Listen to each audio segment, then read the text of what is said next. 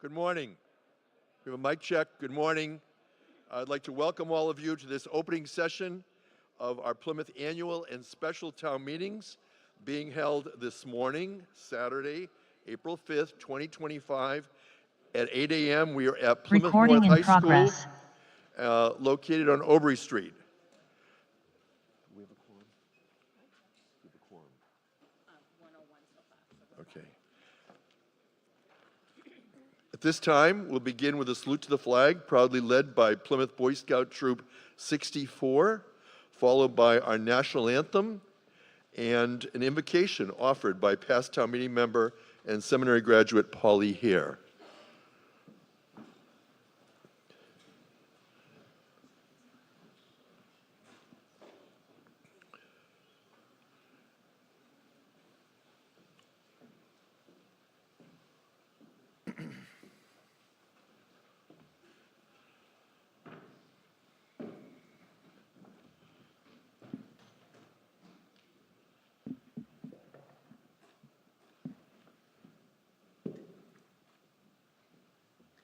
I pledge allegiance to the flag of the United States of America and to the republic for which it stands, one nation, under God, indivisible, with liberty and justice for all. Is Anna Ferreira in the room?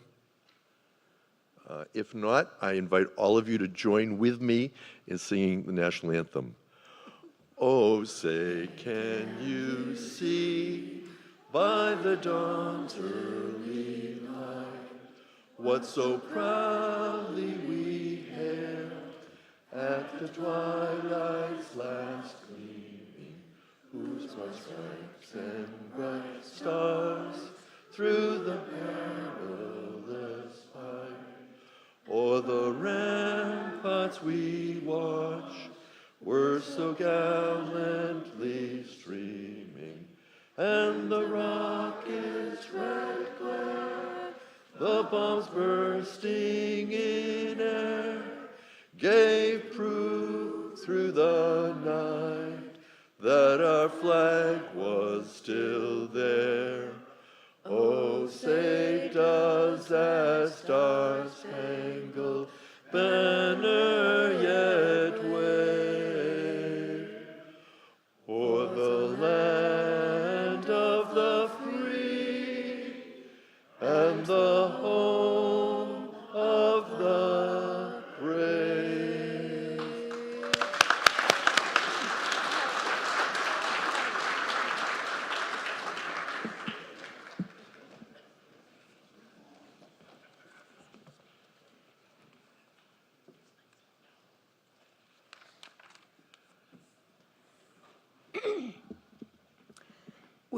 We begin with an invocation of gratitude.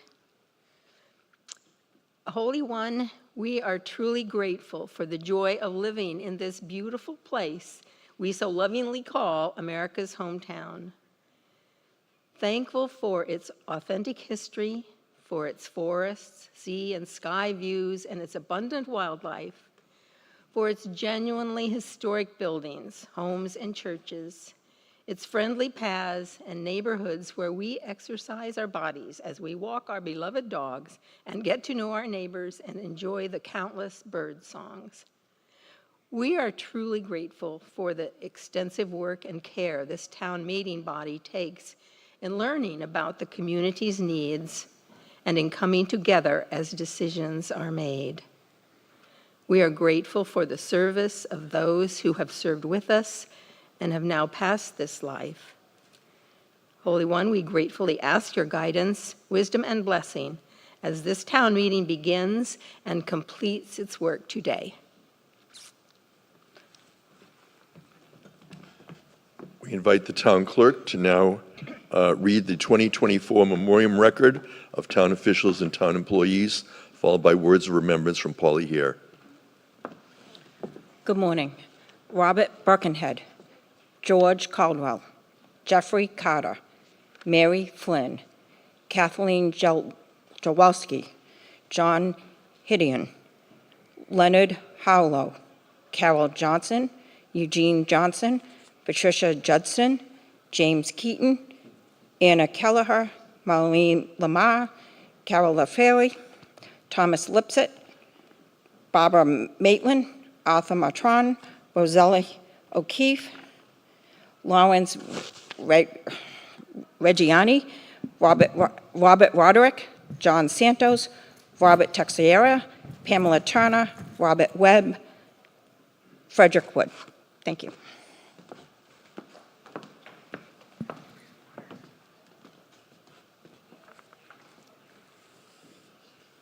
Please join your hearts with mine in prayer. Holy One, creator and sustainer of life on this beautiful planet, creating still, we are truly grateful as we remember their time with us. Grateful for their lives, their gifts of wisdom and presence. We remember these companions with much love, and in a few moments of quiet, let us lift prayers of comfort for their families and friends who grieve their loss.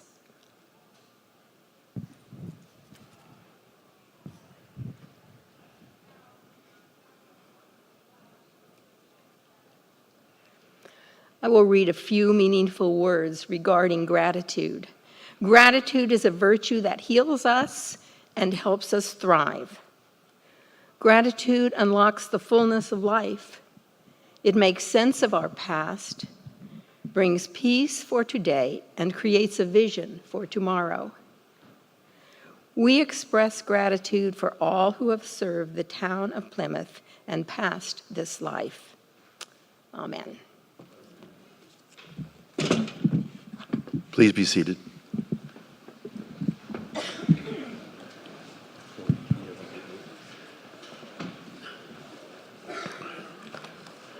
Town Clerk Kelly McElreath has advised me we now have a quorum of at least 108 elected town meeting members.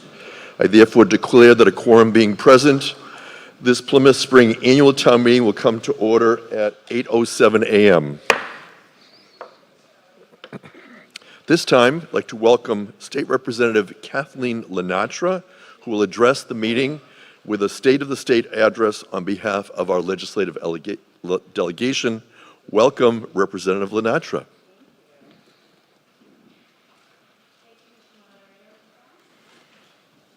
No? Here we go. How's that? Good morning, everyone.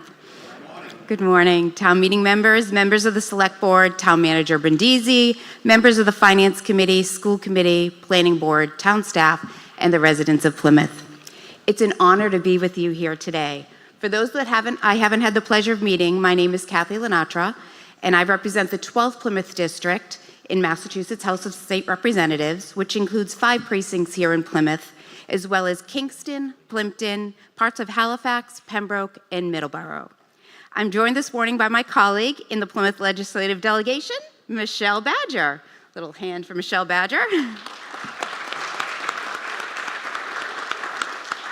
And I am here also speaking on our behalf of Senator Dylan Fernandez, Michelle Badger, and myself. I want to thank you on behalf of all of us for the critical work you do to keep this community moving forward. We're now entering the 4th month of the 194th legislative session. Committee assignments are finalized, bills have been filed, and our work on the fiscal year 2026 budget is well underway. But before we look ahead, I want to take a moment to highlight what we've accomplished together through FY25 budget, signed by Governor Healey last July.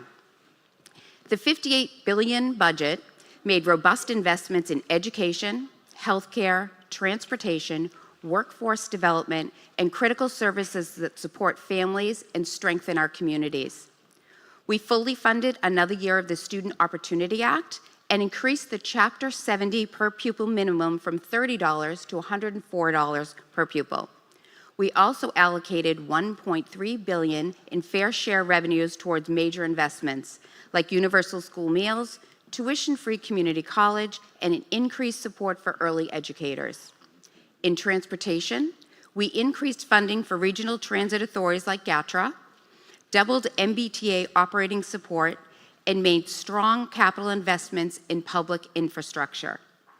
Here in Plymouth, We were able to deliver over $305,000 in direct local earmarks, including $25,000 for the Manomet Youth Center, $18,000 for restaurant upgrades at Morton Park, $150,000 to expand Harbor Health Services, $55,000 to the Plymouth Fire Department to improve emergency medical response, $25,000 to support small businesses in our downtown waterfront district, and $32,000 for general facility repairs.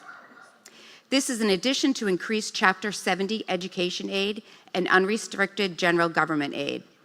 Last session also brought significant legislation that we're proud of: the HERO Act. The historic Veterans Bill expanded benefits, increased tax credits, and modernized services to our veterans.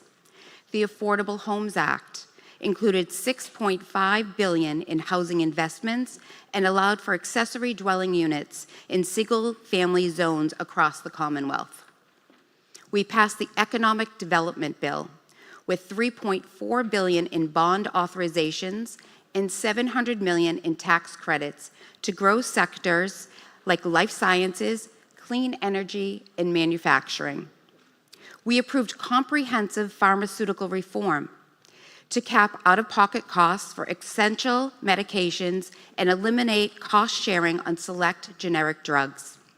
And we took steps to prevent future crises like what we saw at the Steward Healthcare, closing regulatory loopholes in the healthcare system. Already this session, we've enacted legislation extending the ability of public bodies to hold hybrid and remote meetings through 2027, which I know is important to several of you because we heard from you, something many municipalities requested. Governor Healy has also refiled the Municipal Empowerment Act, which includes provisions to ease fiscal pressure on local governments, such as new property tax exemption for seniors, updates to borrowing rules for school projects, expanded local revenue options, including meals, lodging, and motor vehicle excise taxes, school transportation reforms, procurement streamlining, and temporary post-retirement employee flexibilities. Speaking of school transportation, Plymouth faces unique challenges. It's one of the largest towns geographically in the Commonwealth, but doesn't qualify for regional transportation funding. That's why Representative Badger and I filed 2 bills to help. One would create a state fund for non-regional school districts with high transportation costs. The other cracks down on predatory pricing by private school bus vendors.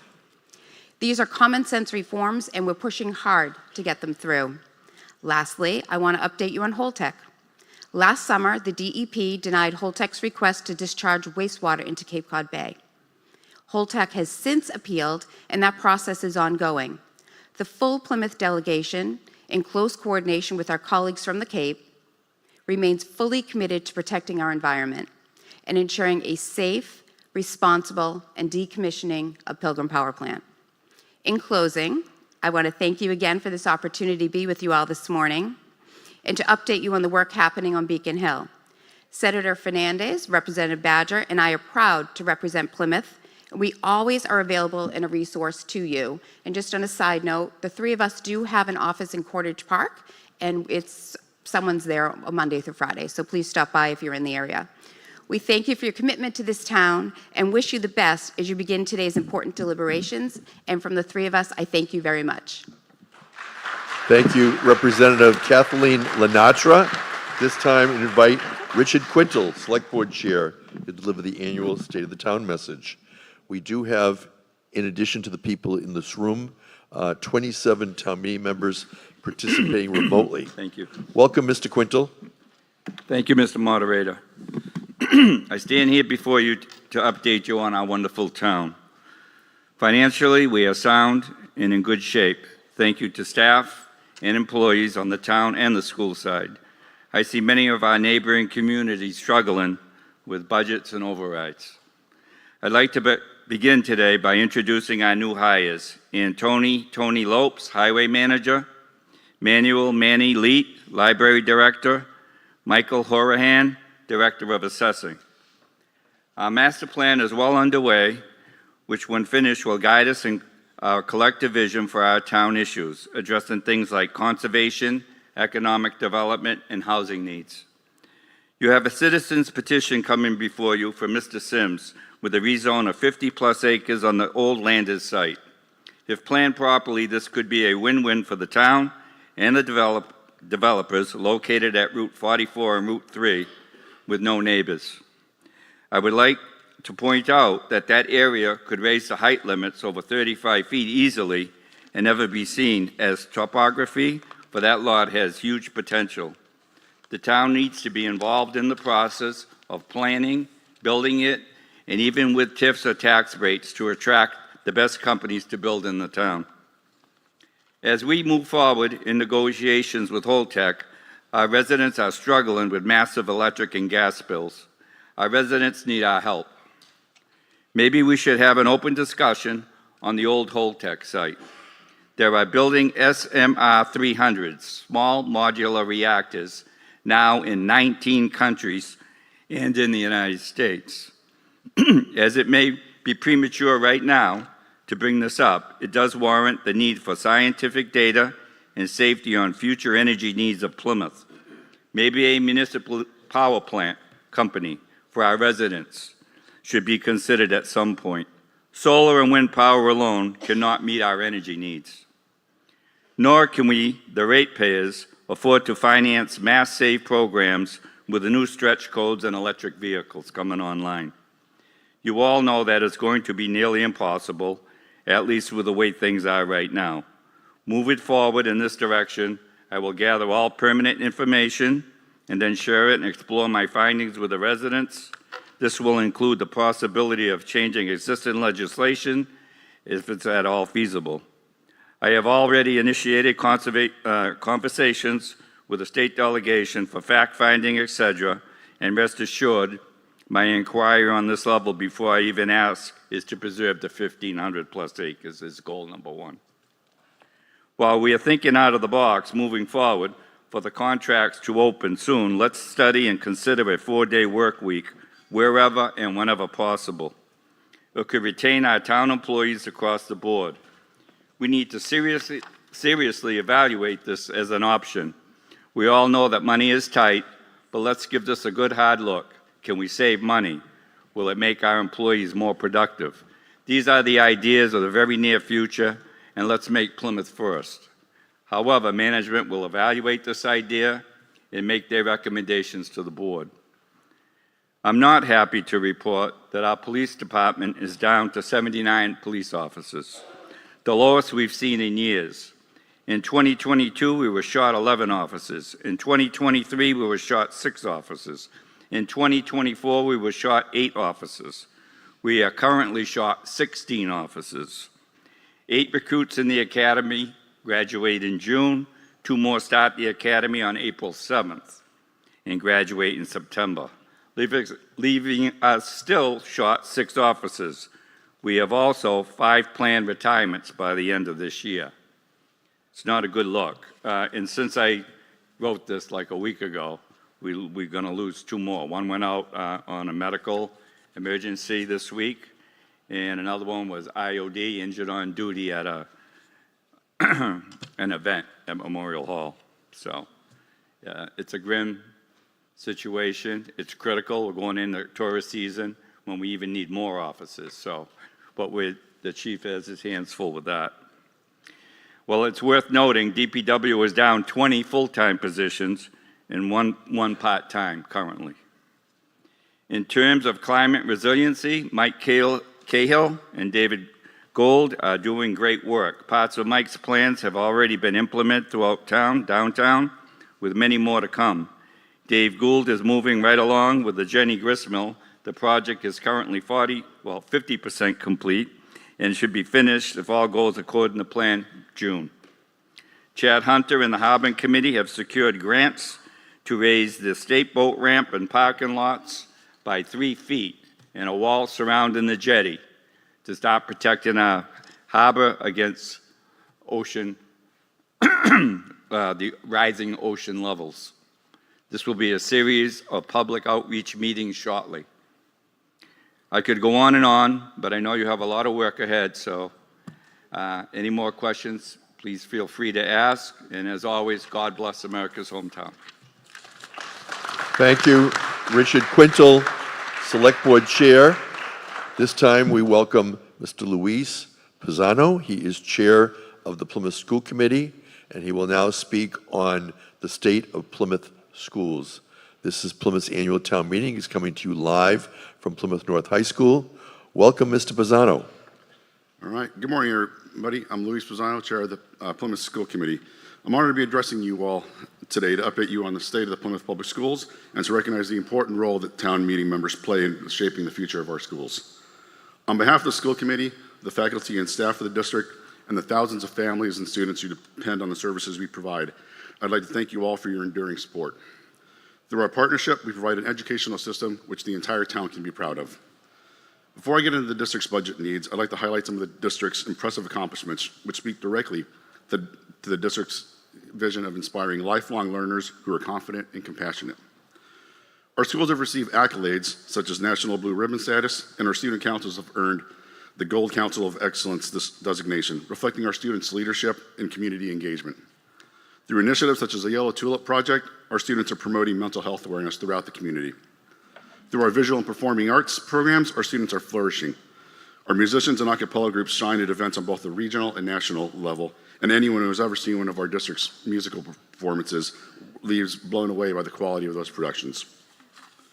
Through our connections with schools in the United Kingdom, Japan, and Italy, our students' perspectives and minds are broadened and exposed to the world outside of Plymouth, and our range of educational trips to countries such as Canada, Spain, Iceland, and Costa Rica provide students with opportunities many of us could have only dreamed of when we were in school. When it comes to measuring themselves against other schools, our students excel in everything they do. Whether it's seeing 93% of our sports teams qualify for state tournaments this past year, or seeing our students become national champions in Skills USA and DECA competitions, our students can compete with the best. Furthermore, our students are thriving in programs which foster academic excellence, leadership, and innovation. In the classroom, our students are able to take advantage of top-notch academic offerings such as advanced placement classes, and our amazing biomedical, engineering, and career and technical programs are preparing students for lives well beyond high school. Now, turning to our budget needs. The school committee and administration are committed to open dialogue and transparency throughout the budget process. Using a zero-based approach, every dollar is carefully examined to ensure resources are allocated in alignment with our strategic priorities. Developed in collaboration with town administration and the select board, our proposed budget reflects a shared commitment to fiscal responsibility while meeting the immediate and long-term needs of our students and also striving to address the evolving needs of our schools.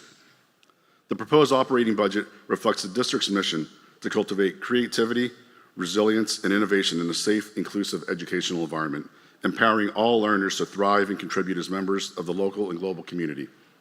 But we do have our challenges. The increase in multilingual learners and students requiring specialized support, especially in our preschool programs, presents both challenges and opportunities. We are investing in programs and staffing to ensure every student receives the support needed to thrive, including expanding our English as a second language services and sustaining our preschool programs. Next, maintaining our vast facilities must be a priority. Operating over 1.4 million square feet of school buildings requires continuous maintenance and ongoing capital improvements. We are optimistic that our admission to the Massachusetts School Building Authority's eligibility period will help us address facility needs for two of our most historic buildings. And then there's transportation. Given Plymouth's vast geography, transporting our students is a continuous challenge. This year, we are conducting a comprehensive study to better understand how we can improve service efficiency and reduce future costs.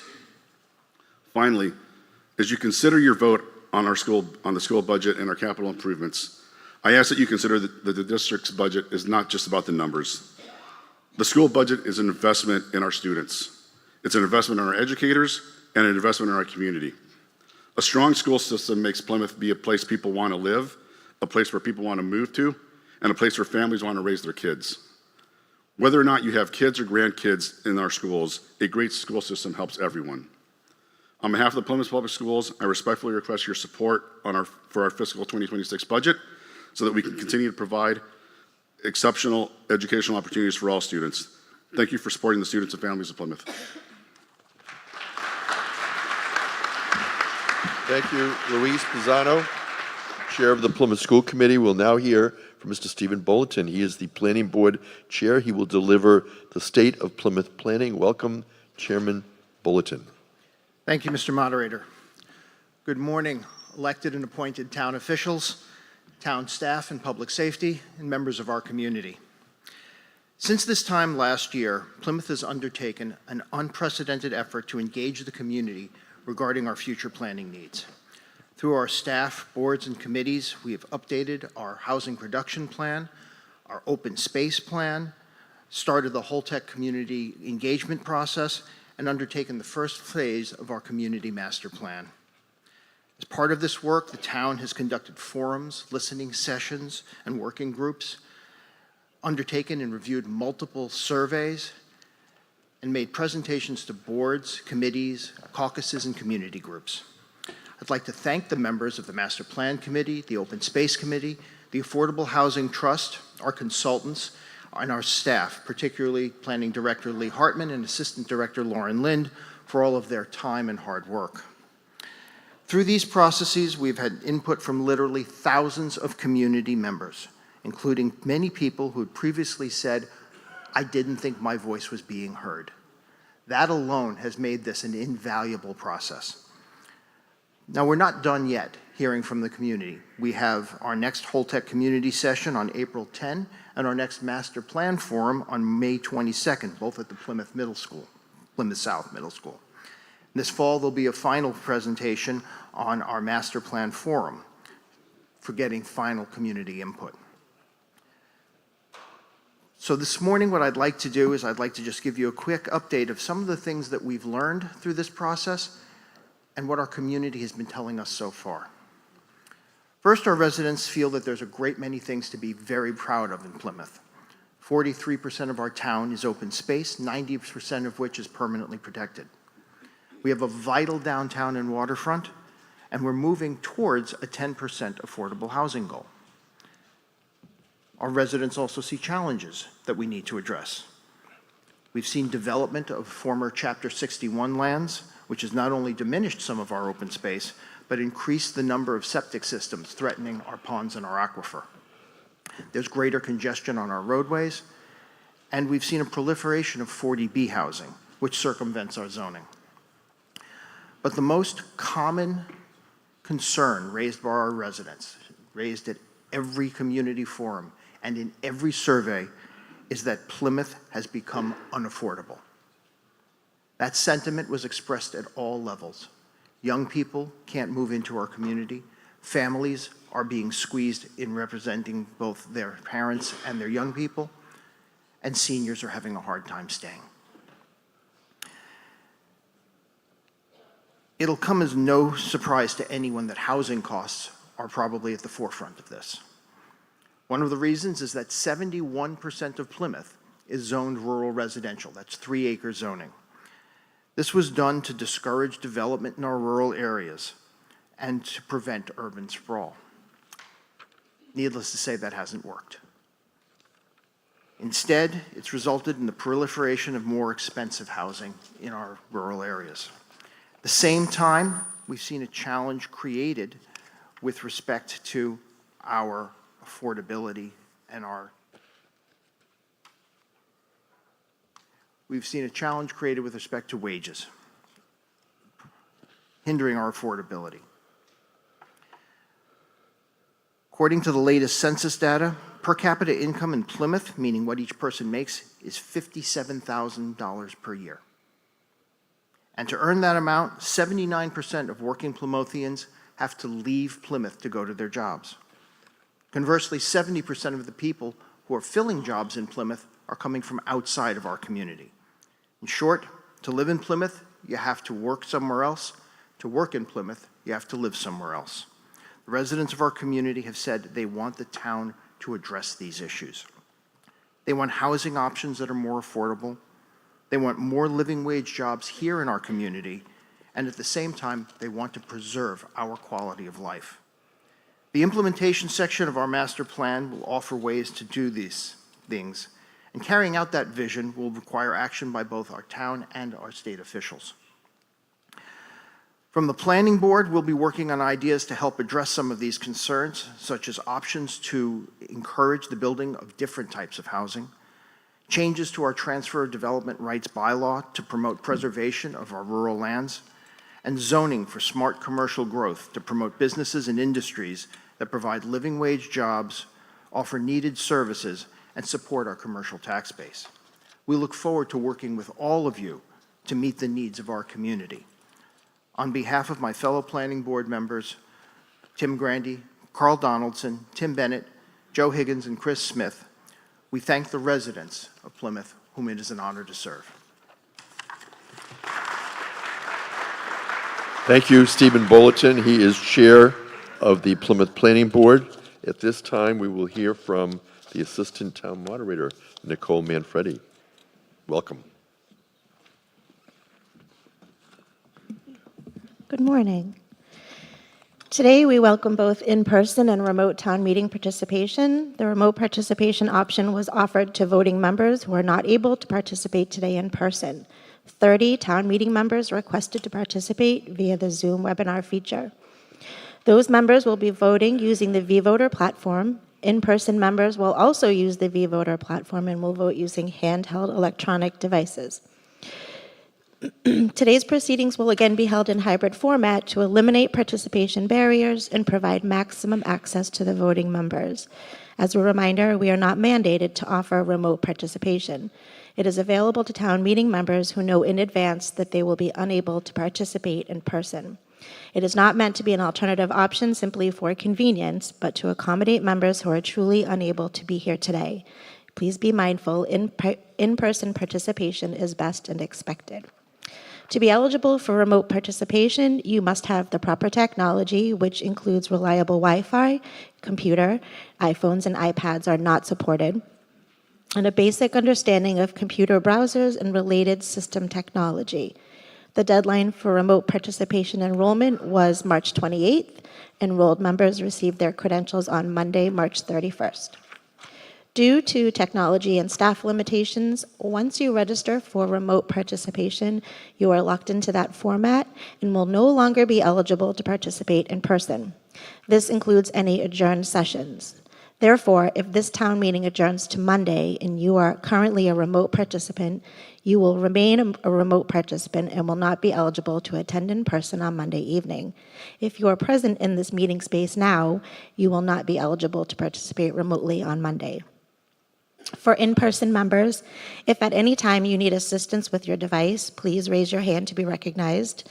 Remember to refrain from casting your vote until the light turns green. Votes cast too early or too late will not be recognized. If during the roll call you notice your vote was miscast or omitted, stand immediately to be noticed. Votes will not be modified once we have moved on to the next article. Please take care not to inadvertently push buttons, which will prevent the vVoter platform from moving on to the next article. This has already happened once today. Additionally, anytime you leave the auditorium, check to be sure your device is powered on when you return to your seat. Remote participants, your login credentials are registered to you. Do not share links or login info with any other members. Please remember to follow today's proceedings on Zoom using the link sent to your email. Do not watch on television. There's a significant transmission delay and your votes will not be counted. All parliamentary action will happen in vVoter, including voting, request to speak, point of order, etc.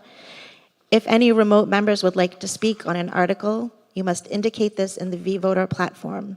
You will be acknowledged by the moderator and shifted to a panelist, at which time I will prompt you to turn on your microphone to speak. I am tracking the speaker's queue on a dedicated monitor.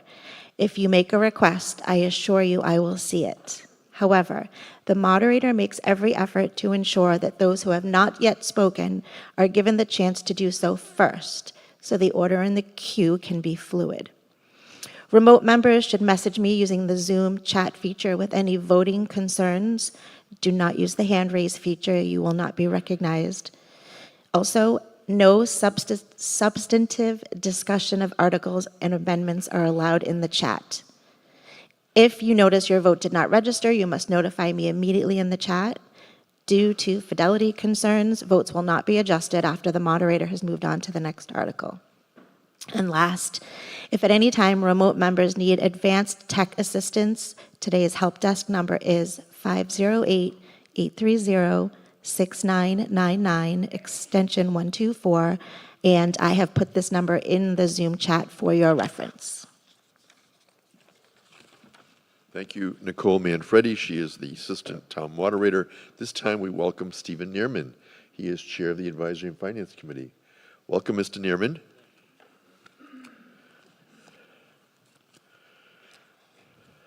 Hi, I would like to welcome you all here, and I wanted to recognize my advisory and finance committee members who have spent countless, and it's in the hundreds of hours, preparing for this meeting, deep diving into issues, so the town meeting reps and the town officials are up to date and alerted to considerations. So I'm going to name each member, and I would like you to stand and remain standing. And I'll start Bruce Howard. I'm not going to do it alphabetically. Emily Tompkins, Molly O'Connor, Dan Green, Mr. Pizarro, Ms. Richards, and Ms. Butler, and where's Mr. Lawler? Mr. Lawler, and Mr. Lally. And we're missing a couple of members. In the back, Mr. Malaguti and Mr. Trudell, and I believe on Zoom, if he's going to zoom in, Mr. Snyder. So please give everybody a big hand.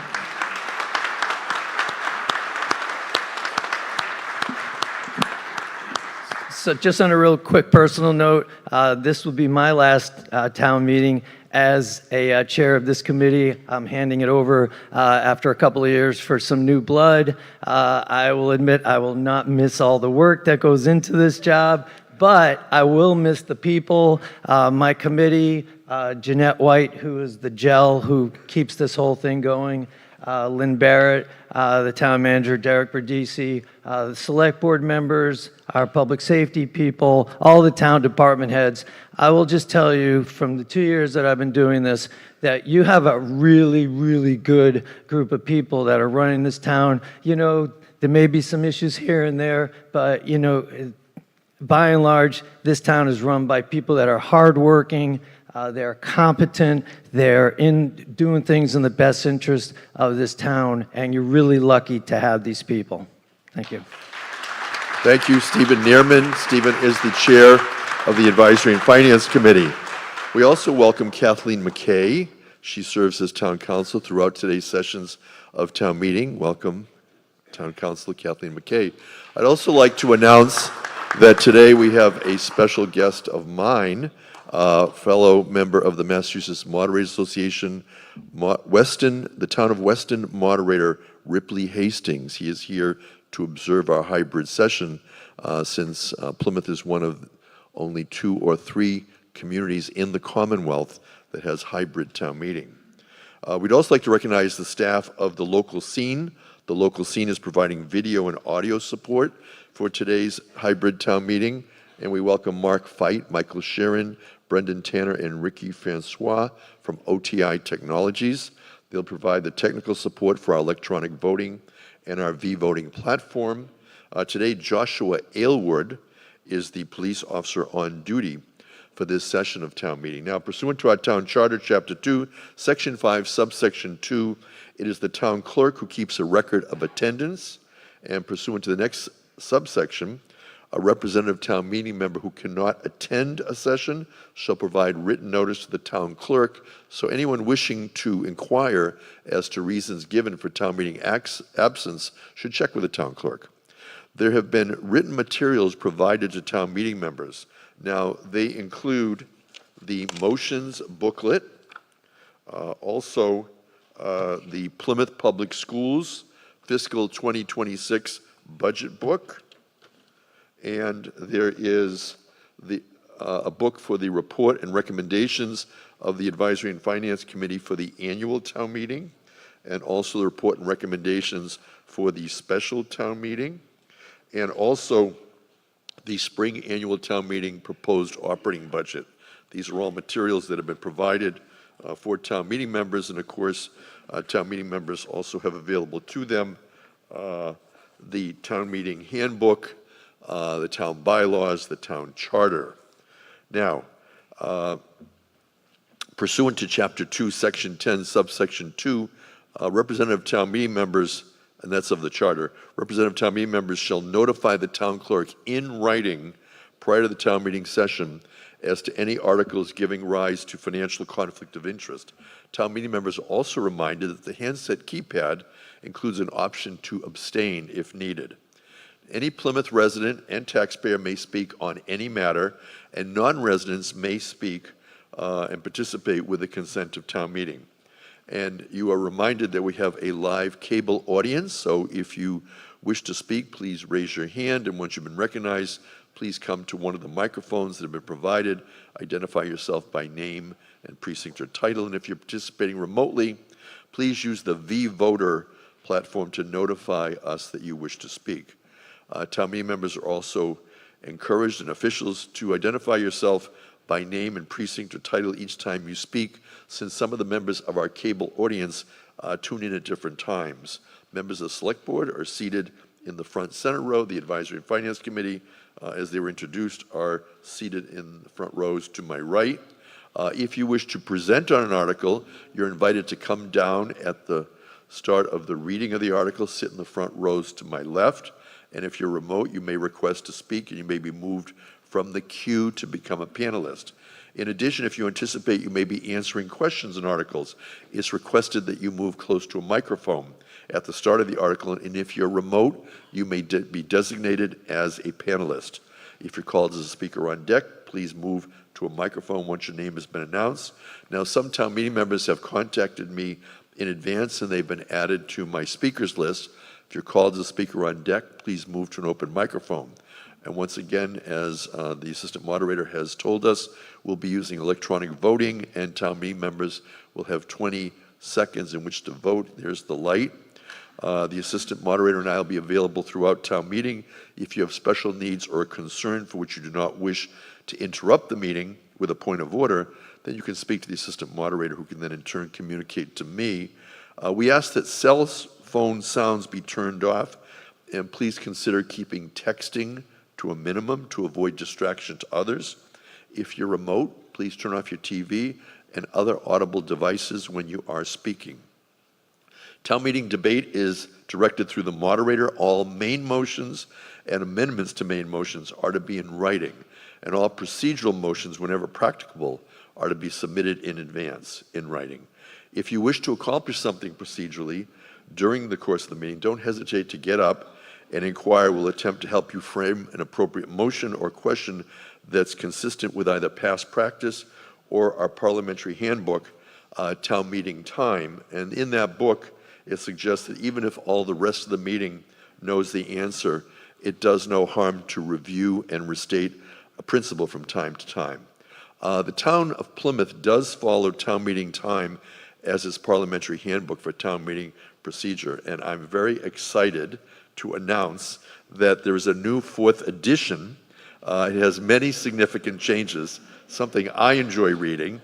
It includes such topics as consent agendas, hybrid town meetings, technology, including electronic voting, accessibility accommodations, emergency postponement of town meeting, the lessons of the pandemic, elimination of obscure references, expanded discussion of points of order, and material on the Community Preservation Act. Many of the edits that were made in this edition are for clarity, simplicity, and gender neutrality, and the most significant single change relates to the procedural rulings of the moderator. The 4th edition is consistent with statutory and case law, wherein the moderator decides all rules of order of the meeting. Now, town officials have copies of the 4th edition. Town meeting members are welcome also to come by the finance office to read its copy, and additional copies are available to be purchased from the Massachusetts Moderators Association. Now, if an amendment is presented from the floor and it contains a legal question or has legal ramifications, I may confer with town council, and such a motion may be delayed until written and possibly research. Residents who wish to make motions may do so through a town meeting member.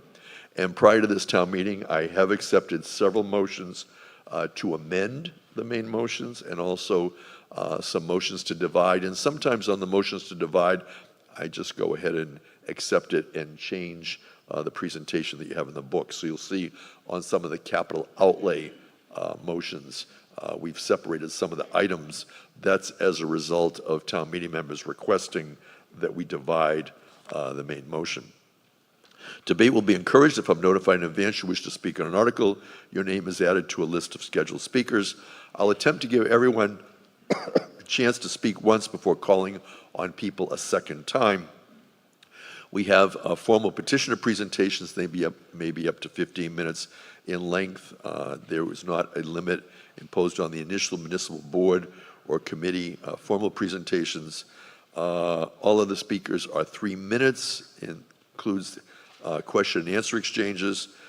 Town meeting members are reminded that while the moderator limits the scope of the debate, you limit the length of the debate.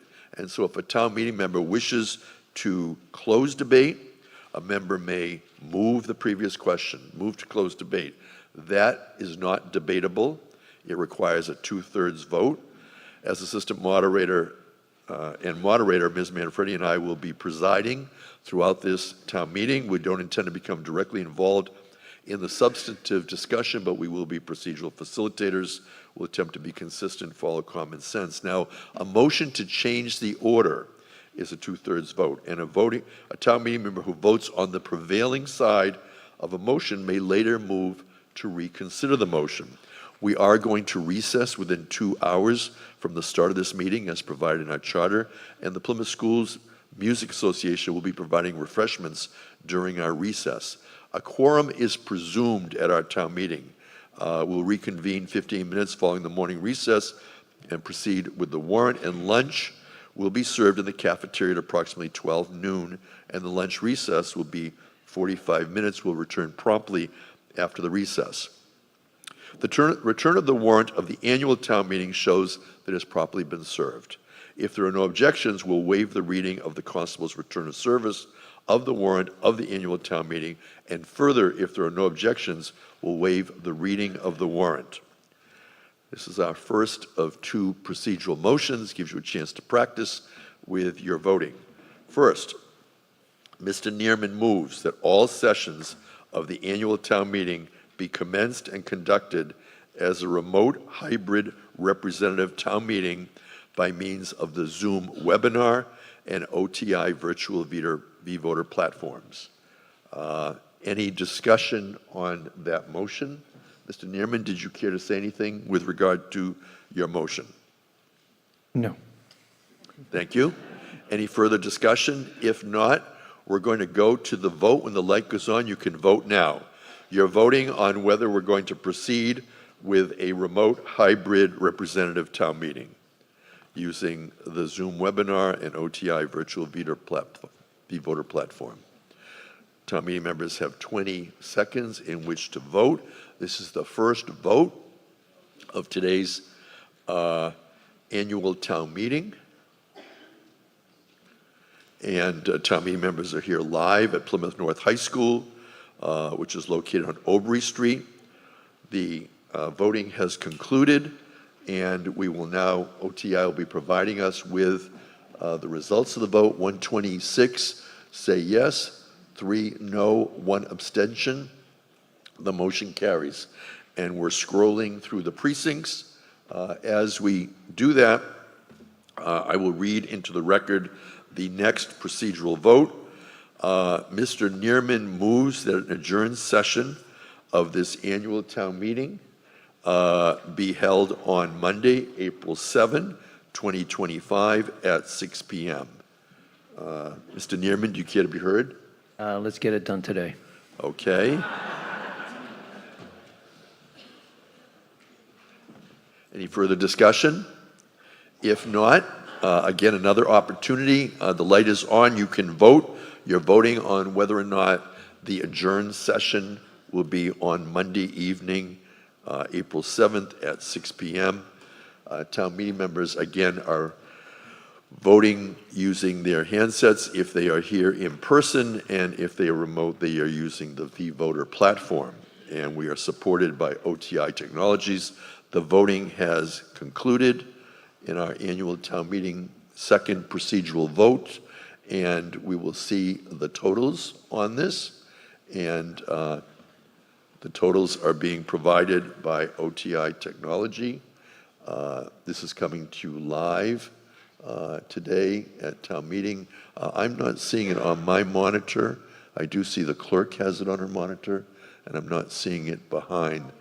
So we're waiting for the results from OTI Technology, and here we go. 125 yes, 0 no, 2 abstentions. We'll scroll through the precincts. You get a chance to see if your vote was correctly recorded. If it wasn't, this is an opportunity to try to get any of the glitches out of the system from the voting. And while we're looking at that, are there any other matters to come before the annual town meeting at this time? I did not receive any other motions, such as a motion to change the order. So, hearing none, if there are no objections, we will now recess the Plymouth Annual Town Meeting until the Plymouth Special Town Meeting is adjourned or dissolved. I declare that the annual town meeting is in recess at 8:51 a.m. The return of the warrant of the special town meeting shows it has properly been served. If there are no objections, we'll waive the reading of the constable's return of service of the warrant of the special town meeting. And further, if there are no objections, we'll waive the reading of the warrant.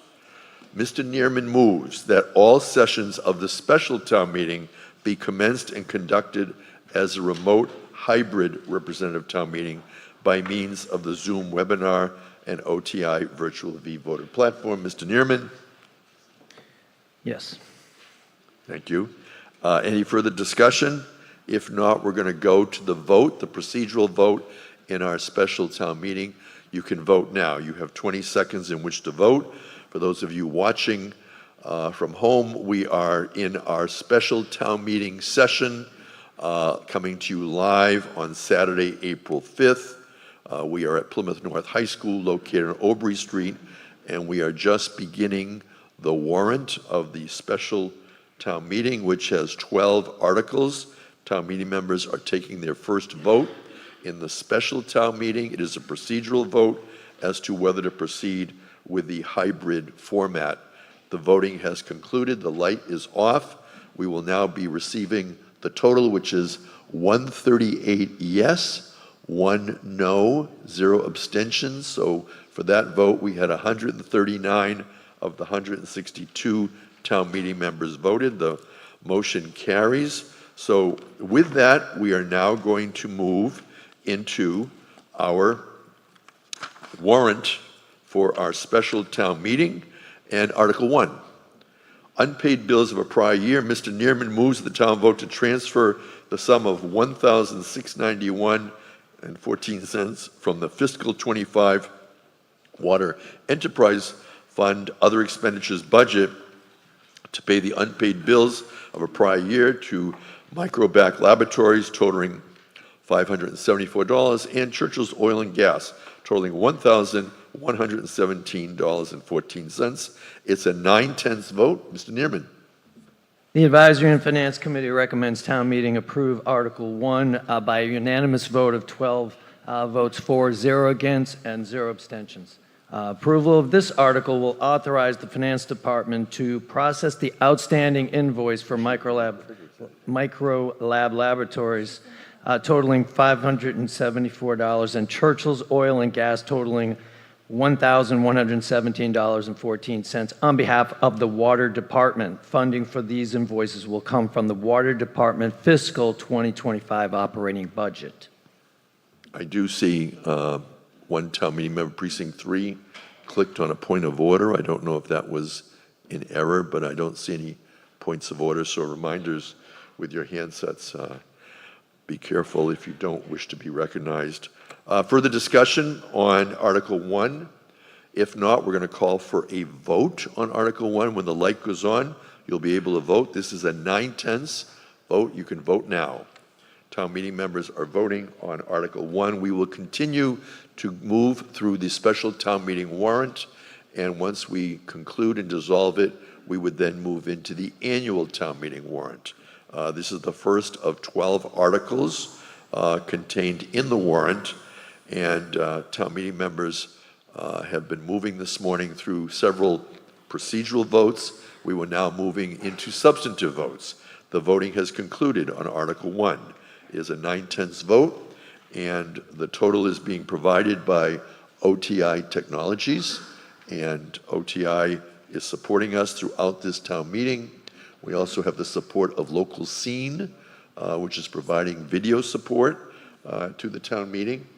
And we have 143 say yes, no, 0 abstentions. So we're up to 143 town meeting members participating, and this passes by more than 9/10. Moving on, Article 2, Mr. Neerman moves the town vote to amend the votes taken under the April 2024 annual town meeting, Article 7A, Subcommittee Report A, by increasing the original appropriation by $20,000, Item 6. Town Clerk, all other expenses, Subcommittee Report B, by decreasing the original appropriation by $20,000, Item 29, Debt Service, all other expenses. Mr. Neerman. Thank you, Mr. Moderator. The Advisory and Finance Committee recommends town meeting approve Article 2 by a unanimous vote of 12 for, 0 against, 0 abstentions. Approval of this article will increase the fiscal year 2025 town clerk budget line item number 6, all other expenses, by $20,000. Any discussion? If not, we'll call for the vote. When the light goes on, you can begin voting. You can vote now. Town meeting members are voting on Article 2 of the special town meeting. As we said earlier, we're going to continue for the next hour, at which time we will then take a morning recess. We'll resume then until lunch, at which time we will take a recess, and then we will continue into the afternoon session for Plymouth Town Meeting, coming to you live. The voting has concluded on Article 2 of our special town meeting. Again, it's a majority vote, which is the quantum of vote for this particular article. Town meeting has been voting in a hybrid fashion with members in the room. 141 say yes, 0 say no, 0 abstentions. It passes unanimously, and town meeting members can see how they voted as we scroll through the 18 precincts that we have here in Plymouth. And while we watch the voting, we will look at Article 3 of the special town meeting. It's entitled Capital Improvements. First, the Article 3A1 and A2 motion, because we separate the A motions from the B motions, because the A motions are a majority vote and the B motions are 2/3 vote due to borrowing. So, Mr. Neerman moves the town vote to appropriate $151,048 for items A1 and A2 as shown in the table above, for the payment of all costs incidental or related thereto, and that to meet this appropriation, $151,048 shall be transferred from the Environmental Affairs Fund. Majority vote, Mr. Neerman. Thank you. The Advisory and Finance Committee recommends town meeting approve Article 3, Item 1, A1, by a vote of 9 votes for, 4 opposed, and 0 abstentions. The 4 opposing votes were, I think some of our members had some issues with electric vehicles and having the town purchasing electric vehicles. So the approval of this article will authorize the purchase of an electric vehicle SUV for use by the sustainability staff. This vehicle purchase will be funded by the Environmental Fund.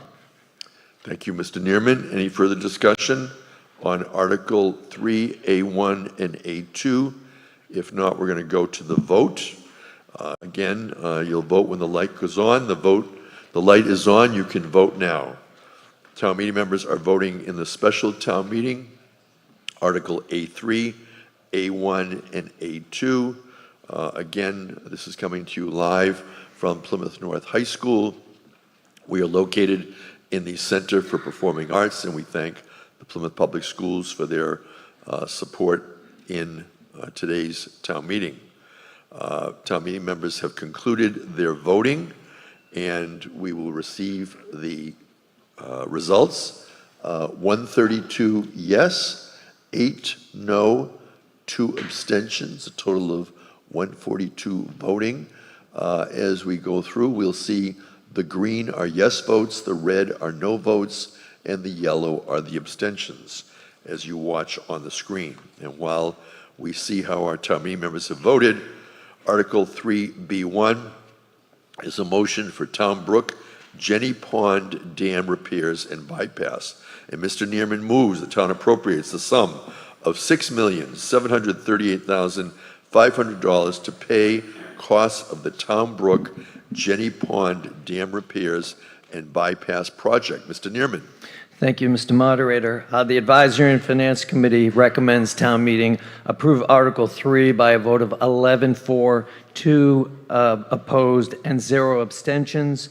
Article 3, item B1 is what we're talking about. The approval of this article will authorize the dam repair work, including removal and regrade of the road, curb, sidewalk, signage, trees, light poles, erosion controls, water control systems, and temporary road access for vehicular traffic. This article will be funded with borrowing.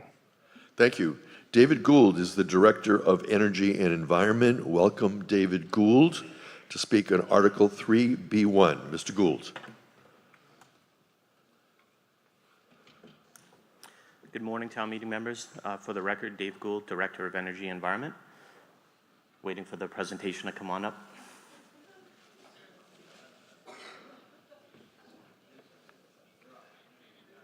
Thank you. Mr. Gould. Thank you. Next slide, please.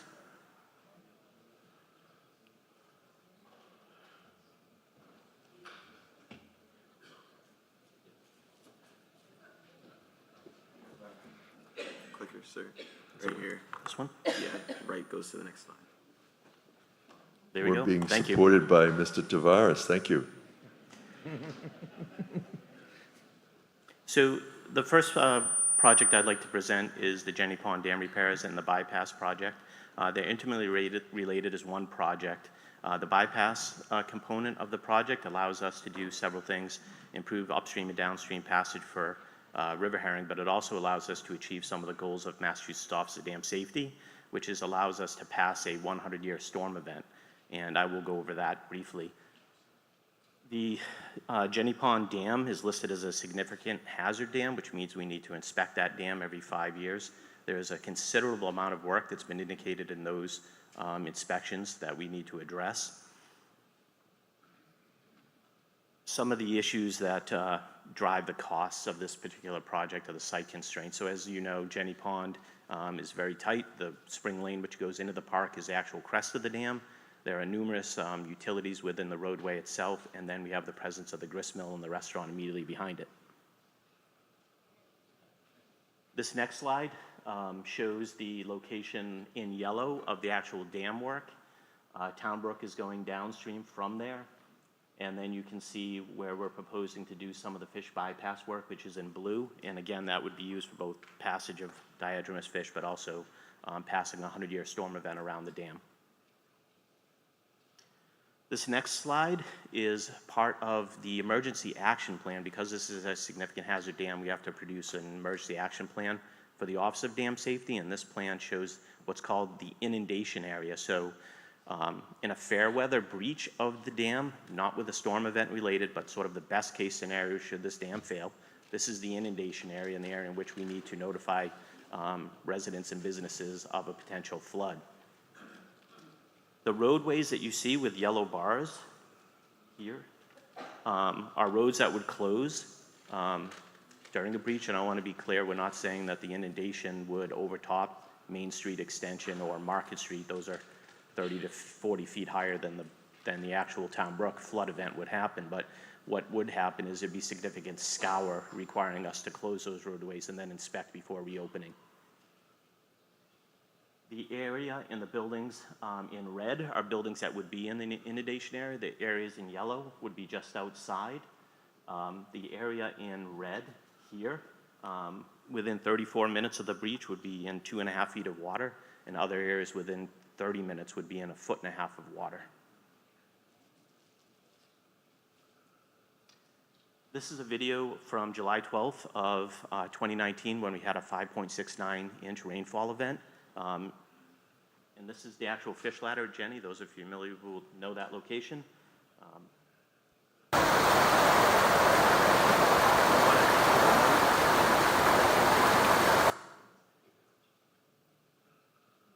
This is that weir. There's a weir, a small dam on the downstream that was completely inundated during that event. And so that was, again, 5.6 inches of rain in a 24-hour period. A 100-year storm event is 7.5 inches. So you can see the amount of water going down there.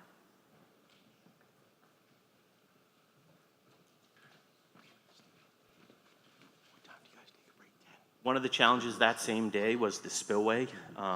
We had so much water going down the spillway, we couldn't actually remove a board to allow more water through the spillway, so we actually had to get a backhoe and break the top board to allow water to go through that. And that's a situation that we never want to experience. And again, that was a significant rainfall event, but it wasn't a 100-year event. Among the other challenges we have utility pole with a transformer located in the center of the dam. It also precludes access in and around the sidewalk. We also have in the second photo, an area here, you can see a patch in the sidewalk, and there is a stone masonry retaining wall here that has failed. And because of that failure, the sidewalk sloughed off and had to be repaired by DPW. We will be fixing that wall. We'll be fixing a wall on the upstream side. There are numerous cast-in-place supporting walls that need to be constructed as part of this project.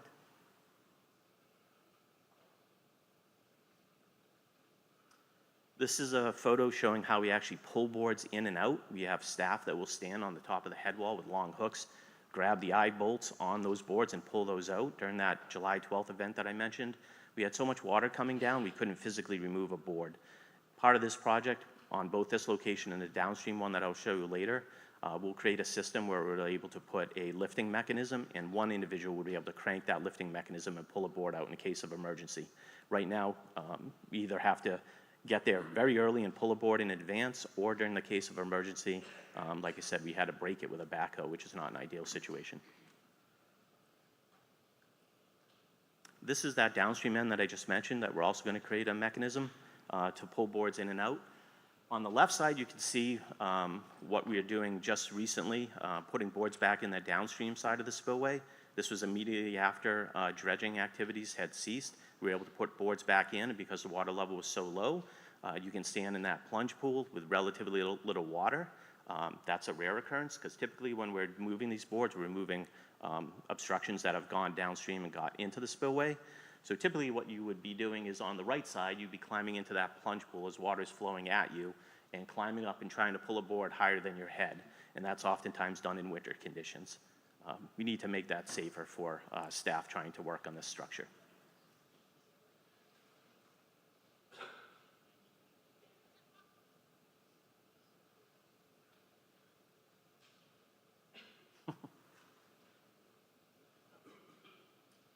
So on the left side, you can see some of the material that has been removed from the spillway during the course of storm events. That's the kind of material that we need to flush out, oftentimes by going up to that spillway.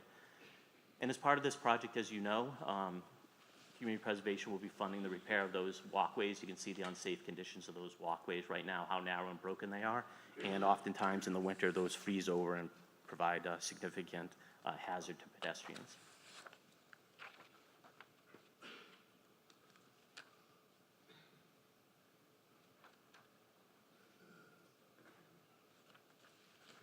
So again, here's a list of some of the dam repairs, some of the significant work that needs to be done. Some of the utility poles, the utility pole work, the cast-in-place walls that need to be constructed, those seepage repairs on the downstream side, and some of the repairs on the upstream side that also need to be addressed. So how we got here today is using state and federal grant monies as well as environmental affairs funds to offset the cost of the town. So this is all the work from the feasibility to the engineering to the permitting. And again, we've utilized every resource that we were able to offset the cost of the town to get to this point. And we've been able to acquire and secure community preservation funds for the trail portion of the project.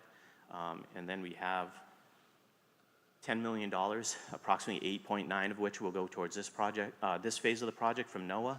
I will say that the first 1.1 million of that 10 million we had requested on April 1st as reimbursement for the dredging work. We received that funding the next day. It was wired to the community. So we have the grant, we have a contract, and we have received the first amount of reimbursement.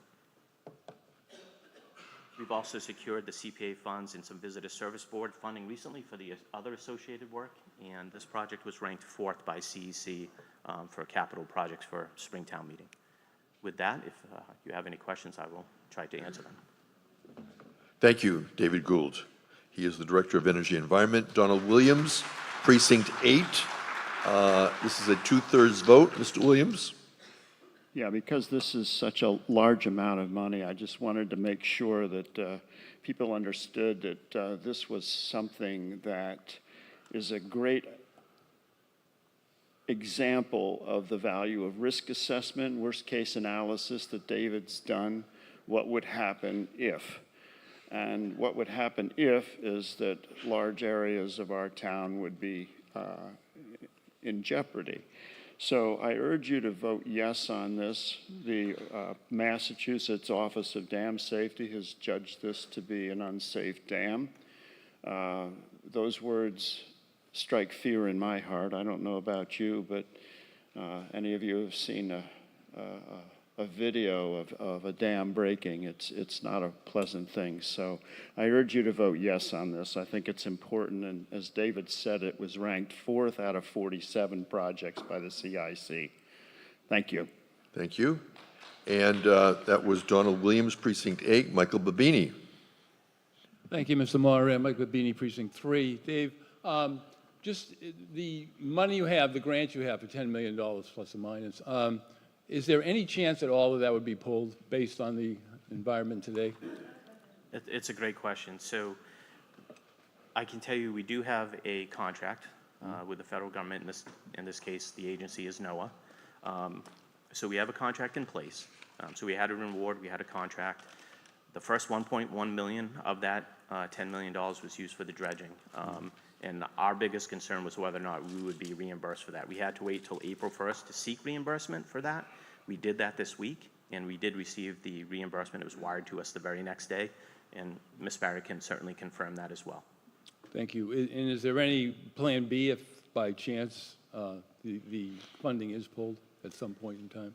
I wish I could give you a definitive answer on that. All I can say is that we have a contract and we have been reimbursed. The agency is aware of the status of the project and that it will be, hopefully, if approved today, going out to bid shortly, and we have not received any communication back from the agency that we shouldn't keep proceeding. Thank you. Thank you. Michael Babini is Precinct 3. Further discussion?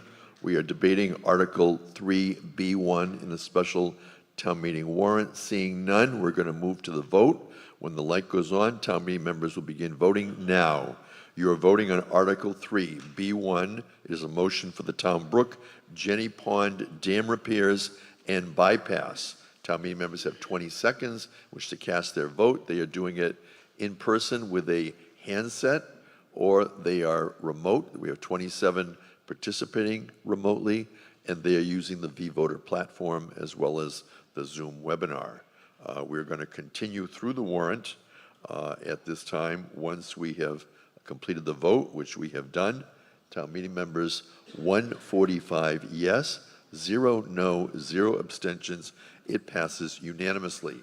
As you look to see that your vote is properly recorded, we will read into the record Article 3B2. It is a motion for Town Brook, Morton Park culverts. And Mr. Neerman moves the town vote that the town appropriates the sum of $5,383,500 to pay for the costs of Town Brook, Morton Park culverts projects.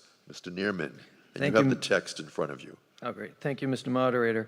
The Advisory and Finance Committee recommends with a unanimous vote of 13-4, 0 against, 0 abstentions to approve Article 3, Item B2. Approval of this article will authorize the demolition and replacement of 2 culverts in Morton Park. This article will be funded with borrowing. Thank you. It's a 2/3 vote. Any discussion on Article 3B2? Yes, I see a town meeting member rising to the occasion. Ms. Curtin, welcome. Good morning, Mr. Moderator. Thank you. I'm going to be voting yes on this article, but I do have a question. And I would just like to refer back a moment. I have heard Mr. Gould's presentation on the Jenny Pond repairs when he spoke about the historical significance and potential archaeological significance of that area and what measures are included in his plan to address that.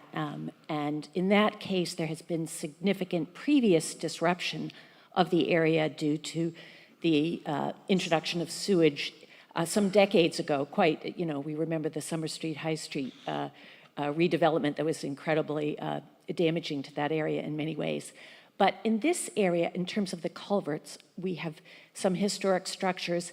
And when I look at the photographs that you've shown, David, before, they look relatively undisturbed. So I would just like you to take a moment and speak. I think, my feeling watching your presentation is this is something we have to do because there are just safety issues with our changing climate to address. And these are some really wonderful and beautiful historic structures that are not going to be a part of our landscape anymore. But what measures do you have in place for this project to consider what might be beneath the ground, since there is going to be significant disruption? And particularly, we have a history in our town of indigenous settlement near waterways and pathways. And I look at that area and think, there might be materials there that we would need to know about. How do you plan to go about assessing that, tracking that, and keeping the public informed about what you find? David Gould. Thank you. So these two structures do fall within the Townbrook Historic and Archaeological District, which is a federal designation. Because we have the $2 million in Federal Highway Administration money, and we have to pull a federal permit, which in this case would be Army Corps, we trigger what's called the Section 106 historic and archaeological process. So we've already entered into that in the initial design phase. So we've hired Public Archaeology Lab from Providence, which has done all of the historic and archaeological work along Townbrook for us for all the many projects we've done. They have done the desktop survey and some initial investigation of this area. As we continue, if this article is approved, we'll enter into that Section 106 process. That means that the town will work with the lead federal agency, which will be Federal Highway Administration, as well as Mass Historic, to go through that process. Public Archaeology Lab would be on site during certain portions of that project.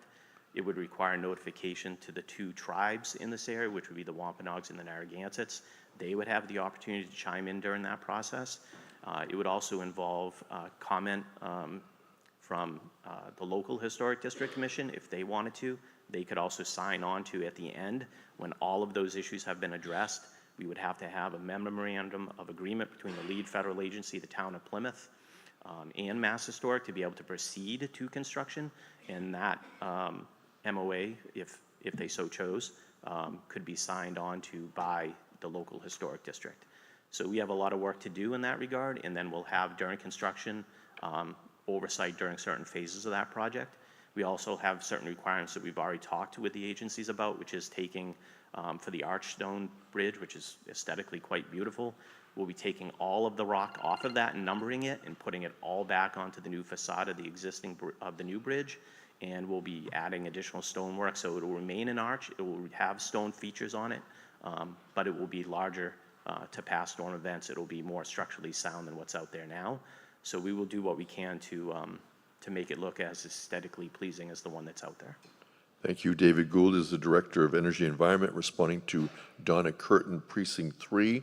Any further discussion? Hearing none, we're going to move to the vote. When the light goes on, you can begin voting. 2/3 vote, you can vote now. Town meeting members are now voting on Article 3B2. We have divided Article 3 into multiple motions due to the differences in the quantum of vote. Town meeting members are meeting in person at Plymouth North High School on Saturday, April 5th.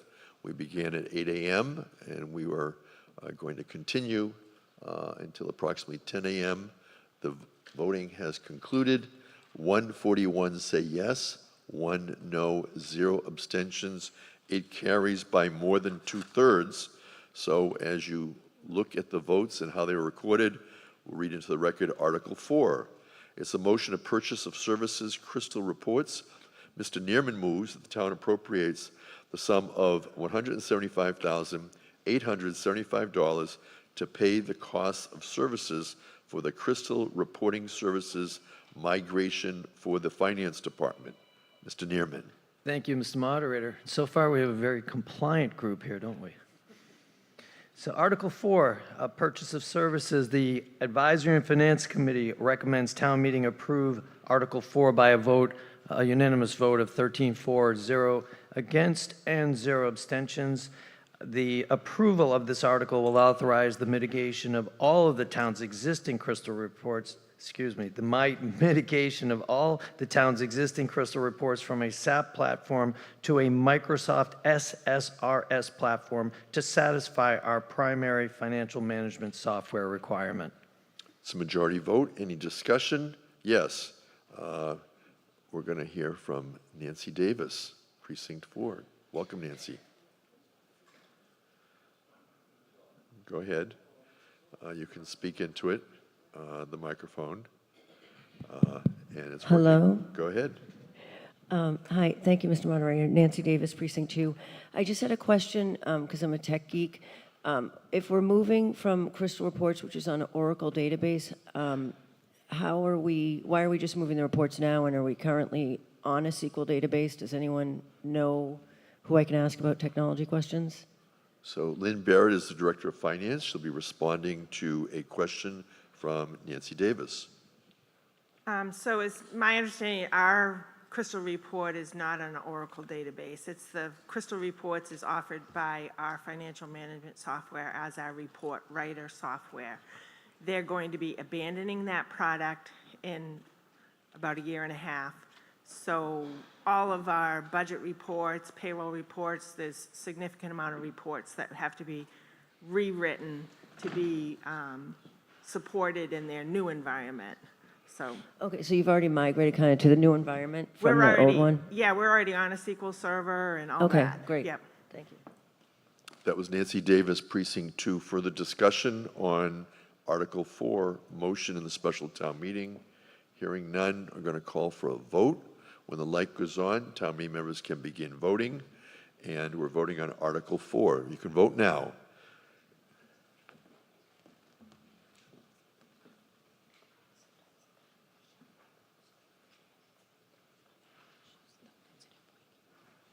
I'm being told some of the screen showings are being worked on due to connectivity issues. But we're continuing with the vote on Article 4. The special town meeting members are voting both in person with a handset. They're also voting virtually with the V-Voter platform. That concludes the voting on Article 4. It's a majority vote. And on Article 4, the total is 145 yes, 0 no, 0 abstentions. The motion carries unanimously. And while we look, you'll notice on some of these I'm not reading the entire motion into the record because you have all the motions in writing. So Article 5, Hedge and Cold Spring Elementary Feasibility Study.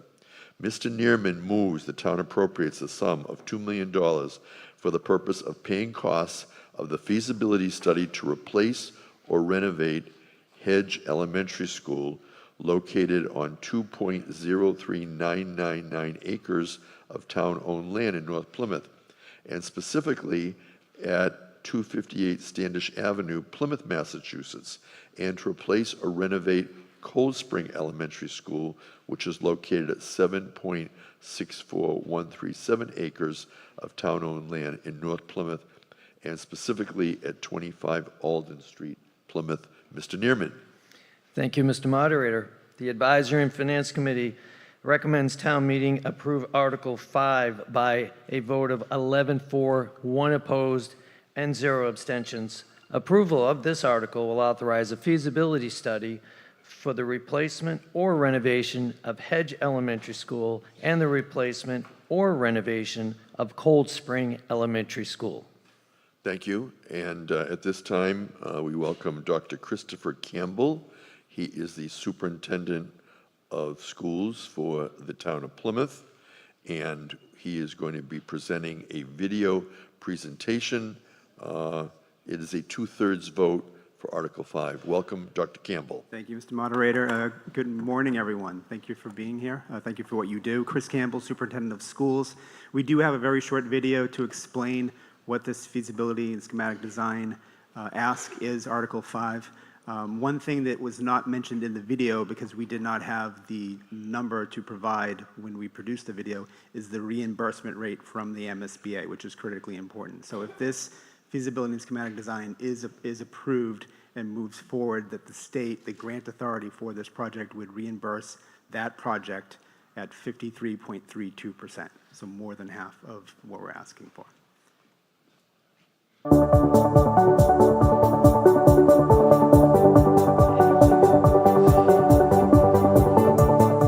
Hello, I'm Chris Campbell, Superintendent of Plymouth Public Schools. Today I want to talk to you about an exciting opportunity for our community, one that will support our students, protect our taxpayers, and ensure our schools are ready for the future. This opportunity is Article 5, which seeks $2 million for a feasibility and schematic design study to explore the consolidation of Hedge and Cold Spring Elementary Schools into a single, modern, and state-of-the-art facility. As many of you know, our elementary schools are the foundation of our community, supporting our youngest learners and shaping the future of Plymouth. However, many of our elementary schools, like Hedge and Cold Spring, are aging and in need of significant improvements. Hedge is 114 years old, and Cold Spring is 74 years old. Both schools are undersized by 40% compared to state standards and have faced persistent challenges, from inadequate space to outdated infrastructure. By consolidating Hedge and Cold Spring into one updated school building with modern amenities, we can address these challenges directly, improving learning environments for our students in the near future and for years to come. A major step towards achieving these improvements is the approval of Article 5. Our district has been accepted into the Massachusetts School Building Authority's eligibility period, which gives us the chance to explore the consolidation of Hedge and Cold Spring elementary schools. But what does that mean? The MSBA eligibility period is a 270-day timeframe in which the district must complete several critical steps to ensure we are ready to move forward with a major school building project. Initial compliance certification. Formation of the school building committee.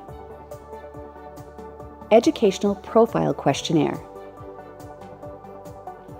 Enrollment projection. Maintenance and capital planning. Local vote authorization, Article 5. Feasibility study agreement. This brings us to Article 5.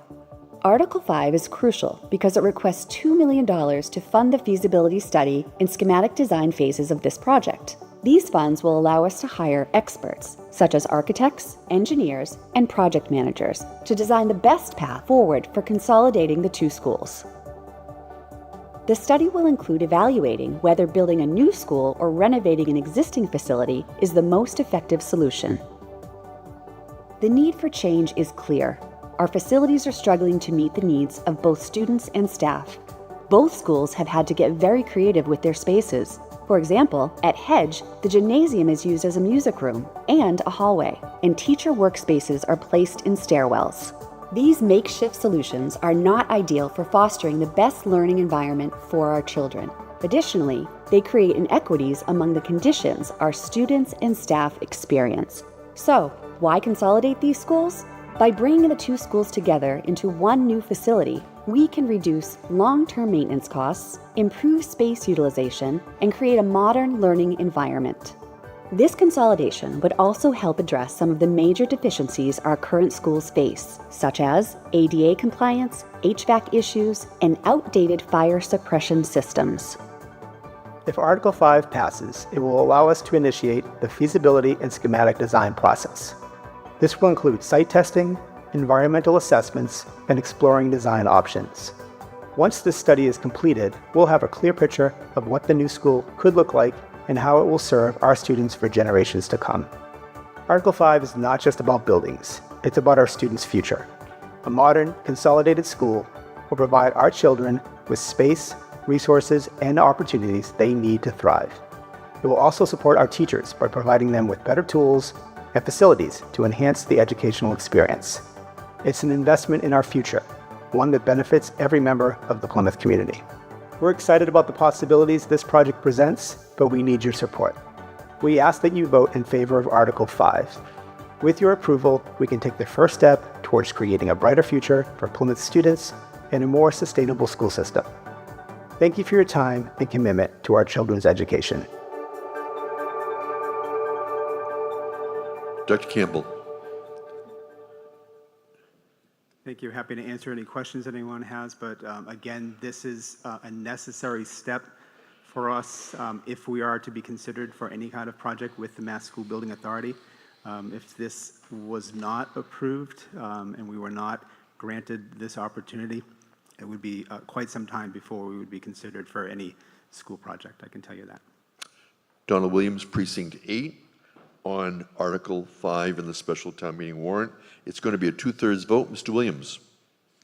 I've been impressed by the school board's diligence in planning, in foresight, and in fiscal responsibility. This is one of those expensive things that people might be inclined not to vote for, but there are some things that are important here. One is safety. The fire suppression system is not here. The other is fairness. Fairness to all of our students to have the same shot at a good education in uncrowded circumstances. And this is a way to find the best solution to that for number 3, for us taxpayers, whether we combine, whether we renovate, whether we build anew. So all of the field work has been done here. I don't have any students in the school system. Obviously, I'm pretty old here. But on the other hand, I am a strong supporter of education because this is the future of our community, and I think Dr. Campbell and his school committee are very good people to keep this going. So I urge you to vote yes for this because it's the best for just about everybody involved, I think. Thank you very much. Yes, Stephen Leyden. Steve Leyden, Precinct 17. I agree with everything Mr. Williams said. Also, this study, the $2 million was recommended by the MSBA, not the school department. This study, it will go forward not only for the MSBA, but also for our schools. It gives a lot of information that they can use in the future. If you're worried, people are worried about their taxes, well, get worried if you don't do this, because these buildings are falling apart. And right now, they've been doing Band-Aids because they're hoping to get new schools so they don't have to, do, major renovations. So this is a cost-cutting thing also. We've let our buildings go. We've seen what happened to our fire stations and how now we're catching up. It's about time we catch up with the schools. Those 2 schools are, they're horrible. We need to do better for our kids. So I support this, and I hope everyone else does too. Thank you. Thank you, Stephen Leyden, Precinct 17. We're going to bring in Lori Ann Downs, Precinct 17. She's participating remotely. Be followed by Harrison Quinn, who was here in person. Lori Downs is being brought in as a panelist on our Zoom webinar platform. Lori Downs. I have. Go ahead. Go ahead, Lori. You can't hear me? Yep, we can hear you. Go ahead. Okay. Go ahead. Can you hear me? Go ahead. You're breaking up a little bit. Your connectivity is challenged. Go ahead. Is this to replace or to renovate? It seems we need to replace.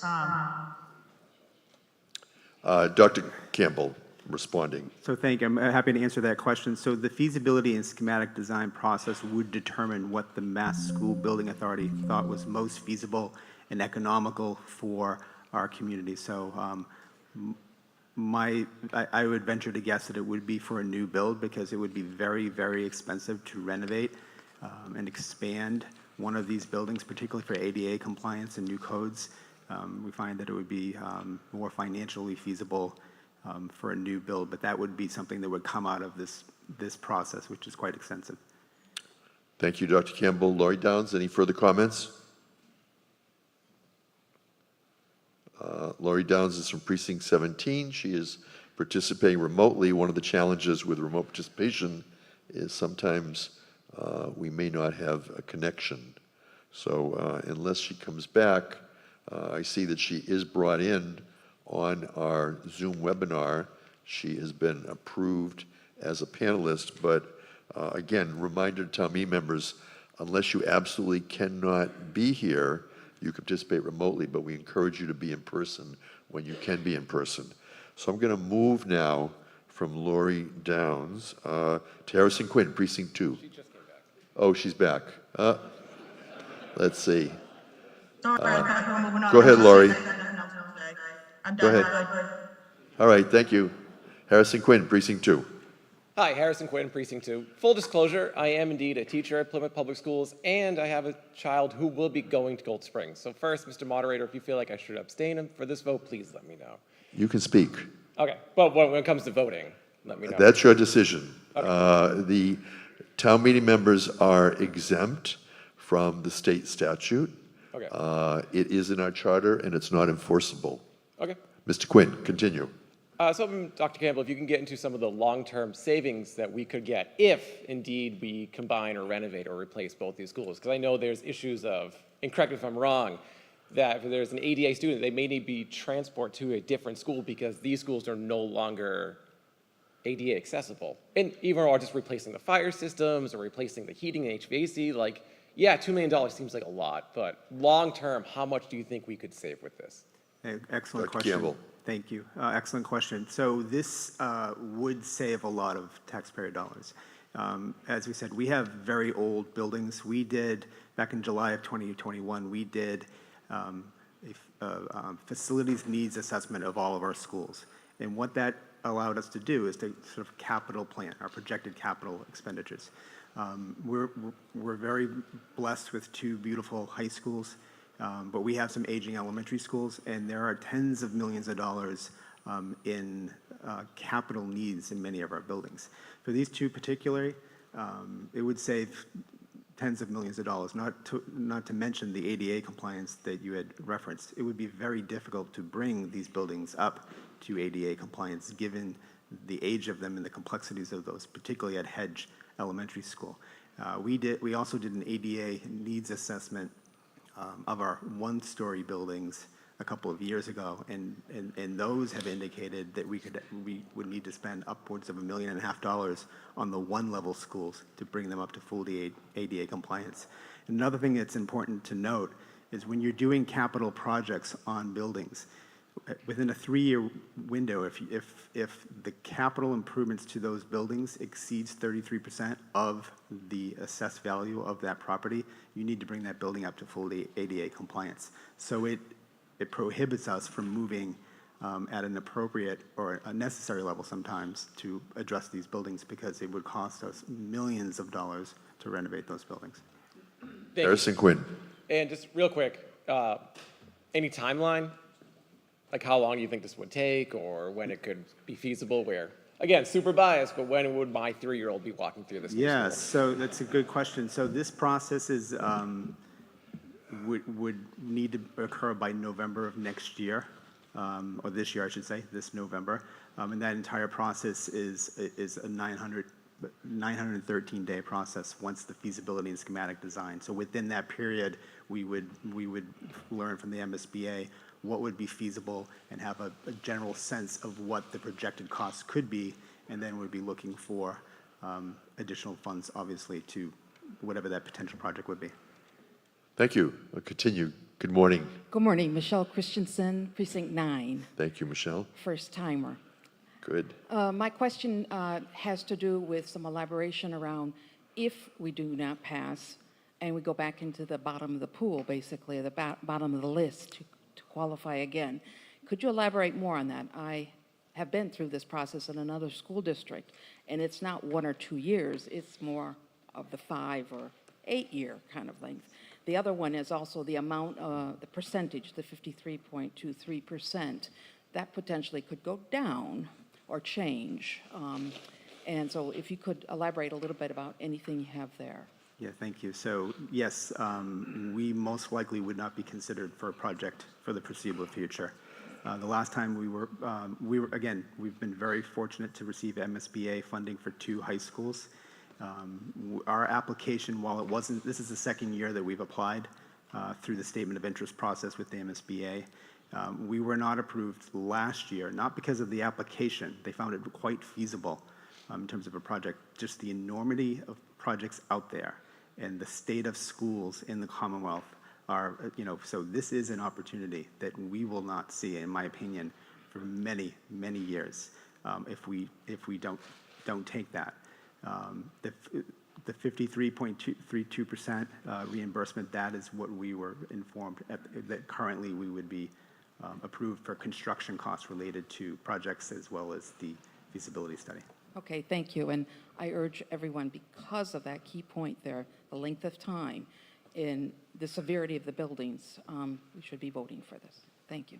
Thank you, Michelle Christensen, Precinct 9. We're being now approached by Michael Babini. Welcome, Mr. Babini. Thank you, Mr. Moderator, Dr. Campbell. I fully support this article, but I have a question. If we were to go forward with this, and we do the study, $2 million, and for some reason in the future, let's say, I'm assuming we're talking 2 years down the road before we really get involved with the building.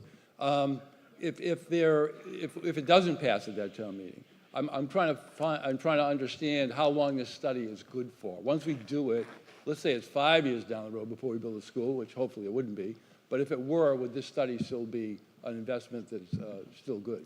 That's a very Judge good Campbell. So to your question, if it failed and so if the feasibility study was completed, we had a determination from MSBA, and we move forward with whatever that projected project would be, and it failed at that point. Right.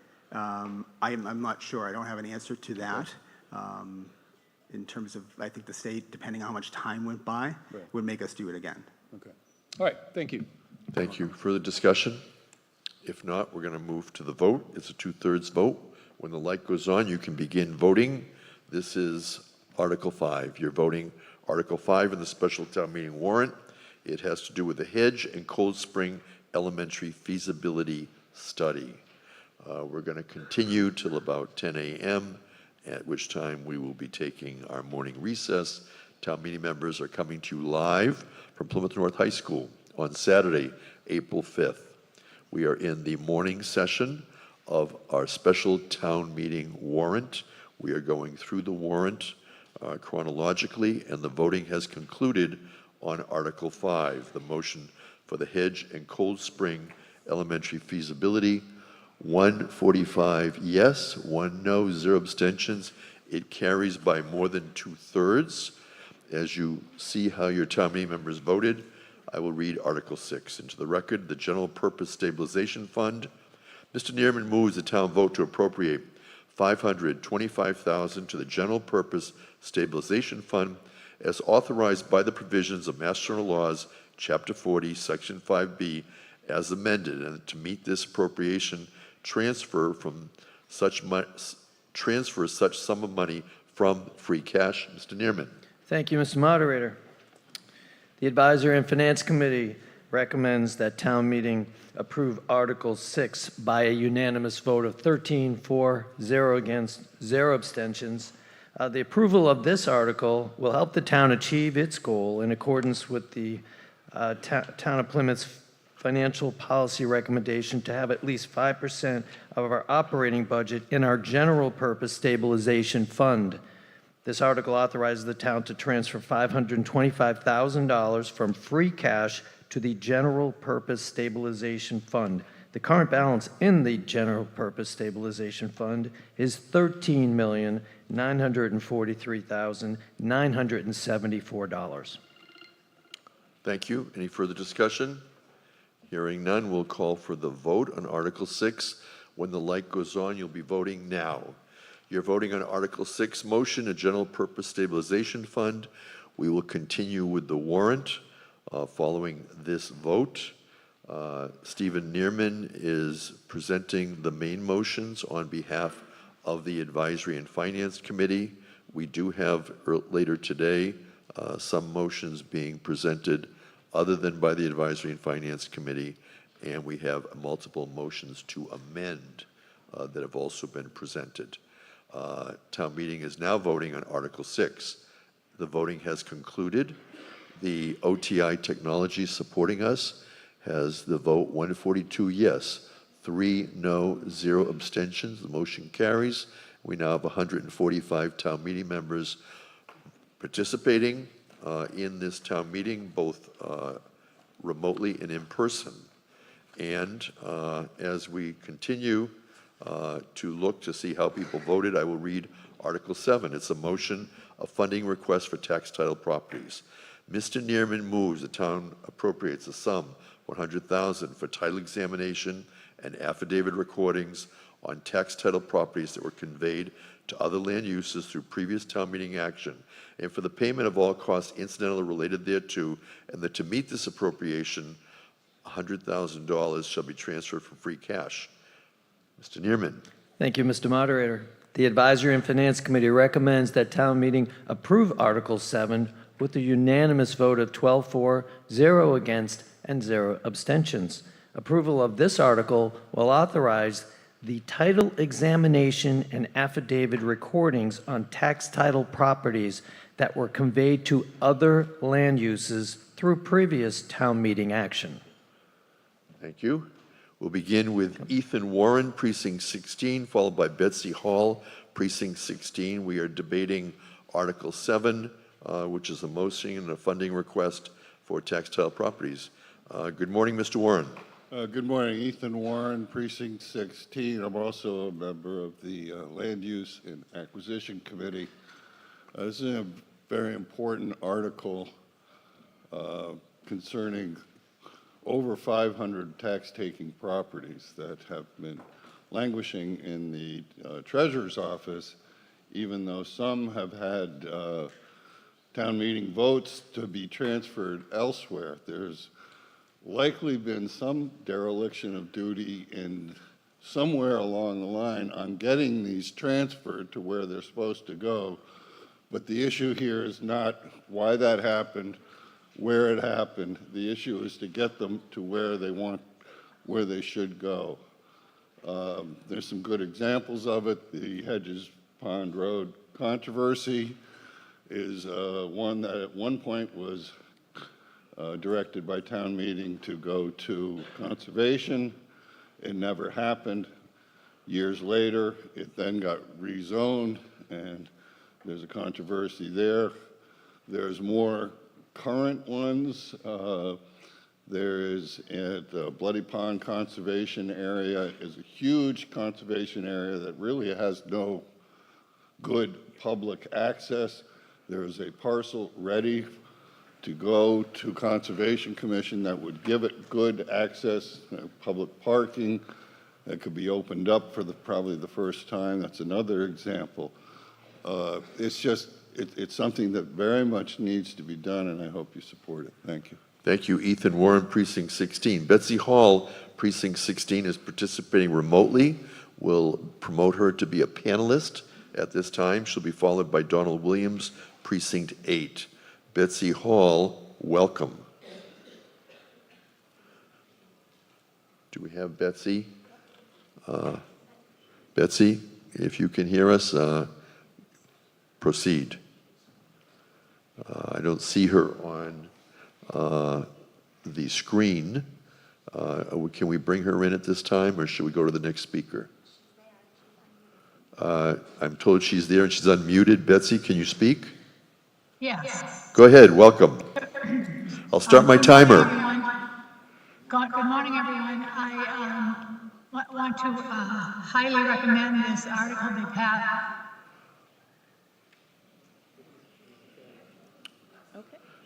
Betsy, And I have two questions. Question one is, how...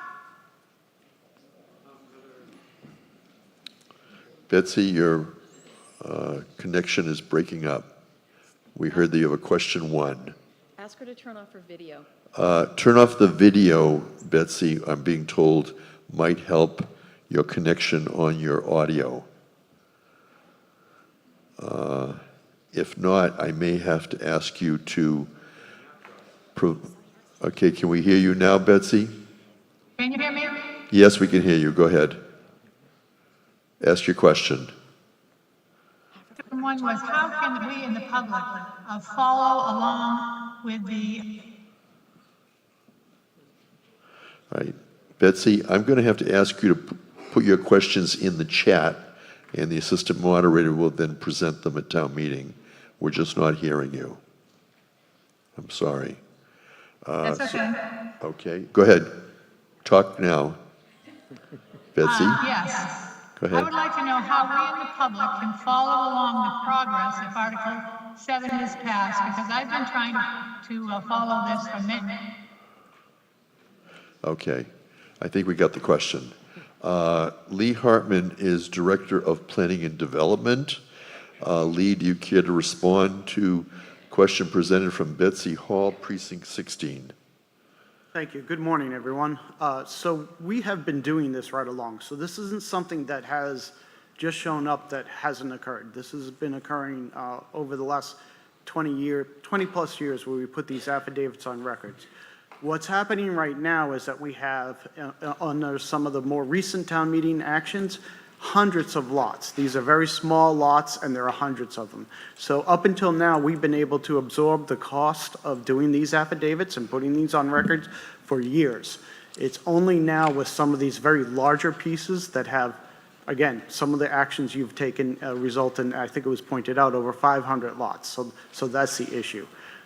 And anybody who wants to monitor this through either direct through me or Patrick Farrer from my office, we'll be the ones who kind of coordinate this and have been coordinating it for the last 20 years. So just feel free to always contact us. Thank you. Thank you. Betsy, a second question? Betsy Hall? Yes, I'm go ahead. talking. Second question, go ahead. Involved in this process and making sure that Betsy, I'm going to have to ask you to put your question in the chat, and we'll present it. Your 3 minutes is up, but we will try to answer it if it comes in the chat. Donald Williams, Precinct 8. Don Williams, Precinct 8. I live in Cedarville, and Cedarville has been looking at some traffic improvements from the benefits of the development on 71 Hedges Pond. And I've heard a rumor that money from that $2 million that we've been promised for needed traffic improvements would be used to do the title searches on this land. I need to be assured that that money is intact at this point and it's not being used, and it hasn't been moved to free cash, any of that money to be used for this purpose. That's correct. It will not be used for this purpose. Catherine Holmes, Precinct 9. Catherine Holmes, Precinct 9. I just have a question for Mr. Hartman. When I looked at the land allotments that were not, these fees were not accounted for and this process was not fully, it wasn't completed. Some of those properties went back about 10 years, and I know you've mentioned that you had taken the blunt of the cost, I think is what you were saying, and you had absorbed that within your department. So if it's 10 years that those properties hadn't been processed fully, how do we know going forward that this is now corrected? And if we were to vote on this, is this the $100,000, the full amount of money that will then get us to where we need to be, so there are no properties that are remaining that require additional funds? And then in the future, can you speak to how we can be assured when we approve land at town meeting and we're approving it to move into these situations, that that cost is associated? And so when we're looking to approve the actual amount of that land, that there is no further amount of funding that needs to be accounted for. Thank you. Lee Hartman, Director of Planning Development. Thank you. There are three things. So first of all, I think what we can do is, and we're happy to do it, is to give updates through the Board of Selectmen of how the process is going. The second thing is a little bit of the wild card, especially with some of these older properties that were taken for tax title in the 50s, 60s, 70s, and 80s. We need to look at the title to make sure before we put something on record that we actually own it. Because some of these properties, some of the activities that were done decades ago may not be or do not meet the current standards of what we do. So we don't know what that due diligence cost is to examine the title before we say, yes, confidently we'll put something on record. Again, this 100,000 is what we estimate. It could be more, could be less. We won't know until we go through this. The third part of your question was, every article that moves forward, we will have a number associated with it. So when you see a request to transfer land to the Conservation Commission, we will include a number for the cost that would take to put these affidavits on record. Thank you. Responding to Catherine Holmes, Precinct 9, Christopher Merrill, Precinct 11. Good morning, Chris Merrill, Precinct 11. Question for Lee. Years back, we had Mass Development do similar work for the town of Plymouth for the 1,000 acres for this particular title rundown and searches. Is that still a possibility that we could reach out to Mass Development to alleviate some of this cost as they do provide that service? Lee Hartman. Great question, but no, because all they're interested in is development. So when we're looking to protect the land, that wouldn't meet their criteria. Thank you. Further discussion on Article 7, the special town meeting. Hearing none, we're going to, Virginia Davis, come on down. Precinct 4, got to come to the microphone so we can hear you. Town meeting is debating Article 7 in the special town meeting. It is a funding request. We're coming to you live on Saturday, April 5th from Plymouth North High School. Virginia Davis, Precinct 4. Ginny Davis, Precinct 4. What I understand is going forward, when we get land, like open space proposes that we vote on taking land that has liens against it or whatever, that there will be an additional procurement thing so that right as we do it, the amount of money, I'm not sure, it's not a huge amount. Do you have the amount? So $250? In the microphone. So about $250 for the recording and checking it out. So this is because, the years went by, it was sent to the lawyers, it didn't get done. We could all be blaming each other, but going forward, we're going to be taking care of this. This is for the past that needs to be taken care of. Going forward, we'll be taken care of. That's all. Thank you. Thank you. Further discussion, Article 7. Seeing none, I'm going to move to the vote. When the light goes on, you can begin voting. It's a majority vote. Article 7, vote now. Town meeting members are voting. They're voting hybrid format. We have 162 elected town meeting members. We've had as many as 145 participating this morning. Most are in person. There are 27 who have been authorized to participate remotely. And we will continue with the special town meeting. Following this vote, we'll be taking our 15-minute morning recess. We will then promptly reconvene. The voting has concluded on Article 7, and OTI Technologies is supporting us with the vVoter platform and the handsets, and 148 now participating. 148 say yes, 0 no, 0 abstentions. The motion carries unanimously. That completes Article 7. At this time, we'll be in a 15-minute recess at 9:58 a.m. Thank you. Nicole, are you good with phones? So I have...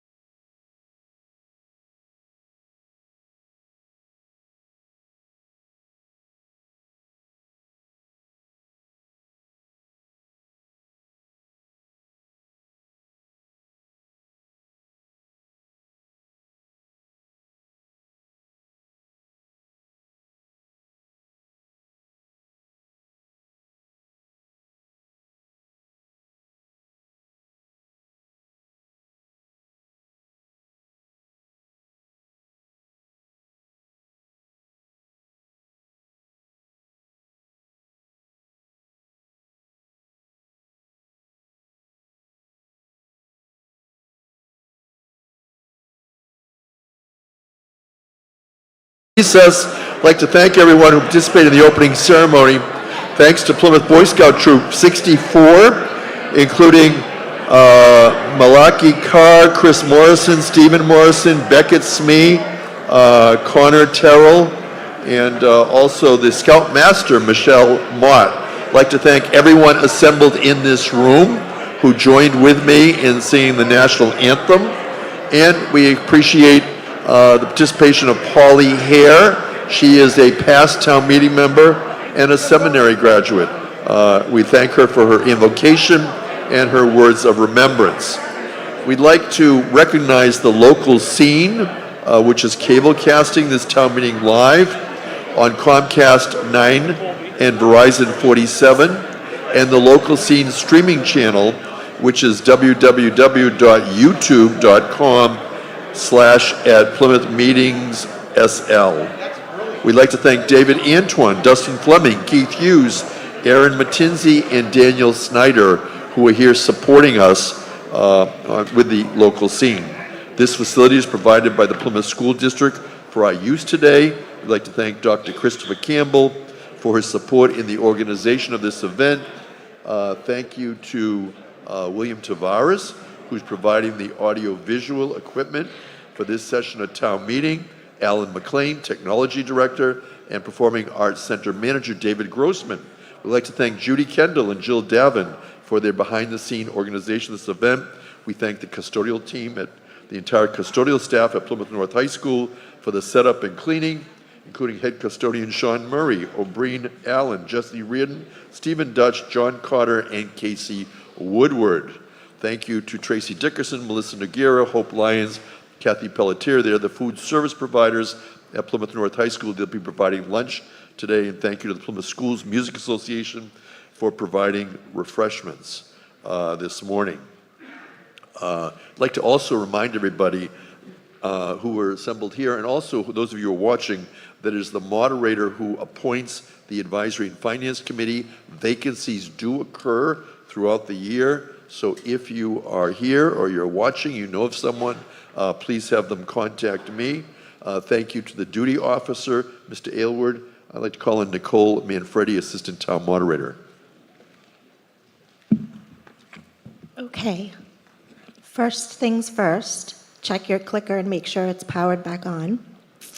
And there were several folks who inadvertently clicked buttons as they were leaving and coming back, which we've corrected, but just be very careful because during proceedings, when you do that, it stops the V-Voter platform and we can't move on to the next vote. So just check your clickers.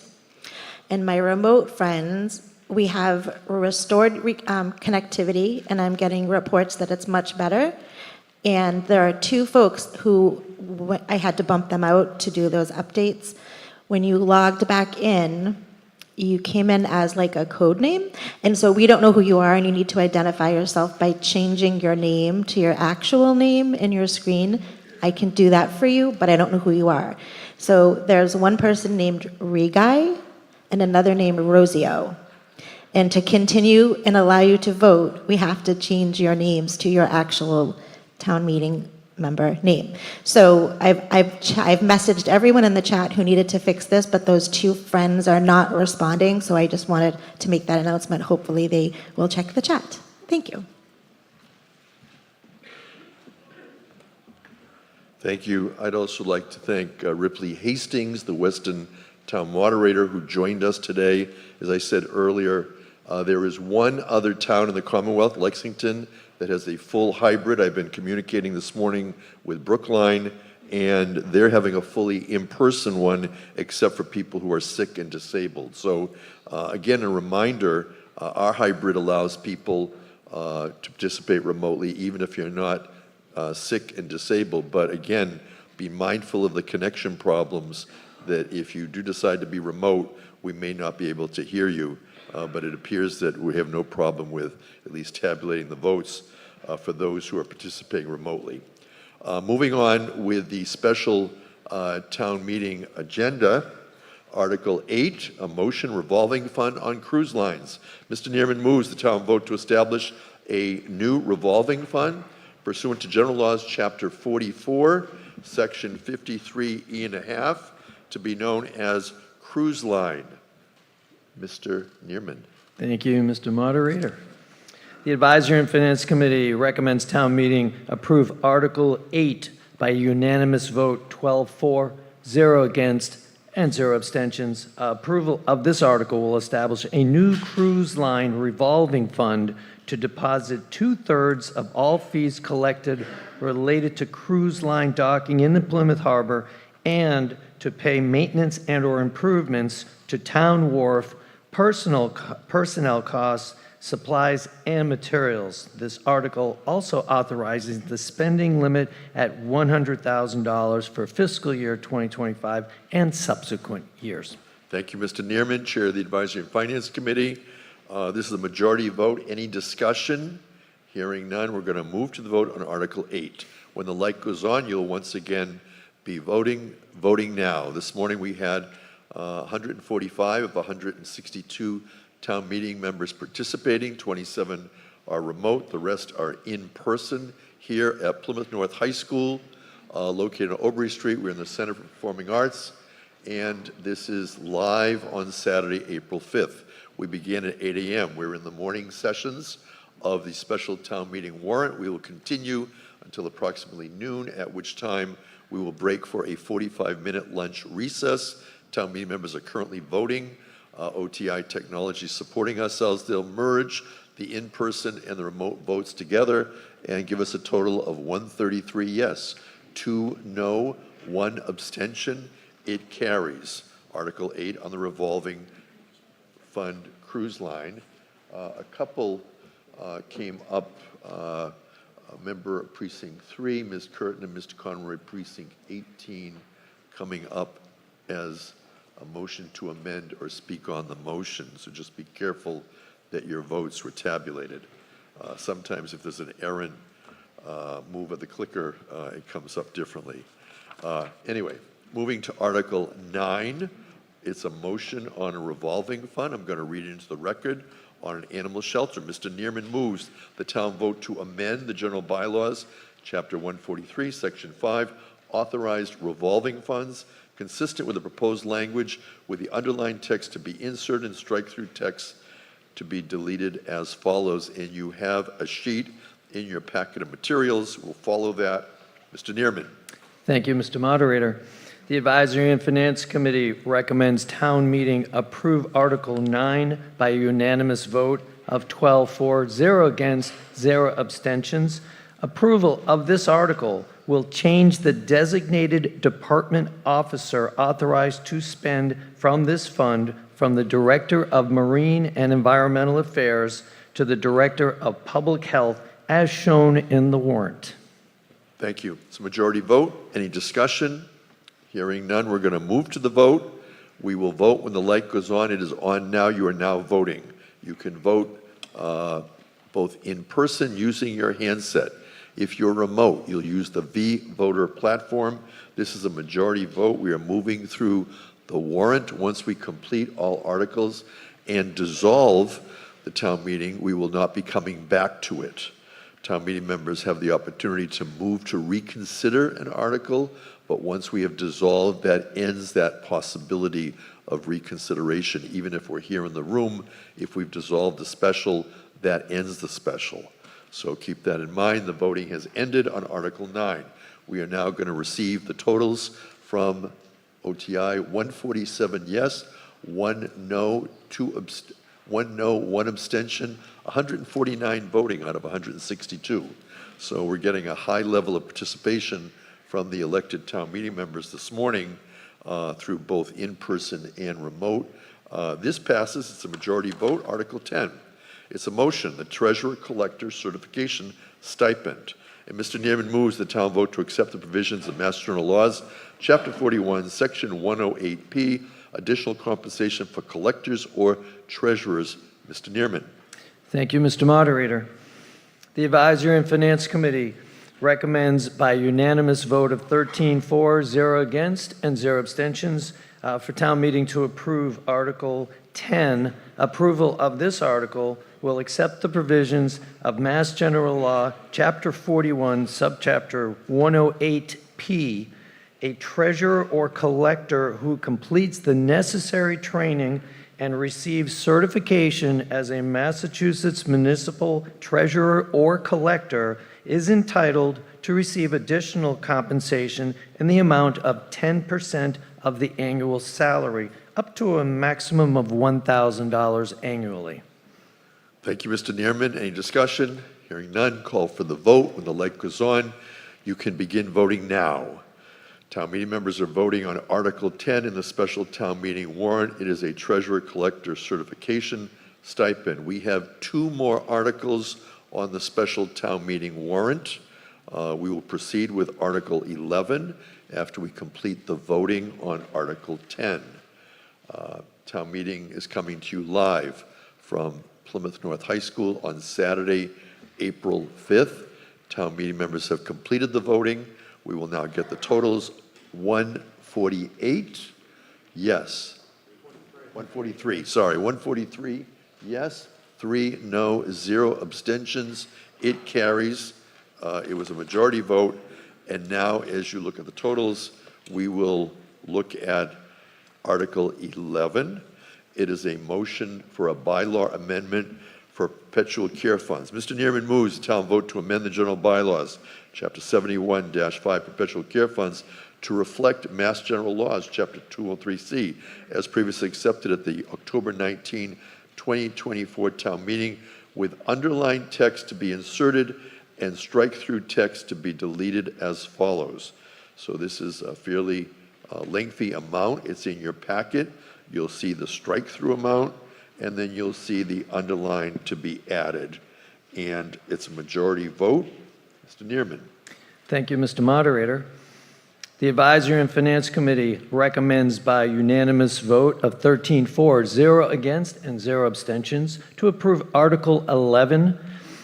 Approval of this article will amend the general bylaws by amending Chapter 71, particularly subchapter 71-5, perpetual care funds, to reflect the current Massachusetts general law, consistent with the proposed language as placed on file with the town clerk, with underlined text to be inserted and strike-through text to be deleted.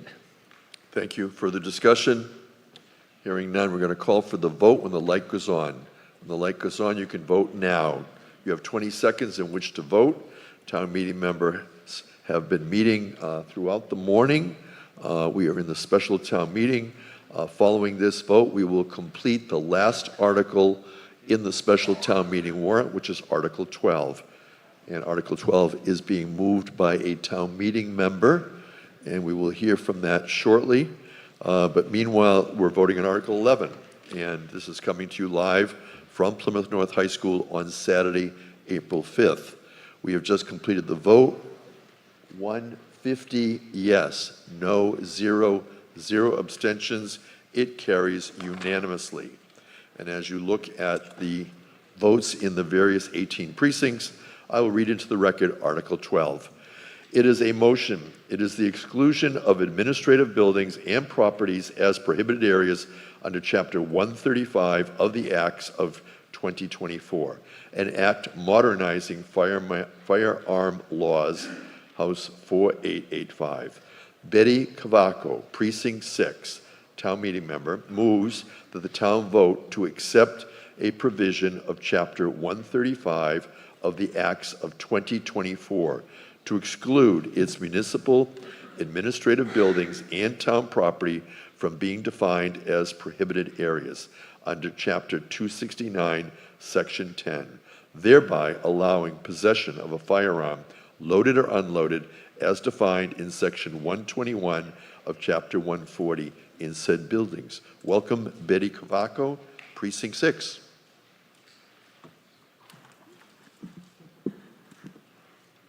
Thank you, Mr. Moderator, and good morning, town meeting. I appreciate the opportunity to be able to speak on this motion. For people that don't know me, I am Betty Cavaco. I'm from Precinct 6 and the chair of Precinct 6. I'm here today to stand up for the 8,000 licensed to carry owners in Plymouth. I'm here to stand up for the Constitution of these United States. And I'm here to stand up for our very capable police chief. I've heard the arguments in favor of banning guns in all government buildings. I realize by saying these words out loud, allowing guns in public buildings may conjure up all sorts of scenarios in one's mind. Yet, this has been going on for hundreds of years without incident and has only come to light recently. There are well-documented statistics that point out that when one advertises gun-free zones, it becomes a soft target. It does not protect us from individuals inclined to commit mayhem against our citizenry. Becoming a gun-free zone makes us vulnerable. I am not advocating that we arm our employees, but I am always reluctant to take away someone's rights. I ask that, more importantly, I ask that we stand up for the Constitution and that we stand up to support our police chief.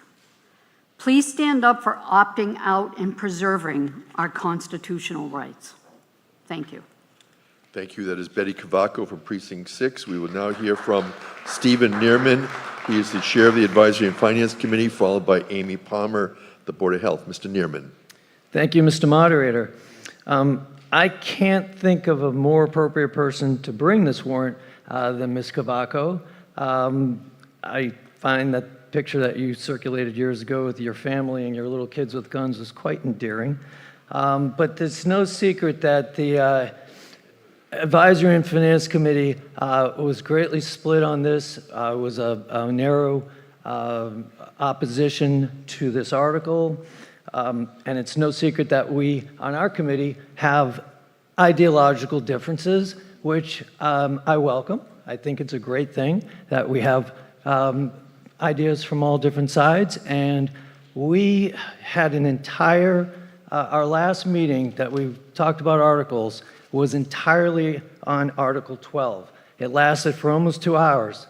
And I was sitting in the middle, and it was like watching Wimbledon as we went back and forth with arguments for, arguments against. And you know, there were a lot of good arguments on both sides. And it wasn't a surprise to me when it really came down to it that we were pretty split. And I had to be the tiebreaker to not recommend this article go to town meeting. So I am certainly not a great orator, but I don't think great orators like Martin Luther King or a Robert Kennedy or John F. Kennedy could convince anybody in this room to change their minds. You all came in with whatever you thought you would vote, and I'm not delusional because I don't think I'll change your minds.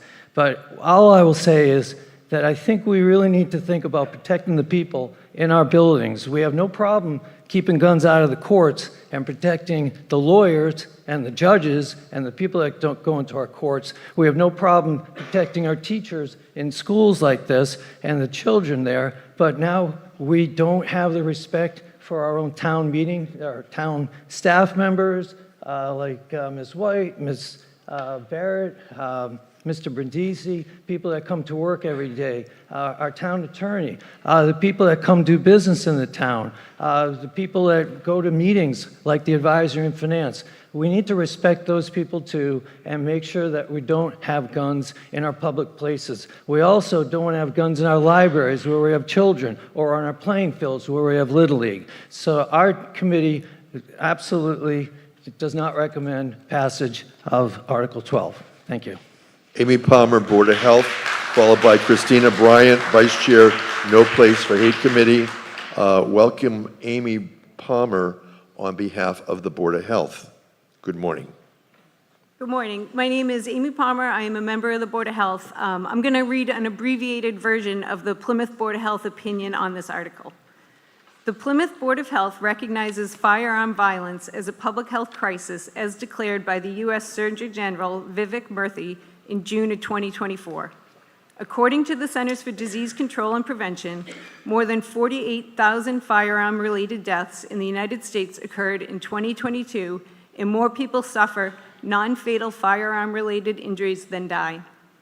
The public health crisis of gun violence is not inevitable. It can be prevented through a comprehensive public health approach, including research, legislation, education, and intervention, keeping families and communities safe. The Board of Health opposes the removal of municipal administrative buildings in town property as prohibited areas as identified in an act modernizing firearms. Public health research consistently demonstrates harmful effects of carrying firearms in public. According to the Johns Hopkins Bloomberg School of Public Health, Center for Gun Violence and Solutions, regulation of public carry of firearms is a clear solution to reducing gun violence. On their website, several studies highlight this. These are direct quotes. Carrying firearms in public also increases the risk for violence by escalating minor arguments and increasing the chances that a confrontation will become lethal. Research has found that even a mere presence of firearm increases aggressive thoughts and actions. Some believe that carrying a firearm will act as a deterrent and help prevent conflicts or minimize harm. While there are specific examples where this was true, there are many more cases where firearm carrying escalates conflict and leads to firearm injury or death. In aggregate, research shows firearm carrying increases levels of violent crime.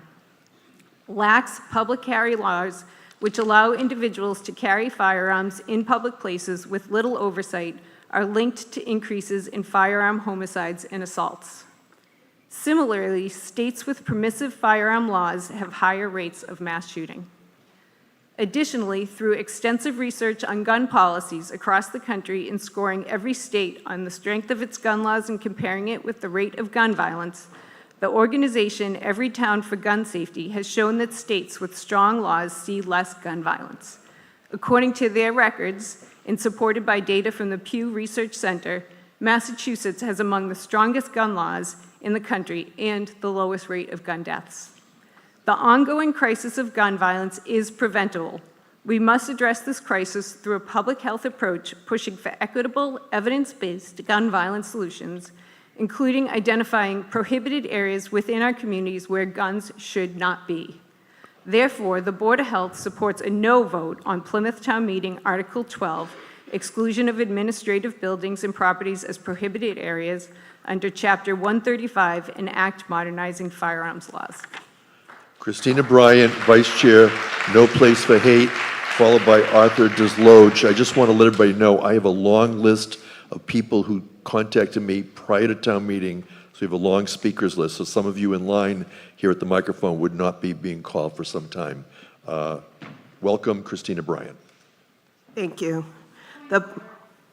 Yes, Betty Cavaco. We're hearing from the town boards and committees. This is the last one, and then we're going to hear from town meeting members. Christina Bryant. The Plymouth No Place for Hate Committee is convinced that Plymouth residents will feel safer and be safer if civilians are prohibited from bringing loaded firearms into town administrative buildings. To this end, we urge town meeting members to vote no on opting out of a key provision in the Massachusetts Act modernizing firearm laws, which would allow only current and retired police officers to bear arms in these public spaces. Those who urge Plymouth to opt out of that provision are essentially arguing that allowing good guys with guns into public spaces makes us safer by ensuring that in the event of an attack, a good guy would quickly and accurately identify and neutralize the attacker. We reject this claim that more civilian guns in public spaces make us safer. The overwhelming evidence from across America demonstrates that this is simply not the case, quite the opposite.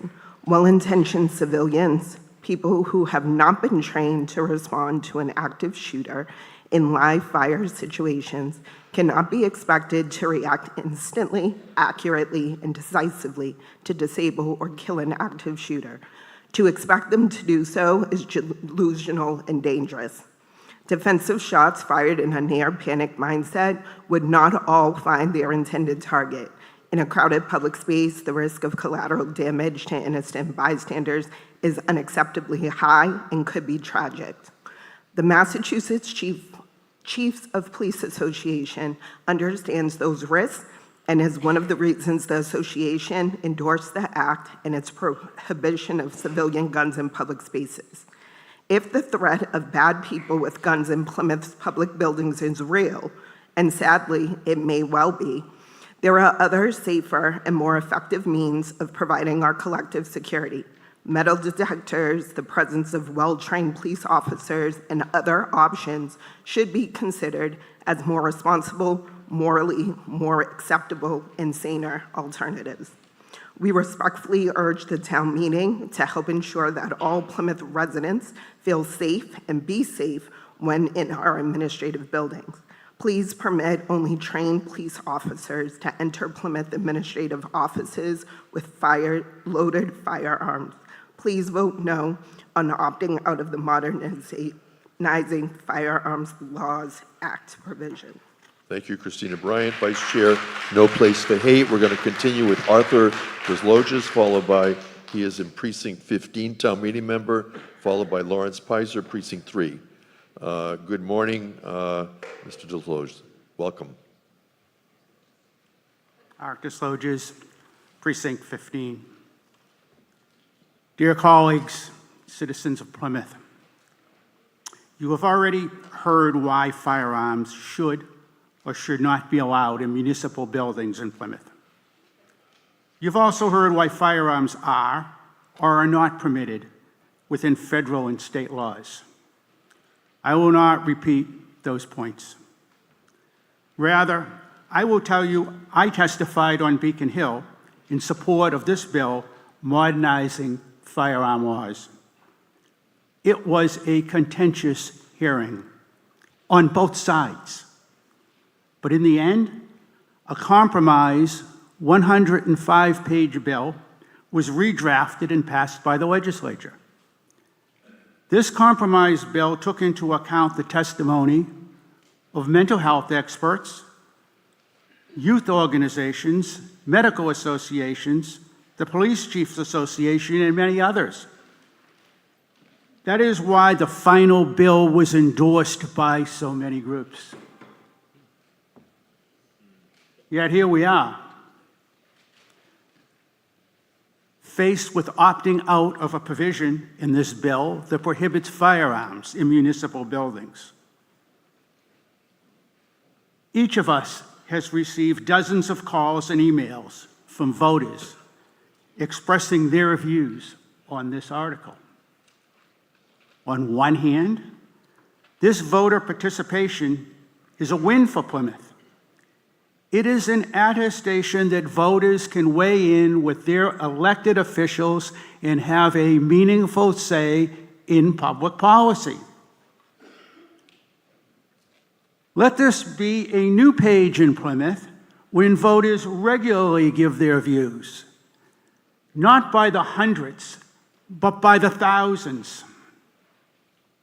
On the other hand, many of the letters that I received were concerned about our values. Why are we doing this? What defines our character? Who are we? Quoting from just one letter, my family and I are terrified that anyone has a need to bring a gun into town hall. I teach my children that guns are not the answer. Please vote no. I will be voting no on this article. Thank you. 30 seconds, thank you. Lawrence Pizer, Precinct 3, Patricia McCarthy, Precinct 18. Welcome, Lawrence Pizer. Thank you, Mr. Moderator. Lawrence Pizer, Precinct 3. For almost 3 decades, I was the town clerk of Plymouth, and I speak with that experience in mind. In my office over the 3 decades, the staff did an excellent job of working with the public, and in almost every instance, it was a good experience for both. Every once in a while, there was a difficult person, and the agreement in the office was that I would be called to deal with those people. It was a matter of reasoning with these people, of talking things through, of lowering the possible problems. And I do believe that there were 2 instances in which we did call for police protection. The thought that someone might be easily able to come into the office with a gun horrifies me. We should do everything in our power to avoid that, and I will be voting no on this article. One other matter. I hear about constitutional rights. That is an important decision. It is a decision for the Supreme Judicial Court of Massachusetts and a decision perhaps for the Supreme Court of the United States. It's not a decision for town meeting. You vote. If somebody has an objection to the way town meeting came, they can easily bring a case before one of those bodies. Thank you very much. Patricia McCarthy, Precinct 18. Mark Polsinelli, Precinct 1. Patricia McCarthy, welcome. Hi, I'm Pat McCarthy, longstanding town meeting member, 30-plus years, and member of the League of Women Voters of Plymouth Area Board. I come before you to, first of all, thank all the boards and committees, and especially the Finance Committee and the Select Board, who review our town meeting articles and bring their knowledge to us. We rely, or at least I do, rely on the important information that is presented to us prior to us being the final authorizing members to approve an article. I always appreciate the opportunity to learn more and ask questions. Since we're the final decision makers today on this important article, it's very important to look at all of that. We all know that the Finance Committee and the Select Board did not support this article. In fact, the Select Board did a reconsideration and voted 4-1 not to support. As you know from the previous speakers, Massachusetts has been a leader in gun safety in the country and has one of the strongest laws in the country. In 2024, the state passed the comprehensive bill you've heard about to strengthen their laws. I and the League of Women Voters support that law and doing all we can to keep our citizens safe. Not allowing guns in municipal buildings helps with that goal. I hope you agree and vote no on Article 12 of this special town meeting. Thank you very much. Thank you, Patricia McCarthy, Precinct 18. Mark Polsinelli. Point of order. Point of order. Jeffrey Delap, Precinct 13. I move the question. Okay, it's not a point of order. You're moving the question, but thank you. Jeffrey Delap moves the question. It's a motion to close debate. Before we do that, I would just let you know that I have 4 people on my list, 3 others who are standing. So at this time, it's not debatable. It's a 2/3 vote. Town meeting members, when the light goes on, you're going to vote as to whether to close debate. You're voting now. It's a 2/3 vote. It's a 2/3 vote to close debate on Article 12, which is the exclusion of administrative buildings and properties as prohibited areas. This is the first motion to close debate at this morning's special town meeting. Town meeting has begun at 8 a.m. this morning. We will continue. When the light goes off, we will determine whether or not town meeting wishes to continue or whether they wish to close debate. 83 say yes, 58 say no, 3 abstentions. It does not carry. We're going to continue with Mark Polsinelli, Precinct 1, followed by Dale Weber, Precinct 3. Mr. Polsinelli. Hi, Mark Polsinelli, Precinct 1. I'd like to address some of the key points raised by the supporters of this measure and use some research and data to support my position on voting no on this article. First, on the constitutional argument, some have claimed that restricting firearm access on municipal property violates the Second Amendment. However, the U.S. Supreme Court has made it clear, most notably in the District of Columbia v. Heller in 2008, that the Second Amendment protects an individual's right to bear arms, but it does not preclude the government from enacting reasonable regulations.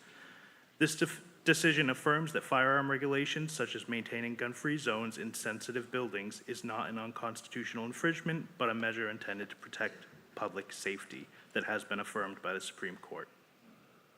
Second, regarding the argument that armed civilians increase safety, the research and data simply do not support this. On the contrary, research published in the American Journal of Public Health shows that the presence of more firearms is correlated with higher risks of accidental shootings and escalated violence during confrontations. Moreover, data from the Centers for Disease Control and Prevention indicate that increased firearm access is associated with a rise in firearm-related injuries. Law enforcement personnel who are trained to handle emergencies and de-escalate potential threats have been consistently shown to create a safer environment than untrained, armed individuals, especially in sensitive locations like municipal buildings. Third, addressing the soft targets argument, the claim that prohibiting firearms makes our town buildings soft targets simplifies a very complex issue. Comprehensive security involves more than just the presence of more weapons. Studies from the Journal on Homeland Security suggest that a combination of robust physical security measures, including coordinated law enforcement response, well-rehearsed emergency protocols, significantly reduces vulnerabilities in public buildings. Increasing the number of concealed or openly carried firearms can introduce confusion and delay in response times during emergencies, ultimately compromising the safety of our facilities rather than enhancing it. In summary, the data and legal precedents demonstrate that maintaining a gun-free municipal properties does not violate constitutional rights, nor does it make our community less safe. Instead, it upholds a balanced approach that prioritizes professional security measures and the collective well-being of our town. One thing I'd like to add, beyond what I had prepared to say, is that I know while our chief of police is against or is for this article, I'd like to note that the Massachusetts Association of the Chiefs of Police endorsed the original bill, 30 seconds. including the provision that bans firearms from municipal buildings. Thank you. I urge you to vote no on this article. Thank you, Mark Pulsinelli, Precinct 1. Dale Weber, Precinct 3, followed by Kathleen Dunn, Precinct 4.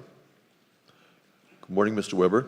Morning, Mr. Moderator. Dale Weber, Precinct 3, where it all began. Welcome, town meeting members. And first of all, before I read a couple of prepared comments, I wanted to thank the residents of Plymouth, the residents of Precinct 3, and all citizens that contacted me with their opinions on this case. I respect all of you, and I will respect all of you, even when this vote gets over, even though we may be on different sides. I have I've compiled the comments, done a mathematical equation, and I'm coming down on the side of the numerous people that called me to vote for this article, to opt out. And I'm going to read two of those into the record quickly. The first one says, to the Board of Selectmen and town meeting members, today, April 5th, 2025, I'm writing to you as a representative of the Plymouth Rod and Gun Club of Plymouth, Mass. As president, I oversee a membership of over 1,100 participating members. Your opposing idea of Plymouth gun owners' right to carry firearms in our public buildings, parks, to myself and my members is unconstitutional. All members of the Plymouth Rod and Gun Club are lawful citizens of Massachusetts and are subject to rigorous background checks. All gun owners undergo an in-depth background check. Even the slightest infraction of the law will result in the gun owner losing their license to carry license. In closing, and in keeping with our Second Amendment rights, we are asking vote yes to opt out of this bill. The so-called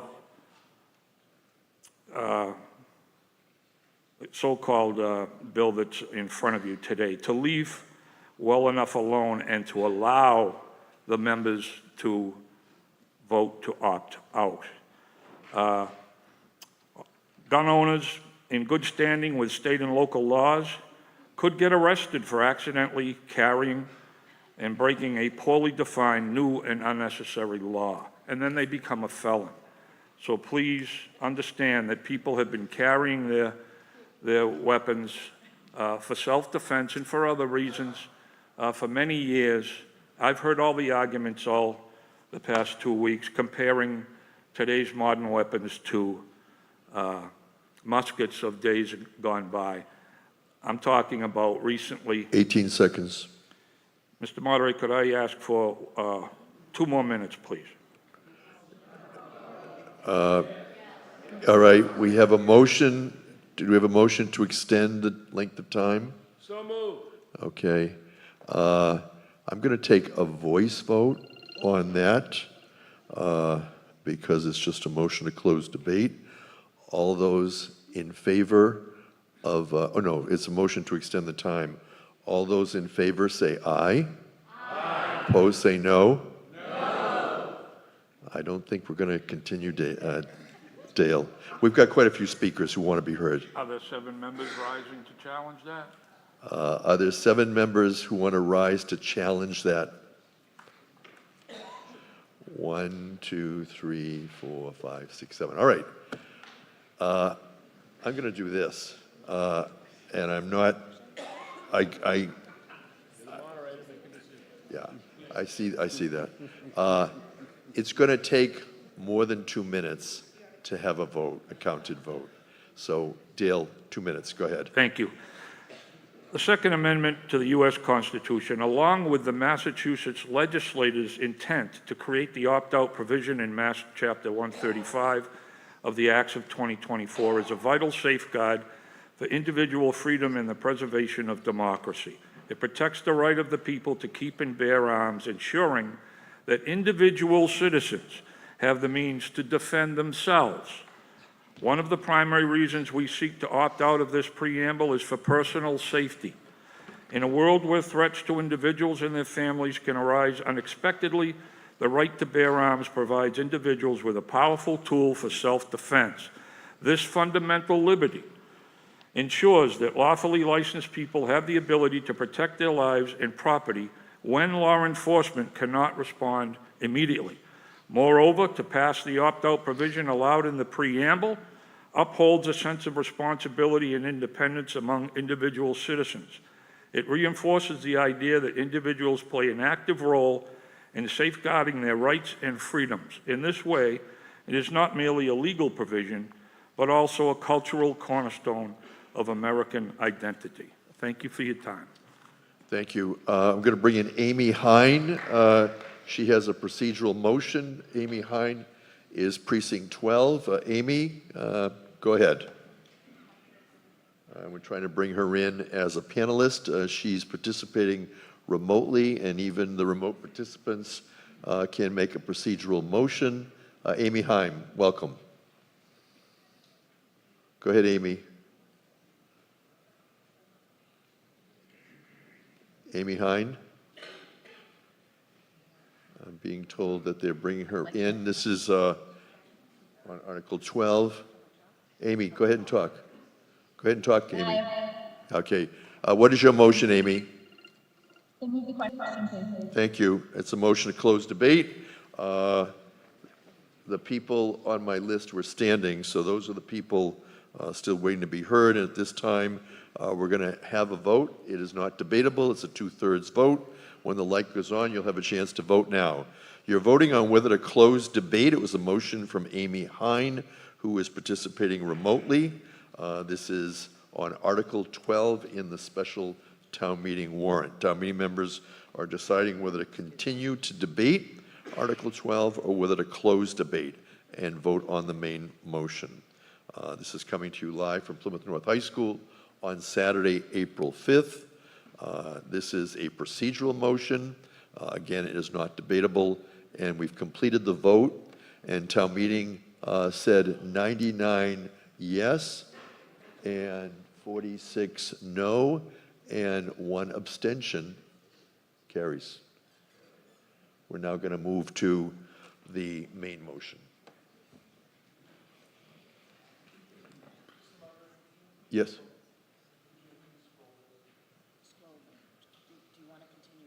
Yes, continue to scroll. Let's continue to scroll first to make sure that everyone's vote has been properly tabulated. It's a fairly close vote, but it is more than 2/3. That passes, so everyone can be seated because we're going to now vote on the main motion. Please come to the microphone. We are now concluded debating Article 12. We are going to be moving substantively. Is this a point of order? What is your point of order? It just has to do, my vote was not recorded. I voted no. Frank O'Brien, Precinct 11. Frank O'Brien voted no. Thank you, Frank. All right, that still does not change the total. It is still 2/3. Anyone else? Okay, if not, we're going to move. This is going to be a majority vote on Article 12. You are now voting on Article 12. You're voting now. Town meeting is voting on Article 12. It's a majority vote. It was presented by Betty Cavaco, Precinct 6. It was to exclude the firearms, to vote to accept the provision of Chapter 135 of the Acts of 2024. And town meeting is voting on this. After this, we'll be voting on whether to dissolve the special town meeting. And so we will be taking a recorded vote on that because that would end the possibility of bringing up articles again. We have now 35 say yes, 110 say no, 5 abstentions. It does not carry. And we will scroll through to see how people voted. What, first one? Yes?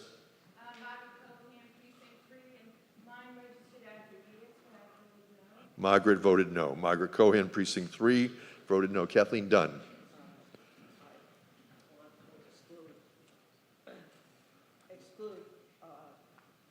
You voted no?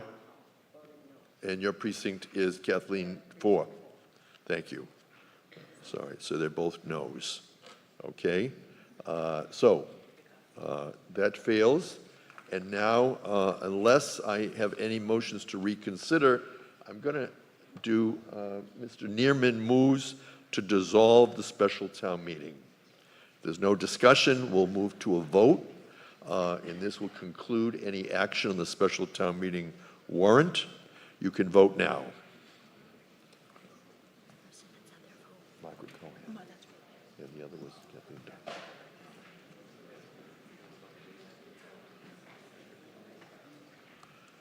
This is a procedural vote, and following this, we will move into the annual town meeting warrant. Town meeting members are voting on whether to dissolve the special town meeting. We have been at it since 8 o'clock this morning. It is now 11, and the light is off. 139 say yes, no, 0, 2 abstentions. The special town meeting is dissolved at 11:01 a.m. Thank you. And now we're going to move into the annual town meeting warrant.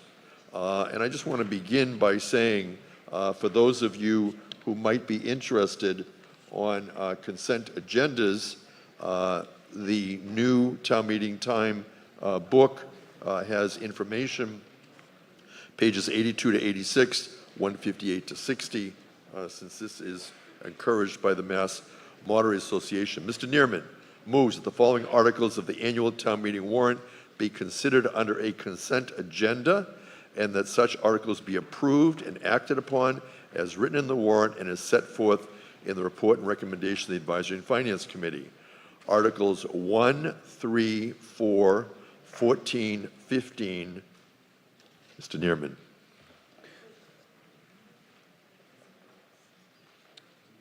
What? Okay. Mr. Neerman. Okay, thank you. So we are combining. Okay, so the Advisory and Finance Committee has voted to recommend town meeting approve Article 1, 3, 4, 14, and 15, By unanimous vote. Do you want me to go through each one? Whatever you'd like to make for your presentation. All right, I'll take you through each one.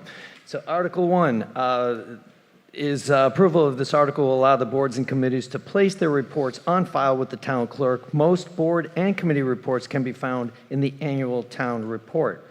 Article 3, continuation of committees. Approval of this article will authorize the Cedarville Steering Committee and the Plymouth Center Steering Committee to continue to operate for the next 3 years with a further review in 3 years at the 2028 annual town meeting. Article 4 that you'll be voting on.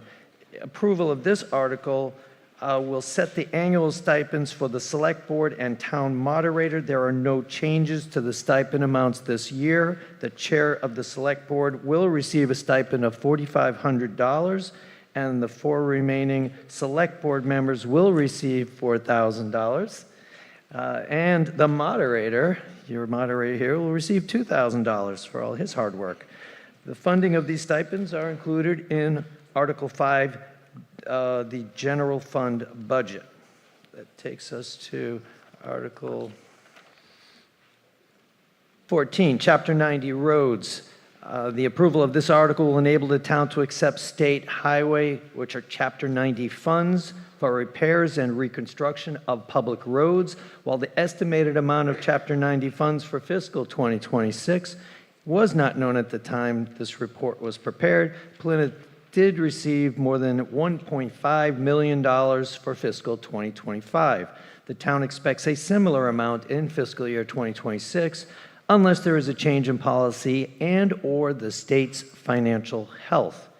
And the last on the consent is Article 15, the Town Promotion Fund. The approval of this article will allow expenditures from the town's promotion fund. The promotion fund created by special legislation is funded with 45% of the receipts from the hotel motel tax. The Visitors Services Board oversees expenditures from this fund. Expenditures include, and there's a whole list that you all have, funding special events and celebrations. The Town Promotion Fund also is used to pay for marketing and promotions contract with See Plymouth, Destination Plymouth, which provides the town with television and print advertising across the country and abroad. It maintains a waterfront information booth, and it provides for the operation of See Plymouth website. Thank you, Stephen Neerman, Chair of the Advisory and Finance Committee. Initially, I did receive a request to speak on Article 1 from the Open Space Committee. Since that time, I believe, since we granted their request for a table, I don't think they want to speak. I'm next going to go to Donald Williams, Precinct 8. Did you want to be heard on Article 14, Mr. Williams? No, thank you. Mr. Babini.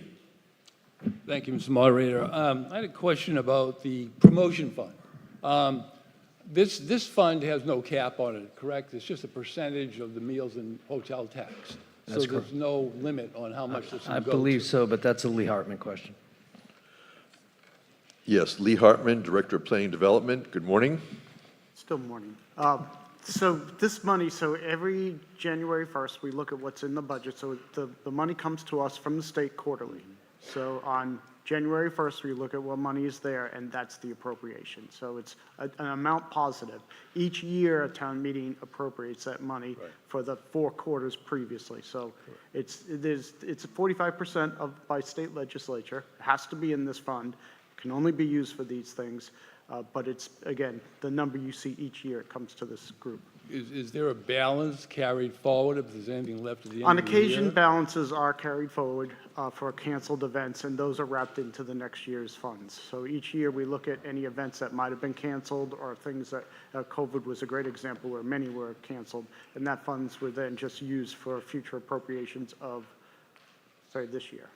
Thank you very much. Thank you. Any further discussion? If not, we're going to move on the consent agenda motion. It's a majority vote, and when the light goes on, you can vote on it.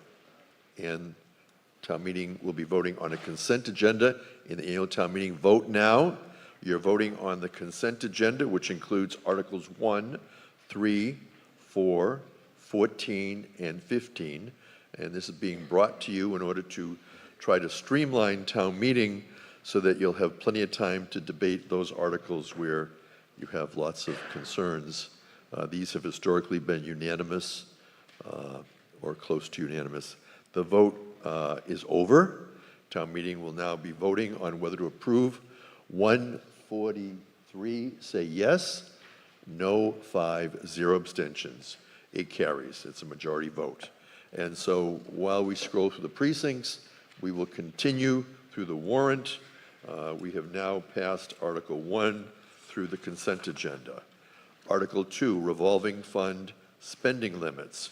Mr. Neerman moves the town vote to establish the maximum amount that may be spent from each fund during fiscal year 2026. And you have a presentation. It's a majority vote. Mr. Neerman. Thank you, Mr. Moderator. The Advisory and Finance Committee recommends that town meeting approve Article 2 by a unanimous vote. All 13 votes said yes. Approval of this article will set the fiscal 2026 spending caps for each of the revolving funds listed herein pursuant to General Law, Chapter 44, Subchapter 53E and 1/2. You have the list that I referred to. Further discussion on Article 2 of the annual town meeting. Hearing none, will call for a vote. When the light goes on, you can begin voting on Article 2. You can vote now. Town meeting is voting now in the annual town meeting. We have completed and dissolved the special town meeting. We are on Article 2 in the annual town meeting, and we will continue throughout the warrant chronologically unless we have a motion to change the order. Town meeting has begun at 8 a.m. on Saturday, April 5th. This is coming to you live from Plymouth North High School. We are in the Center for Performing Arts, supported by the Plymouth Public Schools. We thank them for their use of the building today, and they will also be providing lunch. The voting has ended on Article 2, and so now we're going to take the vote as presented and tabulated by OTI Technologies. It is on Article 2, the revolving fund spending limits. Town meeting is participating in a hybrid. 146 yes, 0 no, 1 abstentions. It carries. And we're going to continue. Article 3 was in the consent. Article 4 was in the consent. Article 5, while you're looking at the vote of Article 2, Article 5, Subcommittee Report A. Mr. Neerman moves the town vote to raise and appropriate $16,653,088, items 1 to 17, as detailed in the Advisory and Finance Subcommittee Report A. Mr. Neerman. Thank you, Mr. Moderator. And I'd like to start by explaining how the Advisory and Finance Committee works.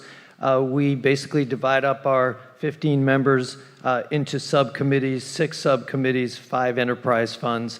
We meet with the department heads, we scour the budget, and we present to our full committee for recommendations to bring to you. So we go A through G, and then we do the 5 enterprise funds. So at this point, Subcommittee A's report, section of the budget, the Advisory and Finance Committee recommends approval of $16,653,088, which differed from the Subcommittee Report A.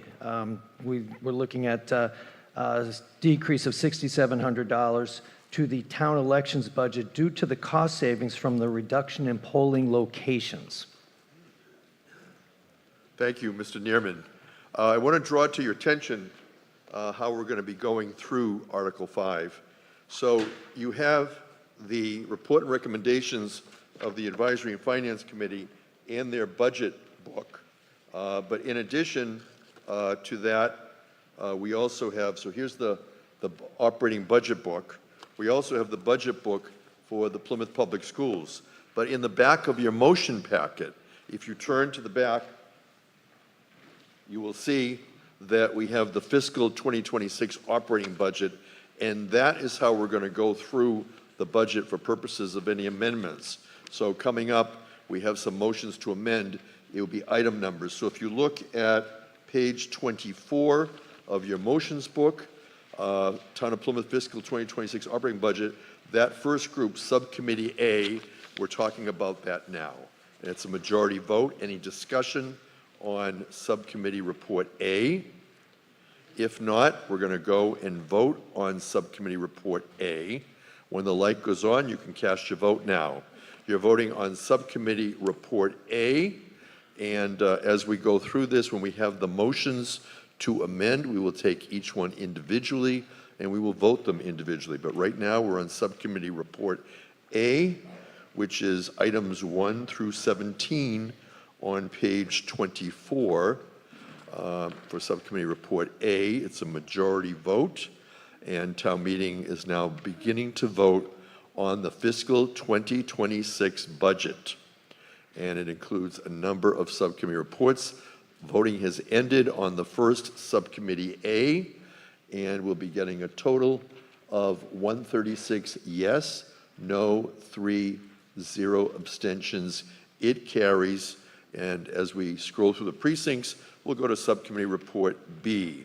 Mr. Neerman moves the town vote to raise and appropriate $88,146,820. Items 18 through 32, and they're shown on page 25 of your packet. Mr. Neerman. Thank you, Mr. Moderator. The Advisory and Finance Committee recommends approval of this section report, Subcommittee Report B, unanimously by all 13 votes. We recommend that town meeting approve an appropriation of $88,146,820 as detailed in Subcommittee Report B. Discussion on Subcommittee Report B. Hearing none, we'll call for the vote. When the light goes on, you're going to vote now. You're voting on Subcommittee Report B, shown on page 25 of your packet, and it is for the total amount that has been presented in your packet, the $88,146,820. And town meeting is currently in a hybrid format, meeting in person and also participating remotely. We've had a number of town meeting members Zoom in this morning for the remote participation, and many more who have been here in person. The voting has concluded on Subcommittee Report B, and the total 144 yes, 2 no, 0 abstentions. It carries. We will scroll through the precincts, and as we do that, we will move to Subcommittee Report C. And Mr. Neerman moves the town vote to raise and appropriate $38,366,530, detailed in items 33 to 48, and that's on page 26 of your packet. Mr. Neerman. And thank you. And I'd like to take a quick opportunity to recognize the Advisory and Finance Committee members here for this hard work and the corresponding department heads that got us to all these numbers that are on the page for you guys to vote on today. You want to give them another shout out? There you go. It's a lot of work. It's all volunteer. Nobody gets paid here. So the Advisory and Finance Committee recommends approval of Subcommittee Report C, section of the budget unanimously by a 13 to 0 vote. We recommend that town meeting approve an appropriation of $38,366,530 as detailed in Subcommittee Report C. Thank you. The Select Board will be having a presentation from Kevin Canty. Mr. Canty, did you want to wait until the motion to amend is presented? Thank you. The first motion to amend, Geraldine Williams, Precinct 8, moves that the town vote to reduce the police departmental equipment budget, line item number 35, by $78,134. Good morning, Geraldine Williams. Hello. Geraldine Williams, Precinct 8. I am moving to reduce the police department budget for 2026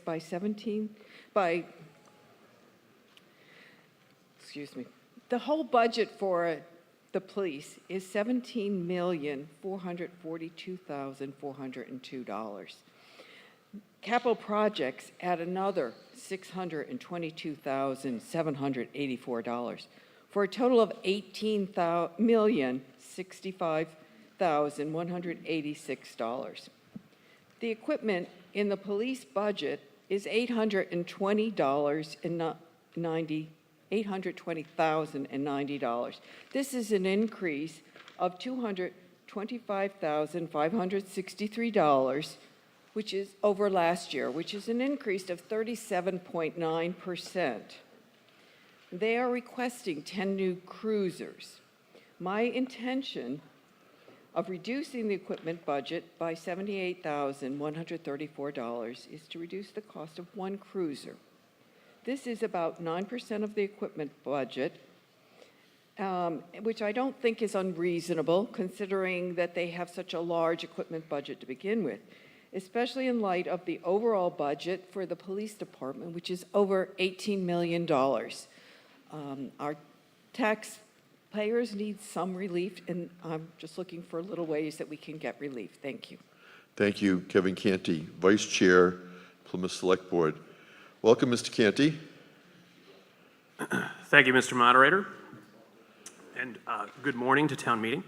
So first and foremost, capital items are not part of the operating budget and should not be combined.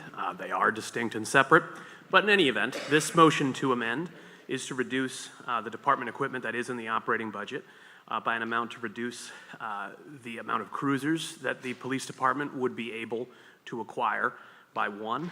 For the police department, the priority is safety and reliability in responding to calls and keeping cruisers on the road.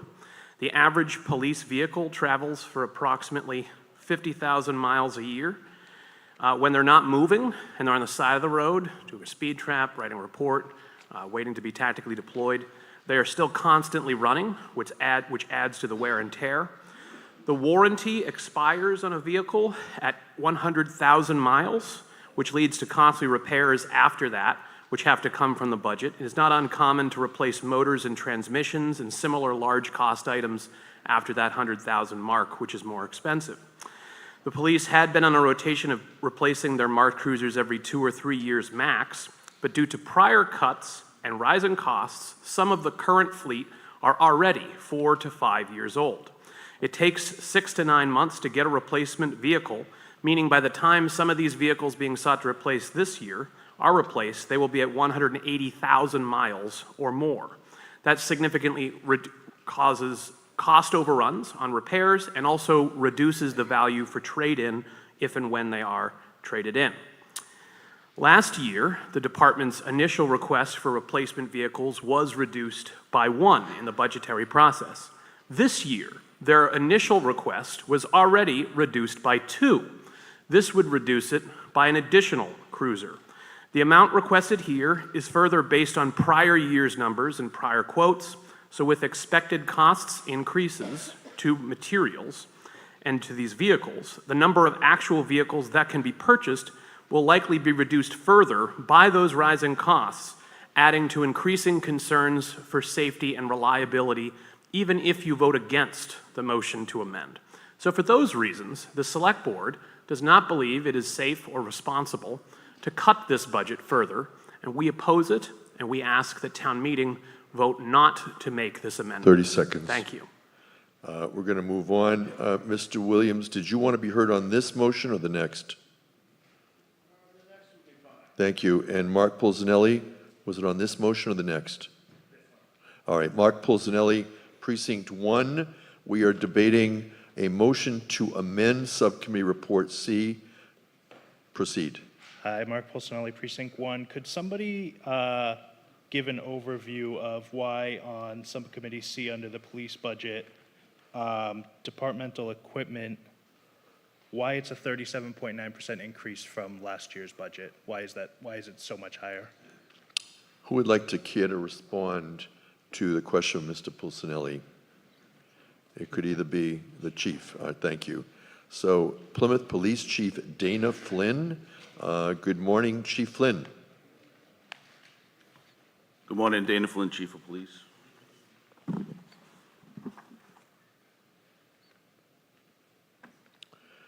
We are debating an amendment offered by Geraldine Williams. Just bear with me a moment, please. On Subcommittee Report C, item 35. And the question for Mr. Pulsinelli had to do with In the budget book, it's page 71 is what I'm looking at, if that helps.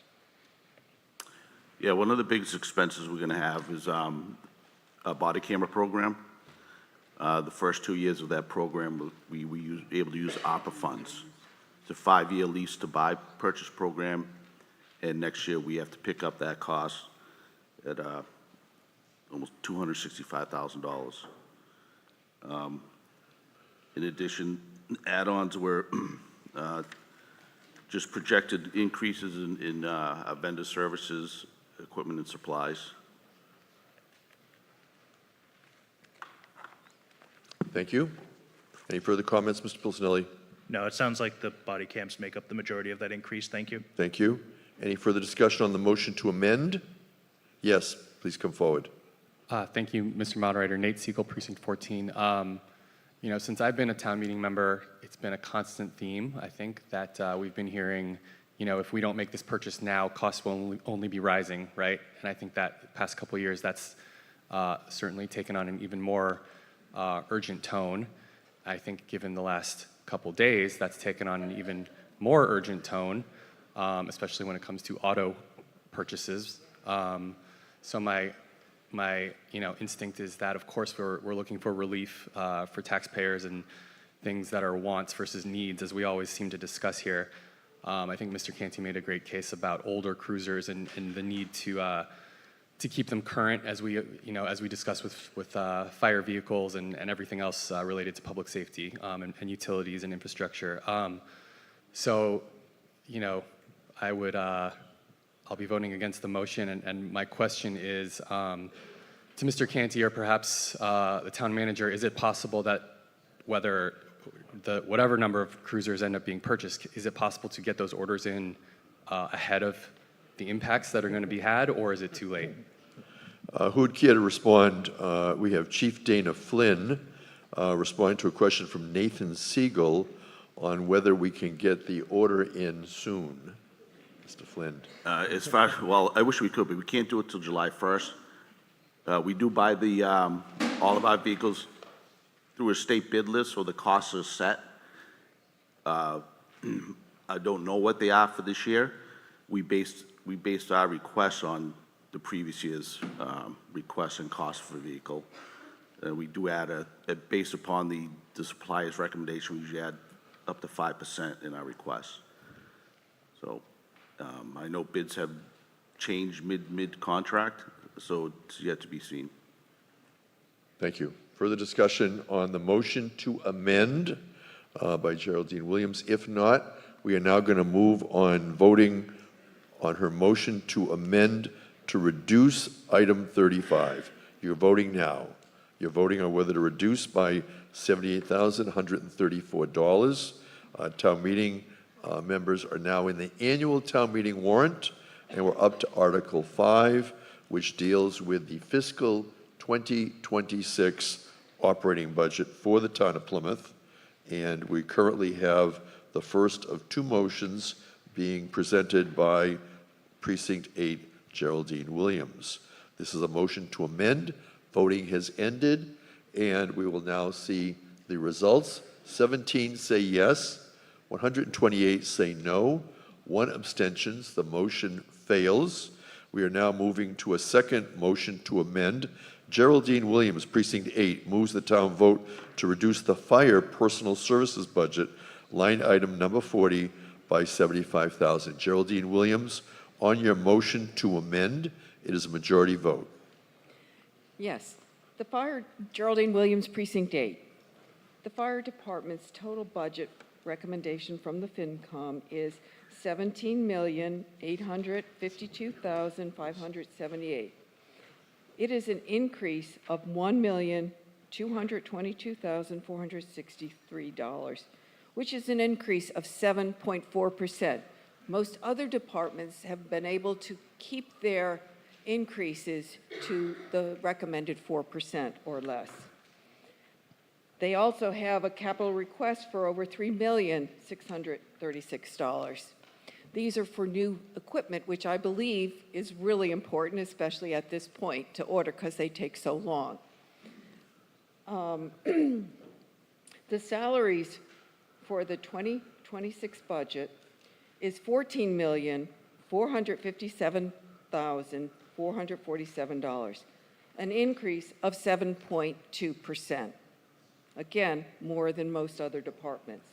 Overtime for 2026 is $2,252,972, an increase of $117,881, which is 5.5% over last year.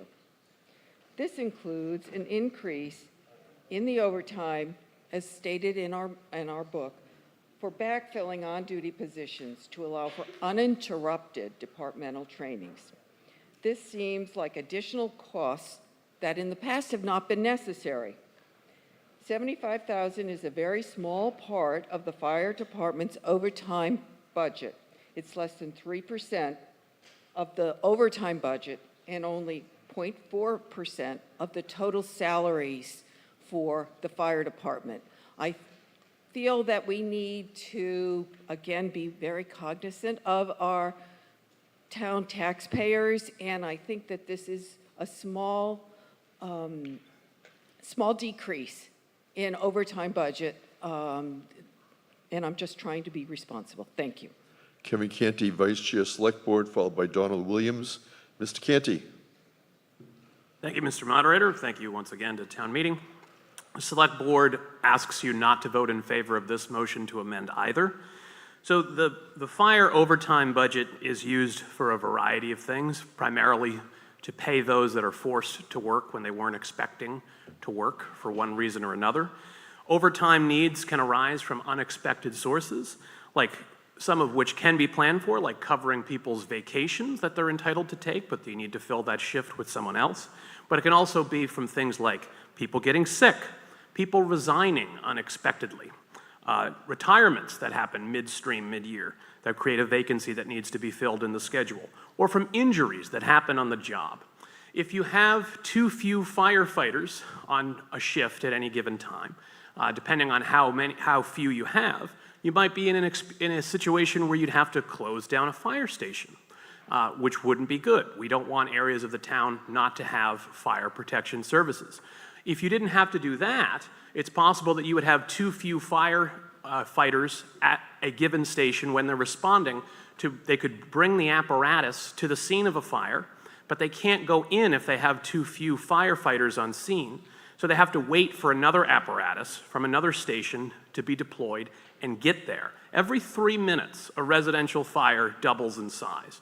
So if you're delaying when these people can go in and respond to a fire, you're talking about significant property loss, you're talking about the potential for loss of life.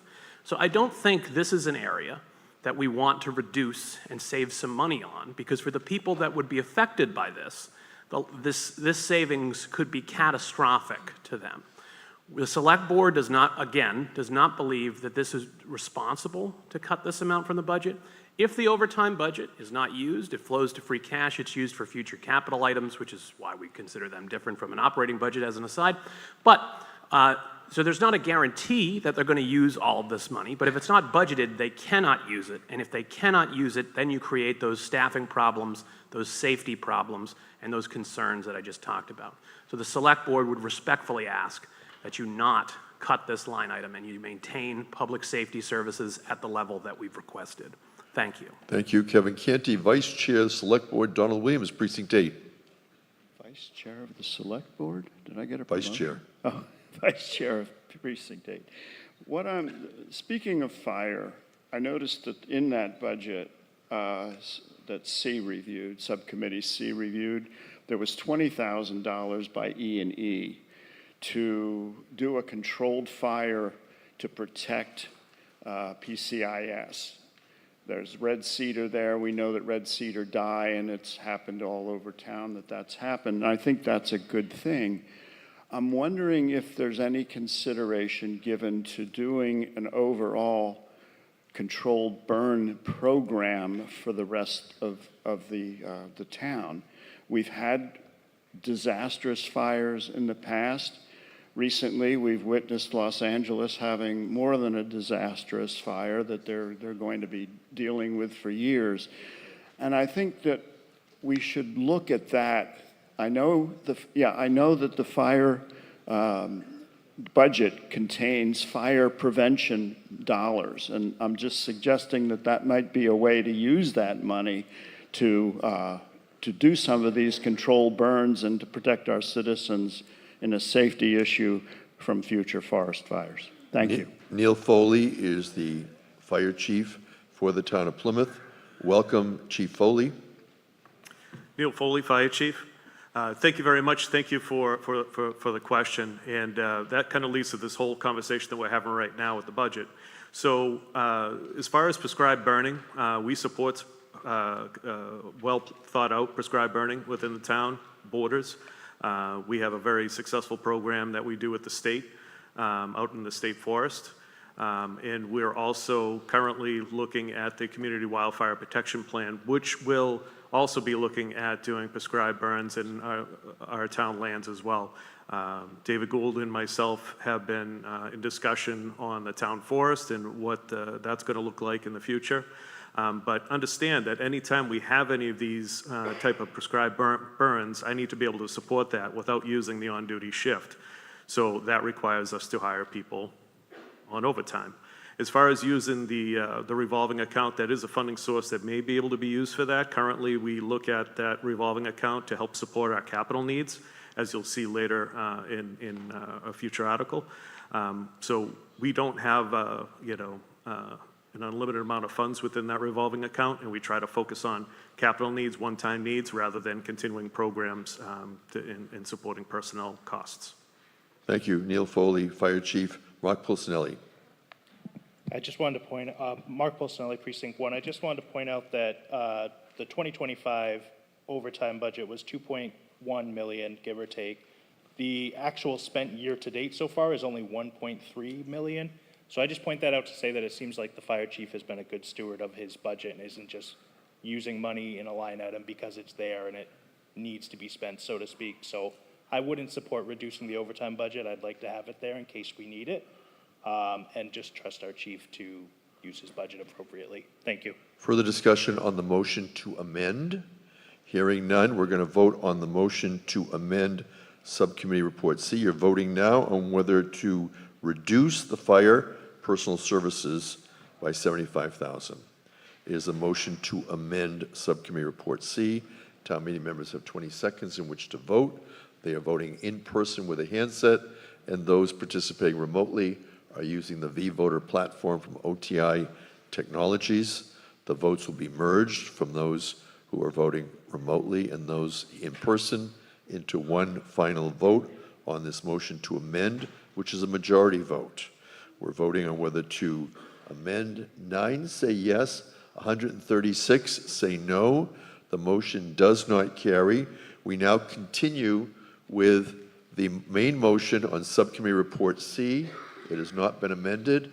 And Mr. Brewster, Wrestling Brewster. Wrestling Brewster, Precinct 15. First, an observation. Number of town meeting members got up to talk about firearms and everything. I'm encouraged that a bunch of town meeting members looked at this budget and thought about their constituents. And as Art DeSlo just said, he was encouraged that all of the the electorate was asking questions and talking to their town meeting members. We did go through A and B without a discussion, which was millions of dollars, which when you get those calls because their tax rate goes up, we need to answer those. So I would ask the town meeting members to continue to ask questions about the budget. When we get to police, the chair of the select board said we are 16 short on the police force. I remember a number of years ago, we were 25 short on the fire department, and we got 25 all at once. I'm just interested if someone could speak to budgeting instead of waiting until we're 16 down and get 16 all at once. If we could budget or talk about getting 1 or 2 a year instead of 16 all at once. Thank you. Mr. Brewster, someone care to respond to Mr. Brewster? And while we do that, You bring up a good point, Mr. Bruce, about asking questions, and fortunately, a lot of those questions are asked before town meeting, but we certainly could do it at town meeting. When I do the preview before every town meeting, I highlight those people who are available on staff to answer questions, and I encourage town meeting members to ask their questions and prepare for town meeting, which may be the reason why a number of people haven't asked questions today. Chief Flynn, welcome back. There's a host of reasons why I've been so short offices since in my tenure. Some things have gone on around the country, different kind of generation we're living in now. It is true we've been working with a deficit for the past several years, and we continue to do so today. We're working with both unions right now to try to come up with the different strategies on how to fill our vacancies. We're finding one of our biggest inhibitors right now is the civil service process. Civil service at one point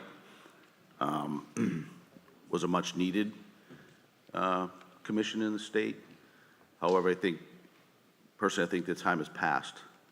So we're working with the unions right now to see how we can get out of civil service. It'll expand our ability to do our own recruitment, our own seeking out previously trained and experienced veteran officers, so it doesn't take as long to get them on the street. Thank you. What I go ahead. What we do is I do maintain funding for filling vacancies, not my whole allotment. So it wouldn't be like I would come to you next in the fall and say, hey, I suddenly have 16 people that want to be police officers. I need a bunch of money. So I do have funding available to do it as needed in a consistent fashion. Thank you. Stephen Lydon, Precinct 17. If I remember right, when we hired those 16 officers, I think there was a state program and the state covered either their salaries or their benefits for a couple of years, and then if we wanted to retain them, we could, but if we didn't, we could let them go. I think that was a state program where we got all those 16 officers. Thank you. Thank you. Any further discussion on Subcommittee Report C? That's true. That was a federal program, and I hate to admit that was 28 years ago, and that's how I got hired. Went by like that. Thank you. Any further discussion? And thanks for keeping me. If not, we're going to move to a vote on Subcommittee Report C. When the light goes on, you can vote. You're voting now. You're voting on Subcommittee Report C. It's a majority vote, and it is to raise and appropriate $38,366,530, items 33 through 48. Town meeting is now voting. Town meeting has been in the morning session for nearly 4 hours. We'll be breaking for a lunch recess at midday, and then we will return in the afternoon sessions. We are now in the annual town meeting warrant. We are moving chronologically. We're in Article 5, which is the fiscal 2026 budget. Voting has concluded on Subcommittee Report C. Town meeting members voted 144 yes, 3 no, and an abstention. And so it carries. And while we look at the votes, we'll read into the record Subcommittee Report D. Mr. Neerman moves town vote to raise and appropriate $14,259,765, items 49 to 53. Mr. Neerman. And thank you, Mr. Moderator. The Advisory and Finance Committee recommends town meeting approve Subcommittee D's report by a 13-0 unanimous vote.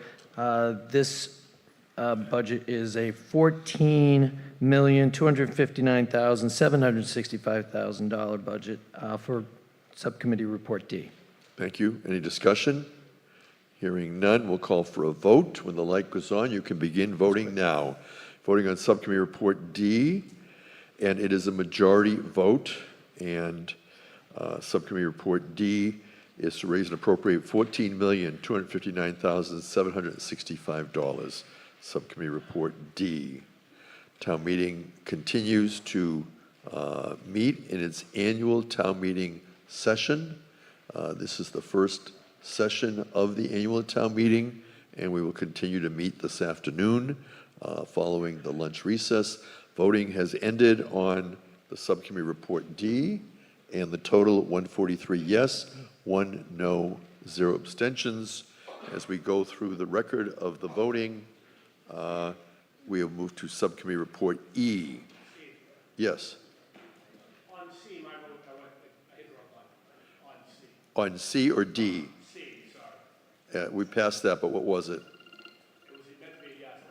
A yes? Yes, on C. Okay. And why don't you, for the people here, identify yourself? Thanks, Ethan. Yeah, bye. Article 5, Motion Subcommittee Report E. Mr. Neerman moves the town vote to raise and appropriate $6,222,984, items 54 to 60. Mr. Neerman. Thank you, Mr. Moderator. The Advisory and Finance Committee, with a vote of 11 for, 2 against, and 0 abstentions, recommends approval of this section of the budget and recommends the town meeting approve an appropriation of $6,222,984 as detailed in Subcommittee Report E. Any discussion on Subcommittee Report E? Hearing none, we'll call for the vote. When the light goes on, you can begin voting now. Town meeting members are voting on Subcommittee Report E under Article 5, which is the fiscal 2026 budget. Following this, we'll continue chronologically in the warrant. We have 29 articles in the warrant. We have voted already for an adjourned session on Monday if we do not finish everything today in our Saturday session. Currently, we're voting on Subcommittee E on Article 5. The voting has concluded. Town meeting has been moving 145 yes, 2 no, 0 abstentions. It carries. It's a majority vote. Subcommittee Report F. Mr. Neerman moves the town vote to raise and appropriate $127,647,811. Mr. Neerman. And thank you, Mr. Moderator. And just as a forward note, our committee spent a ton of time and resources on this subcommittee Report F. I deployed pretty much half of our members to vet through this. Hours and hours were spent.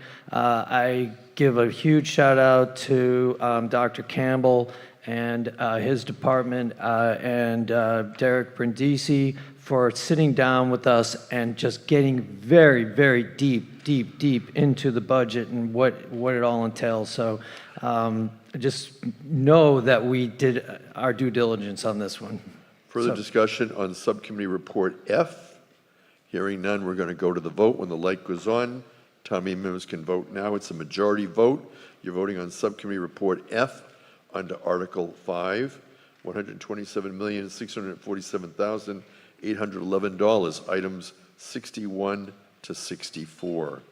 Town meeting will continue to meet and deliberate and vote throughout the day today, as they have been voting both remotely and in person. And we continue to meet in the Center for Performing Arts at Plymouth North High School. 140 yes, 7 no, 1 abstentions. The motion carries. And at this time, we're going to continue in our warrant. Article 6 is the water enterprise budget. Mr. Neerman moves the town vote to raise and appropriate $6,346,287, item 6568. Mr. Neerman. And thank you, Mr. Moderator. And these 5 enterprise funds, they are self-funded, which means that the revenue that comes in from these separate enterprise funds pays for the expenses. 4 of the 5 have indirect costs apportioned to them. The one that doesn't is the Cable Enterprise Fund. So starting with Article 6, the Water Enterprise Operating Budget, the Advisory and Finance Committee recommends, with a unanimous 13 votes, approval of this section of the budget, recommends town meeting approve an appropriation of $6,346,287 as detailed in Subcommittee Report G, Water Enterprise. The committee also recommends approval of the indirect costs for the water enterprise in the amount of $1,776,968. Discussion on the water enterprise budget. Hearing none, we're going to take a vote. When the light goes on, it is on now. You're now voting on Article 6, the Water Enterprise Budget. It's a majority vote. As presented from the Advisory and Finance Committee, they have provided the main motion under Article 6. And as they have done on most of the articles, there will be a few where they will not be presenting, and we will hear from the Select Board in those cases. Currently, though, we're voting on the Water Enterprise Budget, Article 6, the majority vote, and the voting has concluded. We will get a total from the support OTI, 147 yes, 0 no, 0 abstentions. Sewer Enterprise Budget. Mr. Neerman moves the town vote to raise and appropriate $8,977,272. Mr. Neerman. And thank you, Mr. Moderator. The Advisory and Finance Committee unanimously voted with all 13 votes to approve the SOAR Enterprise Operating Budget, Article 7, and appropriate $8,977,272 as detailed in the Subcommittee Report G, SOAR Enterprise. The committee also recommends approval of the indirect costs of the SOAR Enterprise in the amount of $511,173. Thank you. Donald Williams, Precinct 8. Hi, Don Williams, Precinct 8. I would have, Steve, said this question before the meeting, but I wanted to put this idea out as in the form of a question so that everybody could hear it and start thinking about it. We have 400 ponds. We have a sole source aquifer and emphasis on sole. I'm thinking about the town should probably start seriously considering a sewer plan, and it might funding come out of a sewer enterprise fund. That's what I wanted to say. Thank you. Thank you. Any further discussion under Article 7? If not, we're going to move to a vote. When the light goes on, you'll be voting now. You're voting on the Sewer Enterprise Budget, Article 7, appropriating the amount of $8,977,272. And this is a majority vote, and we will then continue in the warrant as printed. We are using the report and recommendations of the Advisory and Finance Committee on most of these main motions. The voting has concluded. 144 yes, no, 0 abstentions. It carries. Article 8 is the Solid Waste Enterprise Budget. Mr. Neerman moves the town vote to raise and appropriate $958,417. Items 74 to 76. Mr. Neerman. Thank you, Mr. Moderator. And the Advisory and Finance Committee recommends approval of Article 8, the Solid Waste Enterprise Operating Budget, with unanimous 13 votes for, and the committee recommends appropriating $958,417 as detailed in Subcommittee Report G, Solid Waste Enterprise. The committee also recommends the approval of the indirect costs for the Solid Waste Enterprise in the amount of $430,722. Any discussion? Hearing none, we're going to call for the vote, and the light goes on. You're voting now. You're voting on Article 8, Solid Waste Enterprise Budget. And for those of you watching, we'll be recessing town meeting midday, and we'll be resuming about before 1 o'clock. And this is town meeting coming to you live on Saturday, April 5th. We are at Plymouth North High School in the Center for Performing Arts, and town meeting is assembled here in person, and 27 are participating remotely. 145 yes, 0 no, 0 abstentions on Article 8. Moving to Article 9, the Airport Enterprise Budget. Mr. Neerman moves the town vote to raise and appropriate $3,802,724, items 77 to 80. Mr. Neerman. Thank you, Mr. Moderator. The Advisory and Finance Committee recommends the approval of the Airport Enterprise Operating Budget, Article 9, by a vote of 10 in favor, 3 opposed, and 0 abstentions. We recommend that town meeting appropriate $3,802,724 as detailed in Subcommittee Report G, Airport Enterprise. The committee also recommends approval of the indirect costs of the Airport Enterprise in the amount of $433,477. Thank you. Any further discussion? Hearing none, we'll call for the vote. When the light goes on, you can begin voting now. We certainly want to thank the support we have today from the local scene, from OTI Technologies, and from the Plymouth Public Schools, who are all working together cooperatively to help us bring this town meeting to you live on cable and on Zoom and in person. Article 9 is the airport enterprise budget. we're on Town number meeting 2. members have 20 seconds in which to vote, and their voting has concluded, and we'll now receive the total of 140 yes, 5 no, 2 abstentions. It carries. Article 10 is the cable public access enterprise budget, and Mr. Neerman moves the town vote to raise and appropriate $1,545,000, items 81 to 82. Mr. Neerman. Thank you, Mr. Moderator. The Advisory and Finance Committee recommends unanimously, all 13 votes in favor, for town meeting to approve an appropriation of $1,545,000 as detailed in Subcommittee Report G, Cable Public Access Enterprise. Thank you. Any further discussion? Hearing none, call for a vote. When I'm being told to wait 1 second till the light goes on, so don't vote until you see the light. This is just a little, there you go. The light's on, you can now vote. You're voting on Article 10, the Cable Public Access Enterprise Budget, which is to raise and appropriate $1,545,000, items 81 to 82. We are in the annual town meeting warrant for the town of Plymouth, coming to you live on Saturday, April 5th. Town meeting members are assembled in the Plymouth North High School Center for Performing Arts. We have been at this since 8 a.m. this morning. The voting concludes on Article 10, and on Article 10, 145 say yes, 1 no, 0 abstentions. It carries. Article 11, it's the Facility Capital Maintenance Stabilization Fund. Mr. Neerman moves the town vote to appropriate $500,000 to the Facility Capital Maintenance Stabilization Fund. Mr. Neerman. Thank you, Mr. Moderator. The Advisory and Finance Committee recommends by unanimous 11 votes for that town meeting approve Article 11, Facility Capital Stabilization Fund. Approval of this article will authorize the town to raise and appropriate from the levy to the Facility Capital Maintenance Stabilization Fund for future use as it relates to capital maintenance of town-owned buildings. Further discussion? Hearing none, we'll call Mr. for... Moderator, Yes. John Sanjanet, Precinct 12.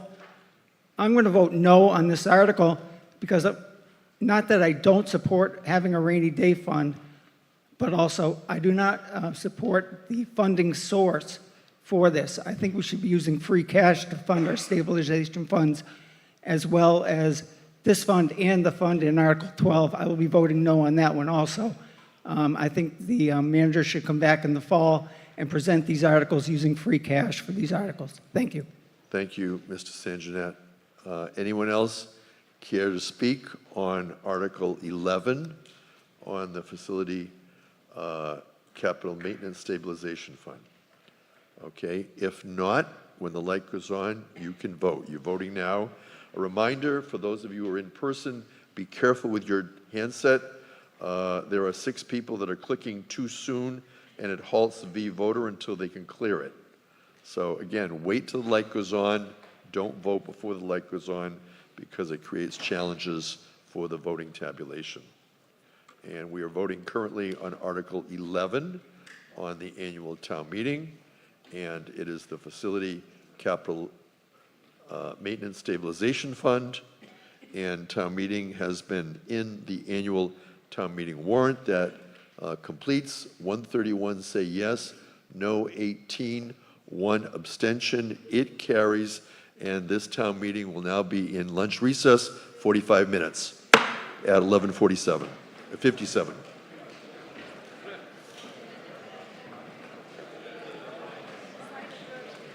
Oh, I'm happy to have something to say. I'm always happy to have something to say when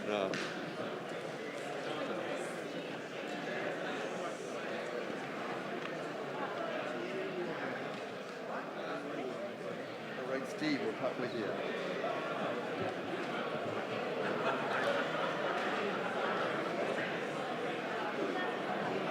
That survival.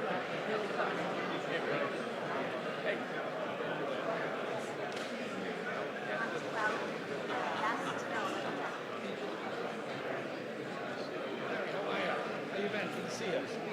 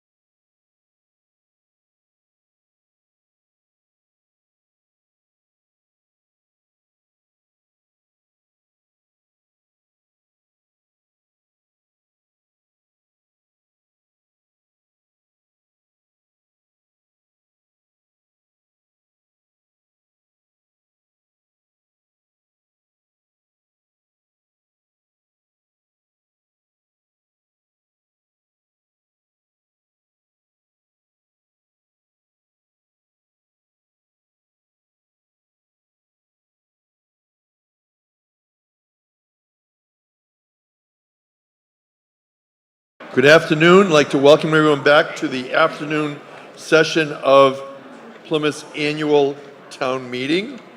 And this morning, when we did the opening ceremonies and we recognized people, there was one person, Cynthia Silva, who was formerly a principal, who did pass in 2024, and we would like to recognize her also as having passed this life last year. So apologize to anyone, but we did want to make that recognition. And at our last town meeting, you may recall that there were concerns expressed about the people who had tables and were presenting. And I just wanted to share with town meeting that in working with the town clerk and staff, we did put together some policy guidelines as people are coming in. I'm just going to read briefly that the town of Plymouth has approximately 70 elected and appointed town boards and committees. So there will be occasions when these boards and committees will want to interact with you to provide information to town meeting members about upcoming events. Their committees have an opportunity to engage and provide information. And so we've established the following policy. There's a table area or an area inside North High School Center for Performing Arts in the lobby where a town board or committee is assigned for the day of town meeting to have a table with information they wish to convey to town meeting members.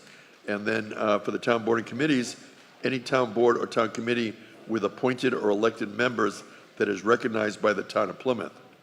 And the lobby area would be the area of North High School Center for Performing Arts in between the doors from the parking lot and auditorium where the town meeting takes place. Now, there are guidelines. Only town boards and committees shall be eligible to have a table at town meeting. And no more than 4 table areas will be allowed in the lobby at a town meeting. They'll be assigned on a first-come, first-served basis.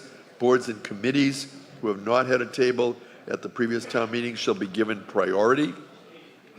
Priority shall be on a rotating basis, so all will have an opportunity to have a table at town meeting, and tables shall be set up to allow town meeting members to still enter the Center for Performing Arts unimpeded, to move around the lobby unobstructed. No board or committee shall impede or obstruct the doors to North High School Center for Performing Arts. No board or committee shall interfere with the ability of town meeting members to enter or exit the building. And if there are violations, violators of the policy shall be asked to suspend the violative conduct, and if necessary, leave the building. And violators of this policy may lose future opportunities to have tables at town meeting. And if you have questions, direct to the town clerk's office. This is a direct response to the concerns that were expressed at town meeting last year when we had some information being handed out by some groups. So I just wanted town meeting to be aware that we now have a policy with respect to that. Also, May 3rd, Saturday, rain or shine, is the 2025 Plymouth Hometown Cleanup, and volunteers are needed. And if you're willing to participate, please contact Patrick Farah at Town Hall. His email, pfarah@plymouth-ma.gov, or you can call 508-322-3374. So looking for people to help with the hometown cleanup. And with that, we're going to be returning back to our warrant. And we were in the annual town meeting warrant. And we are going to be moving to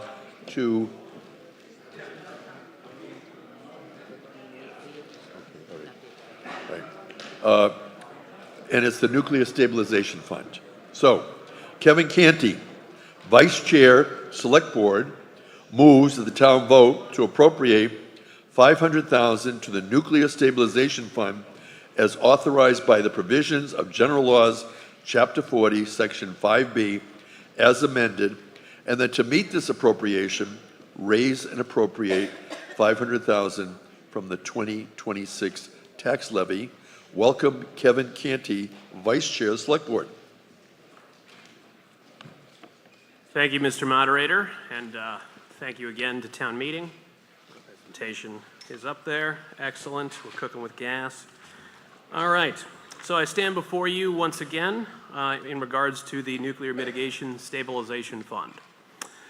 In a vote of 5-0 with no abstentions, the Select Board recommends town meeting approve annual town meeting Article 12. Approval of this article will place $500,000 into the Nuclear Mitigation Stabilization Fund. The current balance of the fund is $9.9 million. The Select Board believes that securing the purchase of the 1,530.35 acres currently in forestry status and currently owned by Holtec is vital to protecting the future of this community, and that utilizing this fund to facilitate that purchase is the best future use of this fund. So, the Nuclear Mitigation Stabilization Fund was created by town meeting action. It was created in the spring town meeting of 2013, so this is its 12th birthday. Congratulations. Time of its creation, it was created primarily with the idea that it could be used in the future for tax mitigation for when the nuclear plant closed. At that time, we knew the plant wouldn't be around for forever, but we didn't know how long it would last. However, despite the fact that it was primarily created at that time and said we would like to use this for mitigation of future property taxes, under Massachusetts general laws, Chapter 40, Section 5B, the relevant passage of which says, at the time of creating any stabilization fund, the city, town, or district shall specify, and at any later time may alter the purpose of the fund, which may be for any lawful purpose. So just like last year when I stood before you, also asking you to place $500,000 into that fund, which you approved, which I appreciated then, I will say again that the Select Board believes that the best use of this fund at this point is to be used towards the purchase of the Holtec property. It is the single biggest undeveloped parcel in this community.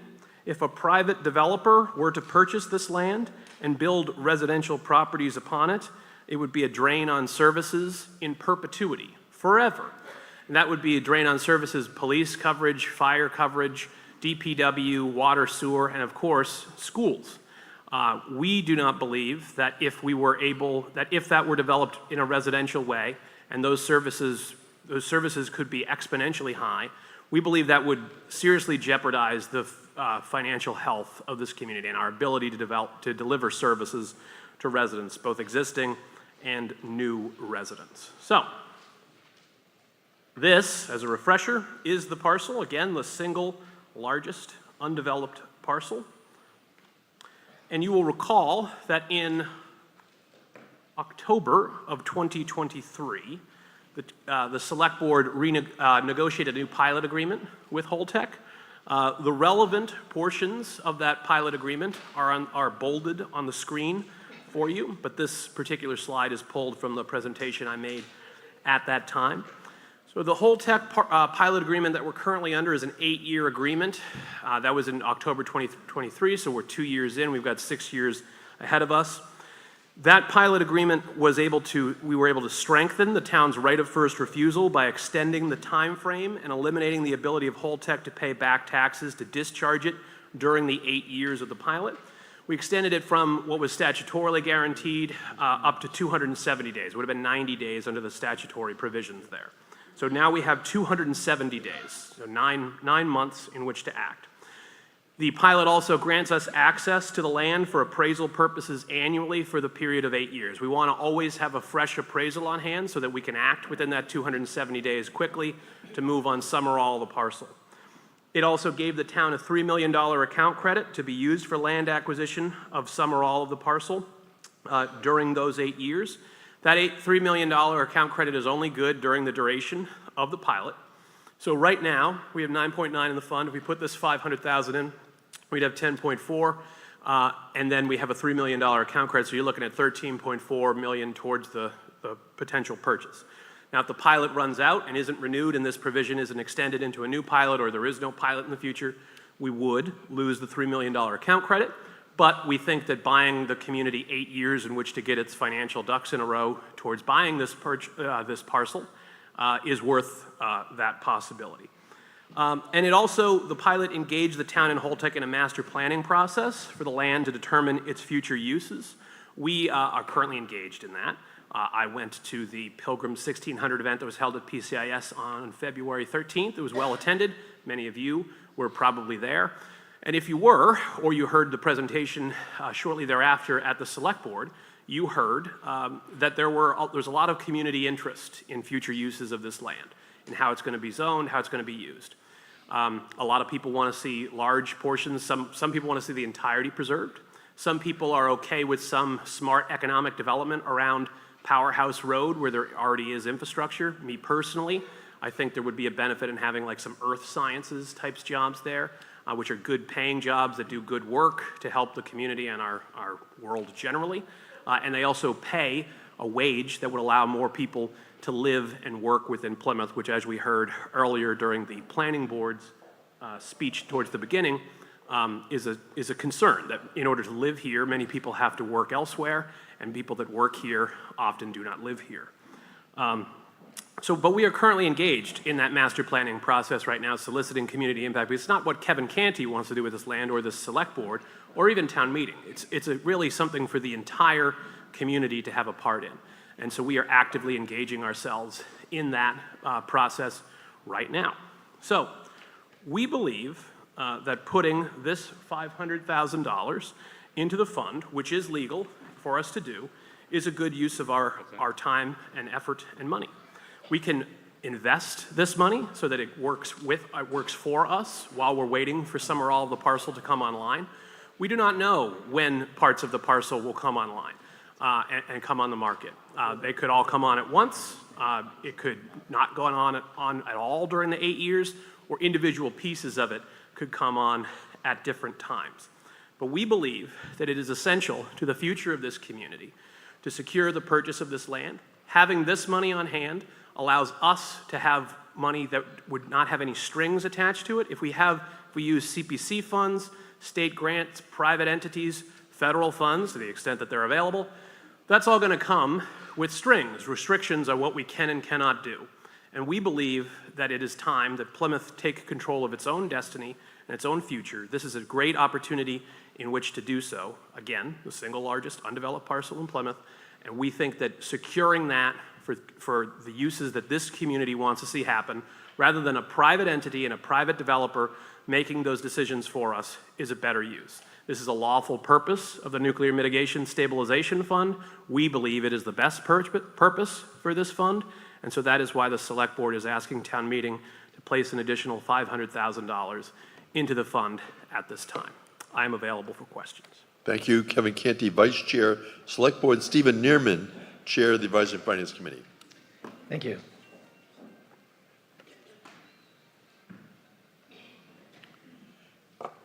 Okay, so you make a very compelling argument, Mr. Canty. Very nice presentation. And our committee was split. 4 of our members voted for putting $500,000 into the Nuclear Mitigation Stabilization Fund, and 8 of our members voted against it. And the dissenting votes were really about and the reason this fund came about was for tax mitigation and tax relief. The members here who go back years, you've been putting money into this fund for the purpose of tax mitigation, not for the purchase of buying land. And so our committee feels that to stay true to the original mission of this fund is to use it for tax mitigation and not using it for land purchase. While it is legal, we feel it is not really a good use of the land at this point. So I also think that we probably, in this current environment, could use $500,000 in another place with all this federal funding that's coming down, that's being cut. So that's why we voted against it. We wanted, you got a land fund that you're pushing, which would be a great way to fund the rest of this land purchase if you want, but we want to keep it the way it is and use it for tax relief. Thank you. Michael Hanlon, Precinct 15, followed by Peter Neville, Precinct 10. Mr. Hanlon. Thank you, Mr. Moderator. Every year this comes up, I've spoken against it in the past because the point I would have made in the past was that why should we put money into a fund to buy this land when we have no master plan? We have no idea what we would do with this land. So as Mr. Canty pointed out, we're working on a master plan, but we still don't have a master plan. We don't know what the results of that plan are going to be. That's number one. Mr. Canty also pointed out that this was approved in 2013. We've appropriated money every year since then.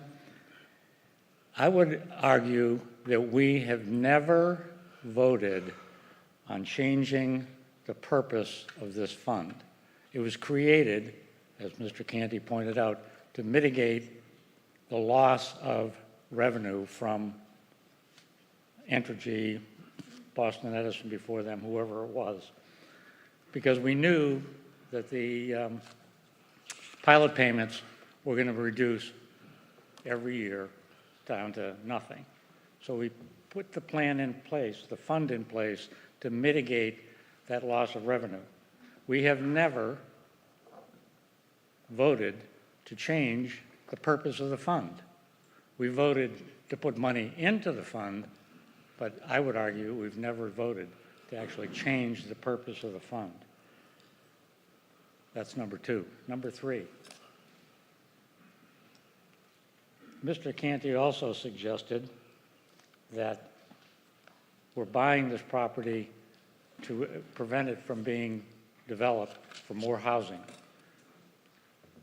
And I ask you, is that a good strategy to spend $35 to $50 million to buy 1,500 acres? Think of all the other undeveloped space in this community. Should we be buying all of that property as well to keep it from being developed? There is not enough money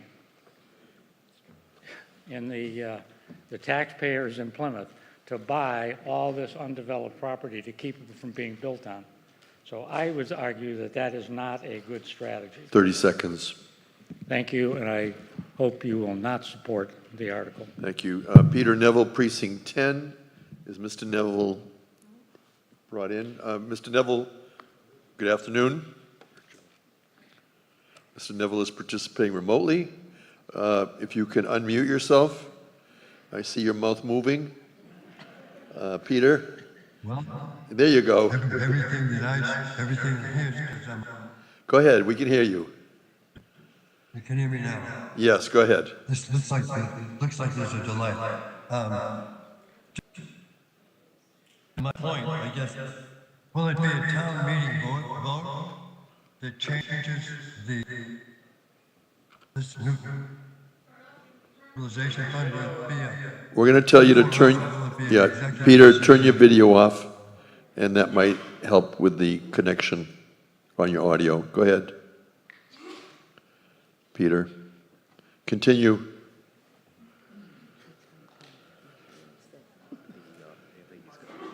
Peter, you still there? Okay, I'm being told, go ahead. Go ahead, Peter. Give us your question.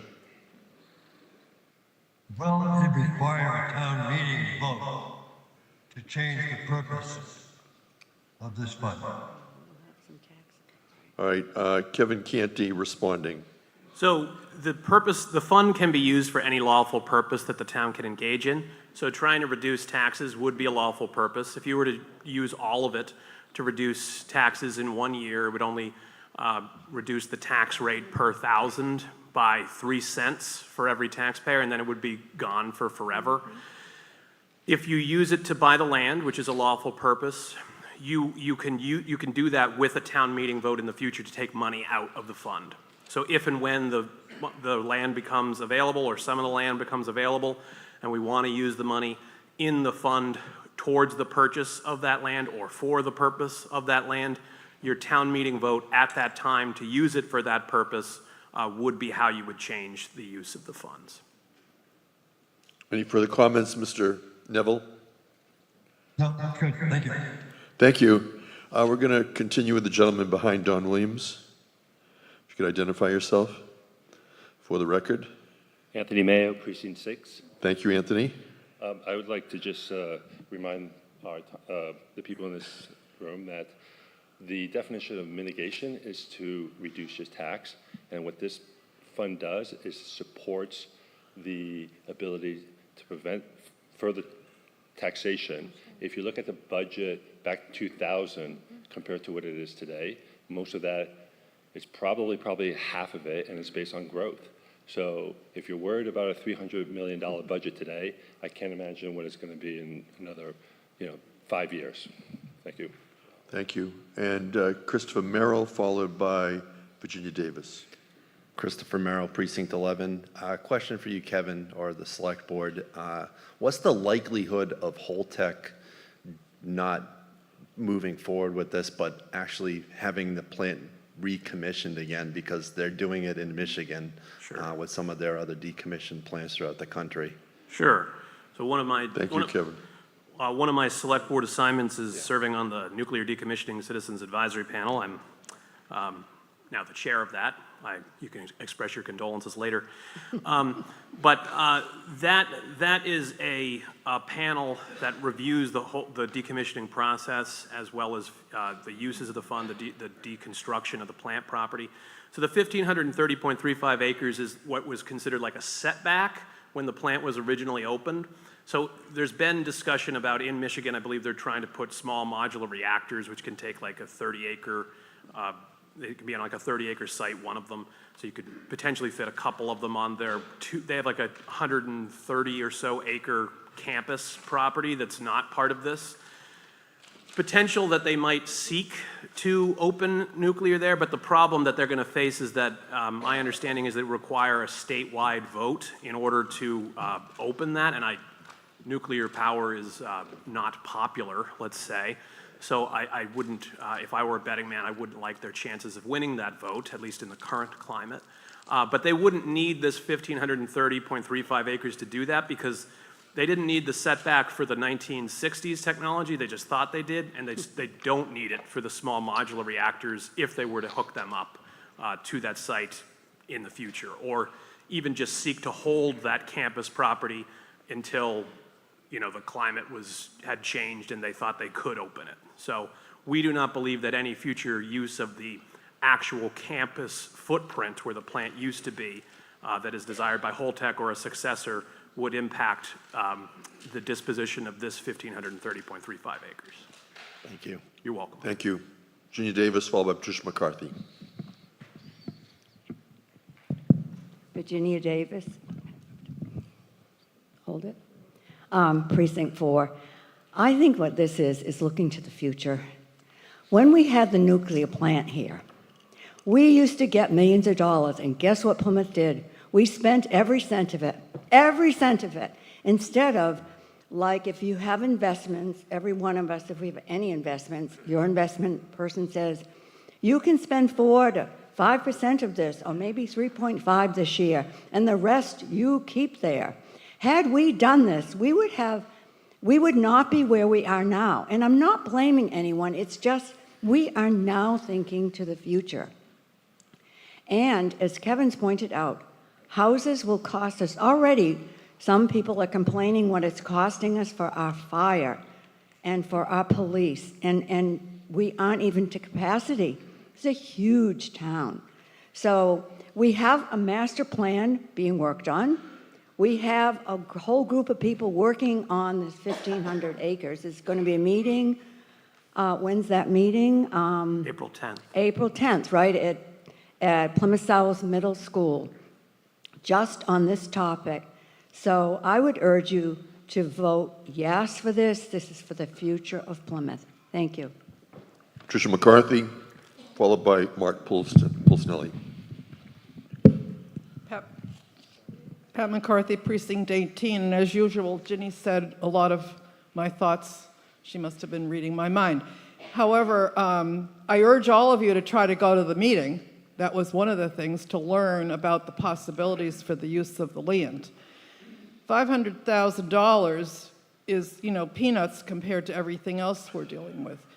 And the it's in forestry now, and the underlying zoning there is RR, which would be 3-acre zoning, lots of houses, this, that, and the other. Having some money set aside, and I'll be long gone by the time you all do this, because I won't be alive. But anyway, that this puts us in a position on the first right of refusal to have some leverage, some monies to even for the townspeople to think about what we want to do. Could we buy the land and have a mixed development with open space, with trails, maybe blue-green economy jobs? There's all kinds of, I was at the presentation at PCIS, so it's amazing all the ideas that people have. So, and if we do nothing, as we like to do lots of times, is that it only costs us more and more money if we decide we think we want to buy the land, so we don't have a zillion more houses, and we need to provide schools, fire, police, public works, of which people don't like to spend their taxes on those things either. So it gives us, or all of you who will be here, leverage to do something positive down the road.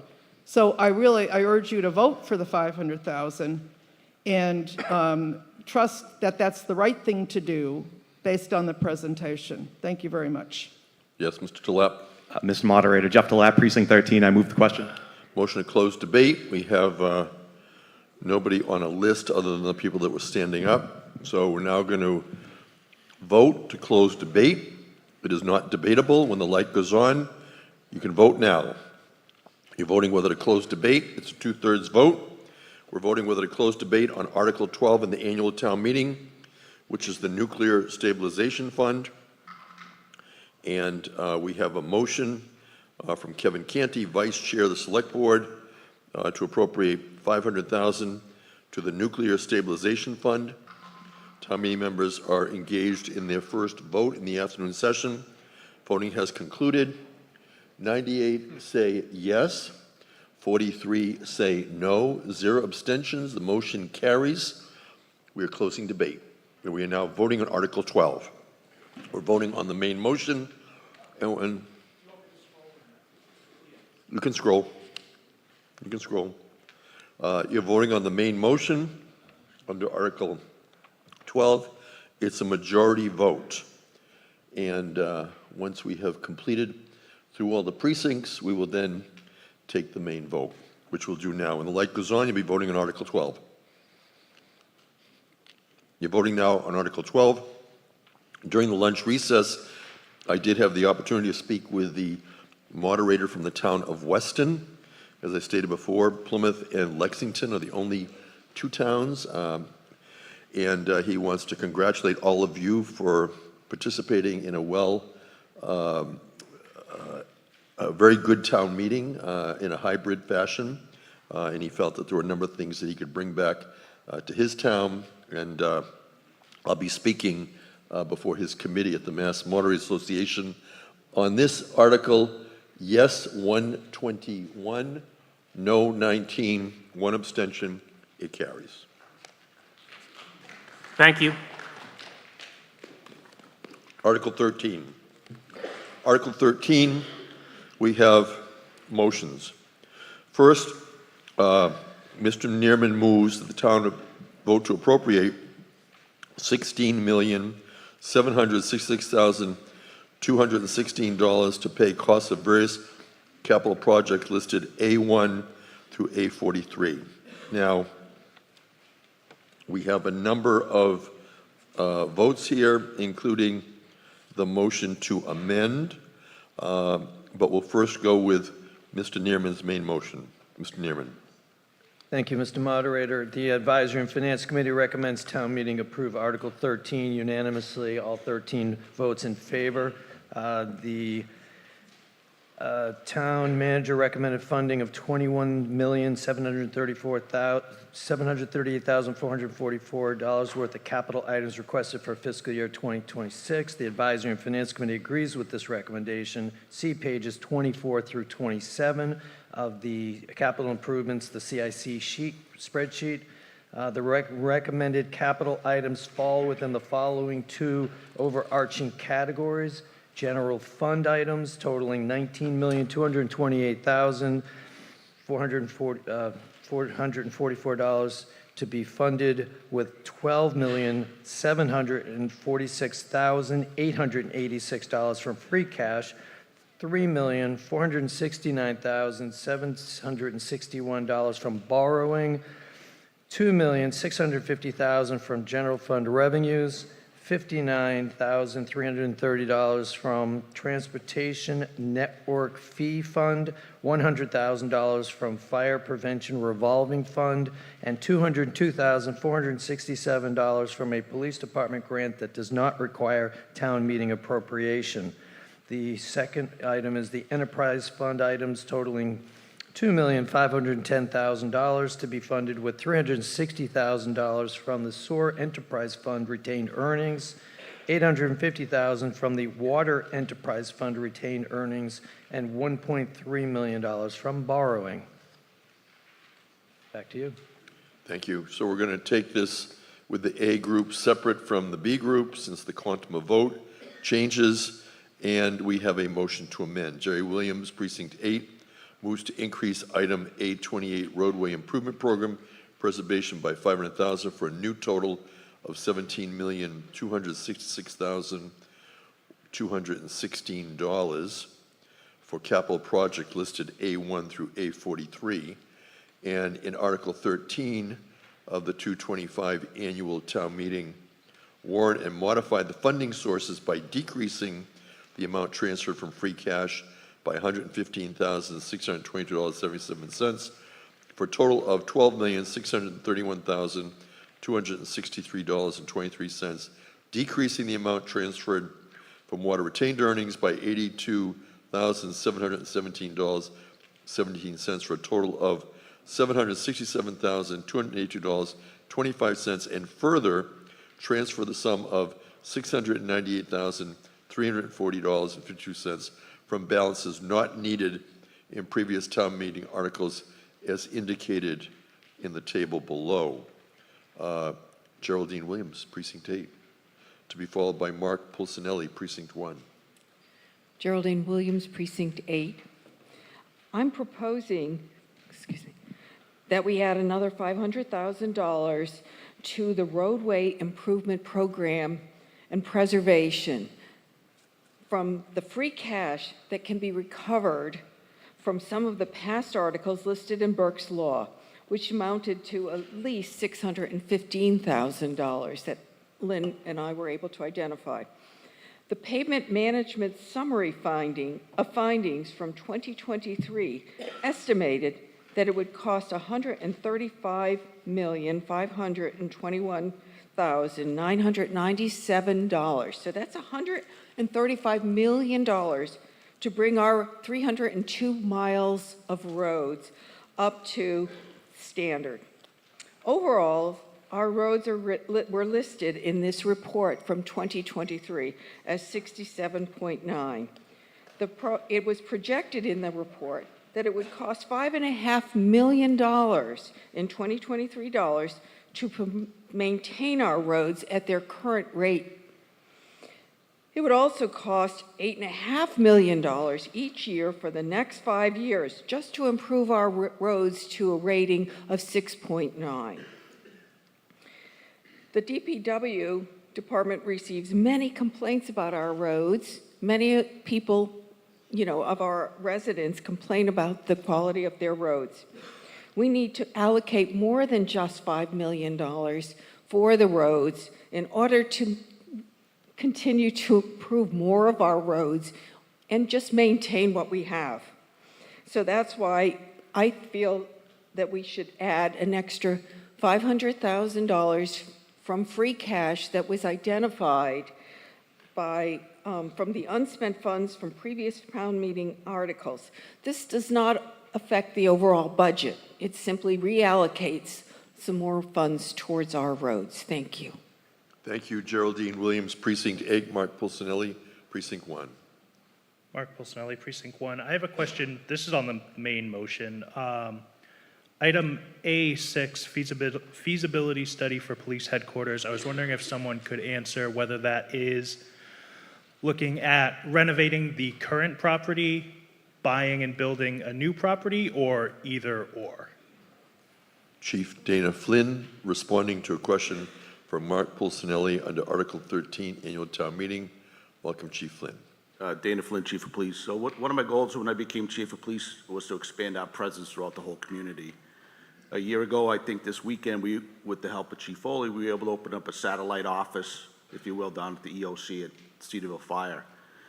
We have found that it's become very popular. My officers like it. Seems the citizens or the residents down there have had an opportunity to come and visit and conduct their business. So this feasibility study is going to do a couple of things. First of all, it's going to let me know if the current building I have is suitable for the future growth of the community. And if so, we can focus as property or land becomes available further south, that we can look at possibly purchasing that. Or if it's not, maybe relocating the entire facility to a more centralized location that's easily accessible to the whole town. Thank you. Thank you. And now we're going to go back to that motion to amend. Any more discussion on the motion to amend from Geraldine Williams? Lawrence Pizer is rising to the occasion to speak on the motion to amend. Mr. Pizer. Lawrence Pizer, Precinct 3.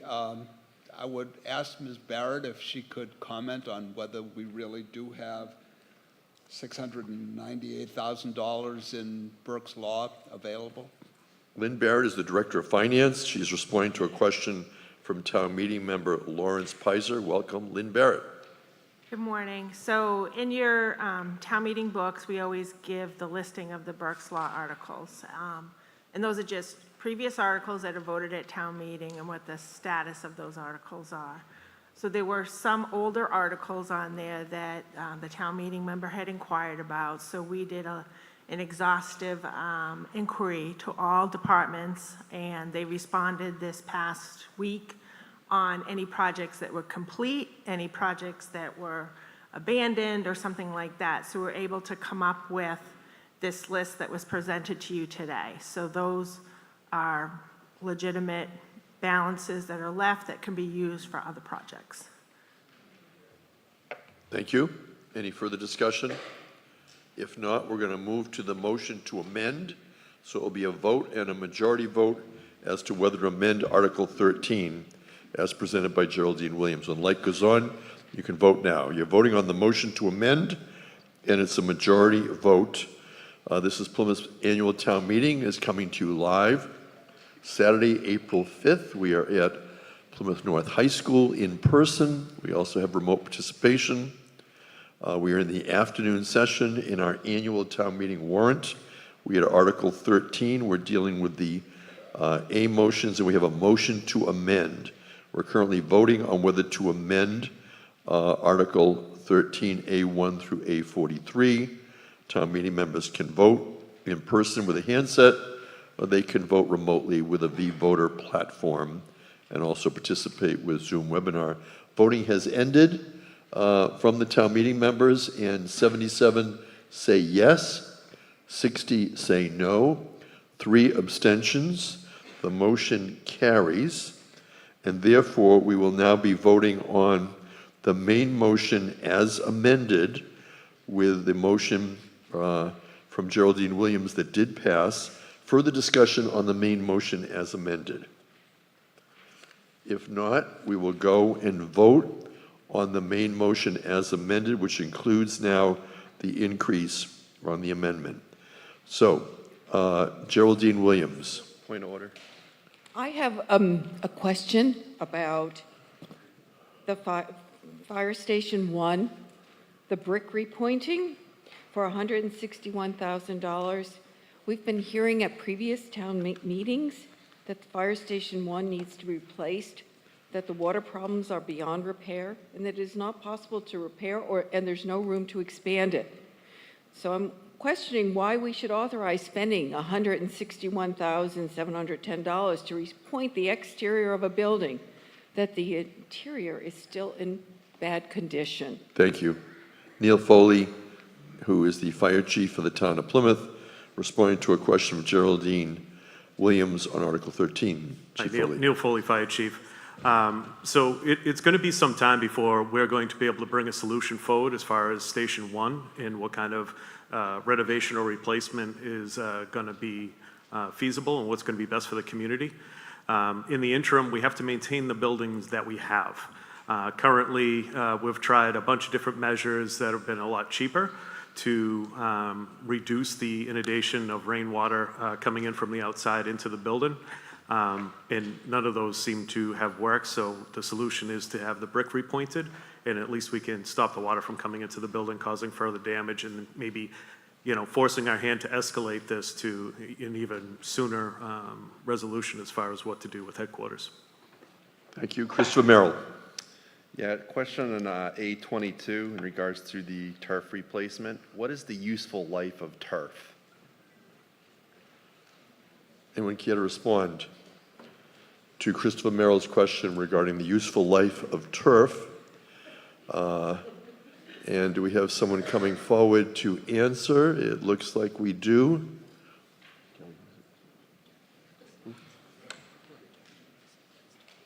Matt Durkee, Facilities Director, welcome.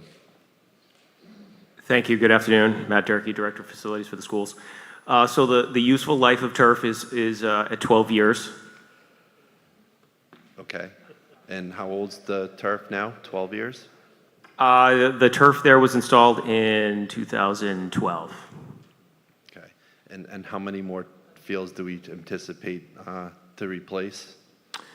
Well, we have several artificial turf fields at the South High School. This capital plan measure is for the North High soccer football field. There's also outfields of baseball and softball at that location as well. Has the school looked into a hybrid approach in terms of regular, real turf and artificial turf as well? We have. With the school being a community use facility, with natural turf, you run into the issue with overplay. There are certain sports that are more difficult on the turf than others. So if you have a natural turf, generally you have to allow that surface to rest for a season. And with the level of athletics and use, we don't have that luxury. Thank you. Thank you. Further questions on the A items? We're on Article 13, A1 through A43. It's going to be a majority vote on the main motion as amended. If there's no further discussion, we're going to move to a vote on the main motion. When the light goes on, you can vote. You're voting now. You're voting on Article 13, A1 through A43 as amended with the amendment offered by Geraldine Williams.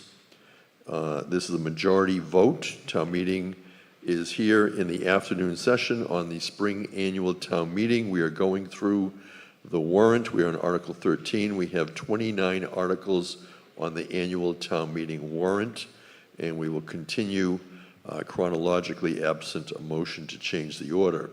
Town meeting can move to reconsider if someone voting the prevailing side wishes to reconsider an article that has previously been voted. Voting is ended on Article 13.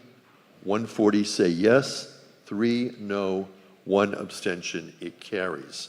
Now, continuing on with Article 13, we have a number of B motions. This involves the quantum of vote 2/3. And beginning with Article 13B1 is to replace and equip 2006 aerial platform. Mr. Neerman moves the town appropriates the sum of $2,283,467 to pay costs of replacing and equipping the 2006 aerial platform. Mr. Neerman. So moved with the majority, or unanimous vote in favor. Thank you. Any further discussion on this item? If not, we're going to move to a vote. When the light goes on, you can vote. It's a 2/3 vote. And town meeting has the opportunity to vote for 20 seconds. Once the light does go on, you can vote now. You're voting in person with a handset. You're voting remotely with the V-Voter platform. Town meeting members, a number of you voted prior to the light going on. Please remember that throws things off. There's 7 of you, so it comes up as speak on the motion when you vote early. So please wait till the light goes on. People are also voting remotely and have also been able to participate by Zooming in. We're waiting for the vote on Article 13B1, and it is to replace and equip the 2006 aerial platform. It does require a 2/3 vote. Town meeting has voted on that, and we're just waiting for the totals to come through. We're supported by OTI Technologies with the voting, also supported by Local Scene here, that is cable casting us live. 137 yes, no 1, 0 abstentions. It carries by more than 2/3. As you watch how you voted, I'm going to read Article 13B2 to replace and equip a 2007 pumping engine. Mr. Neerman moves the town appropriates a sum of $1,186,294 to pay costs of replacing and equipping the 2007 pumping engine. Mr. Neerman. The Advisory and Finance Committee voted unanimously with 13 votes to approve. Thank you. It's a 2/3 vote. Is there discussion on this? If not, once the light goes on, we'll then begin voting. The light is on. You can now vote on Article 13B2. For those of you watching, town meeting has been working all day since 8 a.m. They went through the special town meeting warrant of 12 articles. Special town meeting has been dissolved. We are now in the annual town meeting, and the annual town meeting has 29 articles. We are at Article 13 on the warrant. The voting has closed on Article 13B2, and the totals 145 yes, 0 no, 0 abstentions. Moving on to Article 13B3, CMOM program. Mr. Neerman moves that the town appropriates a sum of $1,300,000 to pay costs of CMOM program projects. Mr. Neerman. The Advisory and Finance Committee voted unanimously with 13 votes for to recommend approval of that article. Thank you. Frank O'Brien, welcome. Frank O'Brien, Precinct 11. Just for the record, if we get someone to tell us what CMOM stands for. Okay, who would like to respond on behalf of the town? Yes, Mr. Gould. Good afternoon, everybody. Bill Coyle, DPW Director. Yes. CMOM is capacity, maintenance, operation, and management for the sewer system. Thank you. Thank you, Mr. Coyle. He is the Director of Department of Public Works. Further discussion on this? If not, we're going to go to a vote when the light goes on. 2/3 vote. Vote now. You're voting on 13B3, and it's a 2/3 vote. And we're going to continue in the warrant. Following this, we'll complete those articles that we had under Article 13. We had multiple motions, and this is the last one. Town meeting has been in session all morning, and we are in the first afternoon session. 143 yes, 2 no, 0 abstentions. It carries. As we go through, we have already voted on the consent agenda for Article 14. Article 15 was part of the consent agenda. And therefore, we're going to move with our warrant to Article 16. Article 16 is a CPC motion to reduce borrowing, Plymouth Coalition for the Homeless. Mr. Neerman moves the town appropriates the sum of $398,814 from fiscal year 2026 Community Preservation Act. Mr. Neerman. Thank you, Mr. Moderator. And the Advisory and Finance Committee voted unanimously with 12 votes in favor to recommend town meeting approve Article 16, CPC reduced borrowing, Plymouth Area Coalition for the Homeless. Approval of this article will authorize the town to use available fiscal 2026 Community Preservation Act revenues to reduce the borrowing commitment for the Plymouth Area Coalition for the Homeless. Thank you. Questions, comments? If not, we'll move to a vote on Article 16. Light is on. You can now vote. You're voting on Article 16 motion, which is a motion to reduce borrowing on the Coalition for the Homeless. Town meeting is voting, and this is a majority vote on this particular article. We have the chair of the CPC, Edward Bradley, available to answer questions on any of the CPC motions, which are community preservation motions. Town meeting is continuing to go through the warrant. We have completed the vote now on Article 16, which is the community preservation. 143 yes, no 2, abstentions 0. It passes. And as you look at how your town meeting members voted, we'll read into the record Article 17, CPC reduced borrowing Stevens Field.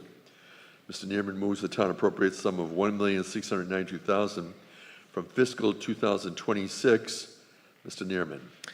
Thank you. And the Advisory and Finance Committee recommends, with a unanimous 12 votes for, that town meeting approve Article 17, which is a CPC reduce borrowing Stevens Field. Approval of this article will authorize the town to use available fiscal year 2026 Community Preservation Act revenues in an amount to be determined by the Finance Director to reduce the borrowing commitment for the restoration and rehabilitation of Stevensville project.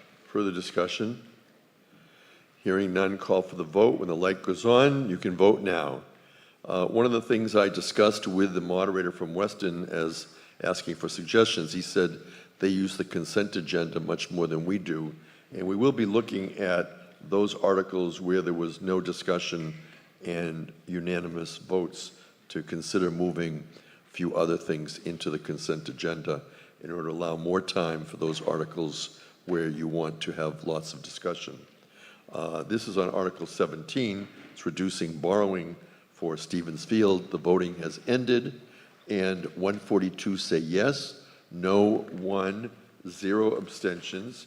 It carries, and as we look at how people voted, we'll look at Article 18, another CPC article, Fiscal 26 Annual Budget. Mr. Neerman moves the town vote to appropriate the sum of $1,897,329. Mr. Neerman. And Mr. Moderator, I'd like to make a clarification on this for the benefit of the town meeting reps here. There was a typo on this recommendation, and the 10% set aside is for historical preservation, not community housing. So historical preservation. And the Advisory and Finance Committee voted unanimously with 12 votes in favor to recommend town meeting approve Article 18. Approval of this article will allow the Community Preservation Committee to allot 10% of the estimated annual revenues of the Community Preservation Fund, CPA, for future spending in historical preservation. Additionally, 4% of the estimated annual revenues of the CPC will be set aside for funding administrative and operational expenses, and an amount will be set aside for interest expense on debt. Further discussion under Article 18?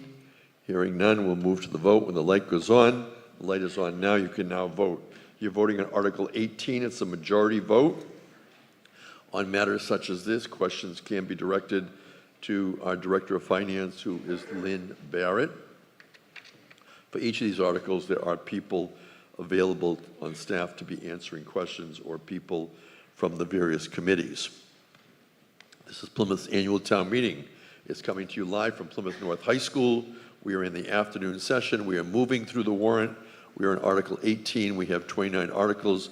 Voting has ended. 144 say yes, 2 no, 0 abstentions. That carries.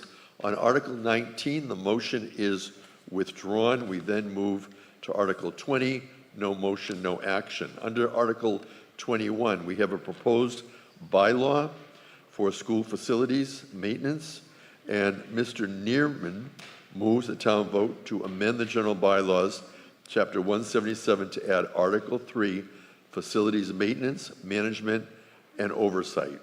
Mr. Neerman. Thank you, Mr. Moderator.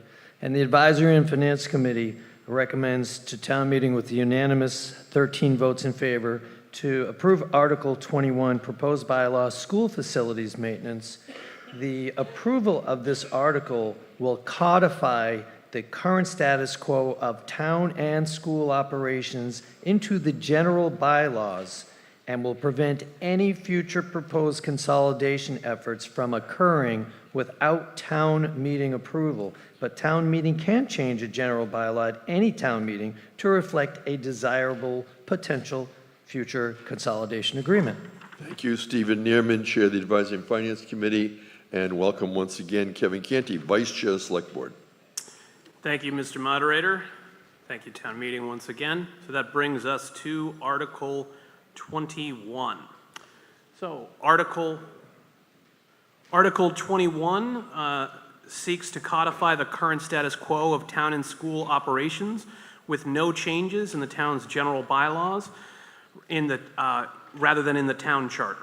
The Select Board and Town Administration worked with the School Committee and School Administration to agree upon the text of the proposed bylaw. The text is on the screen in front of you. The text is also in your motions book on pages 18 into 19, and of course in the report and recommendations of the Advisory and Finance Committee on page 209. Members of the Plymouth Select Board and the Plymouth School Committee, as well as administrators on both sides, have been meeting regularly for the past 9 months or so to discuss ways the town and the schools can better collaborate going forward.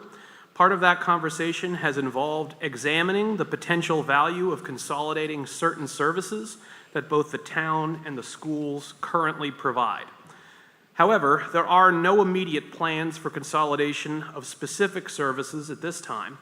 The two sides have agreed to study the issue further. Prior studies on the topic of consolidation have happened many years ago, the last one being 15 years ago, as part of attempted consolidation efforts at those times that never came to fruition. But given today's ever-changing world and the advancement of technology and society in the past 15 years as well, we believe there may be new benefits to the town, the schools, to students, and to residents if consolidation were to be explored today. Any future consolidation efforts would involve collaborative planning between the Select Board, the School Committee, and Town and School Administration.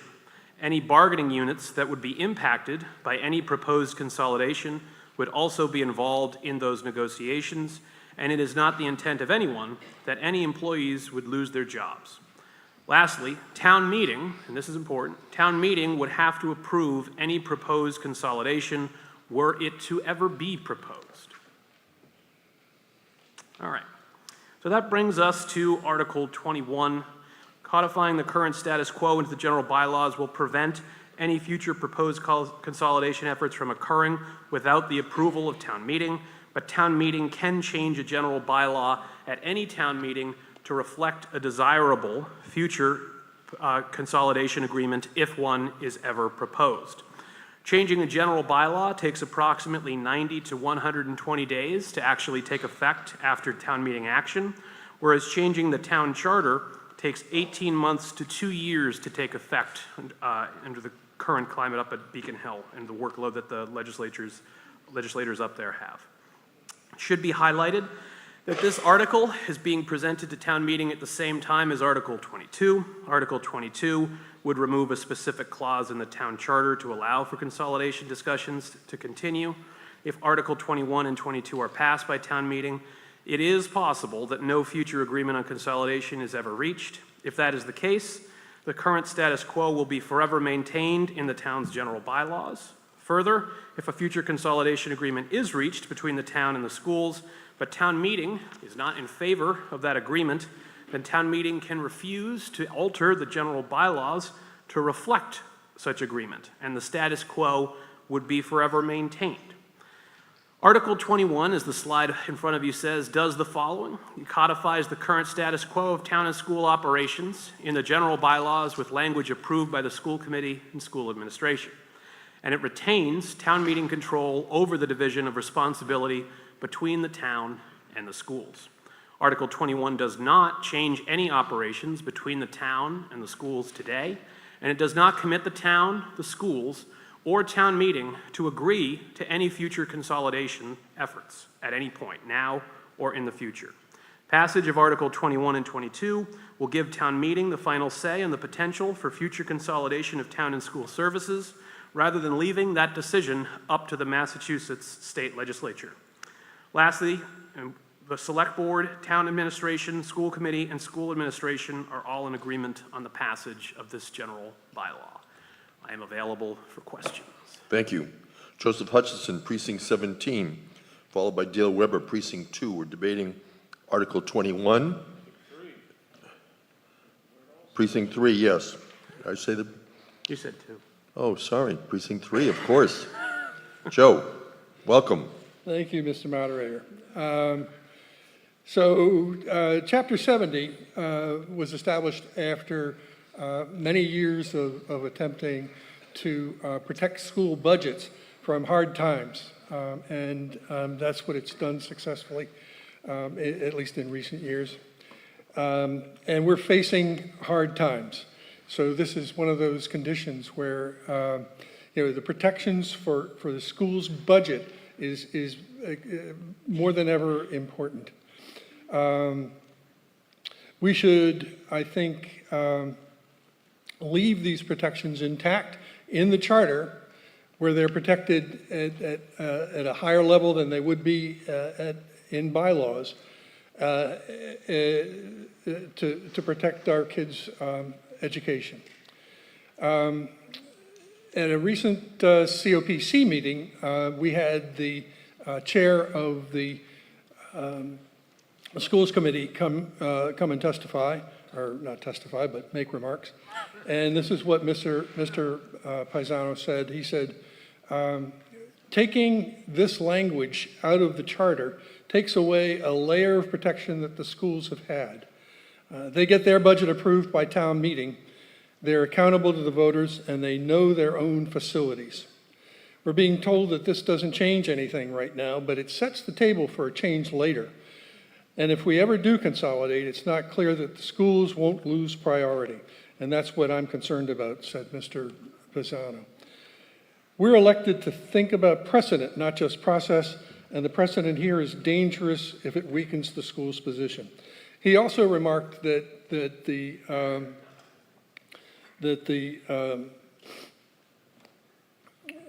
something to the effect, not an exact quote, what I just read was a quote, that the school's community was happy with the arrangements before these communications began,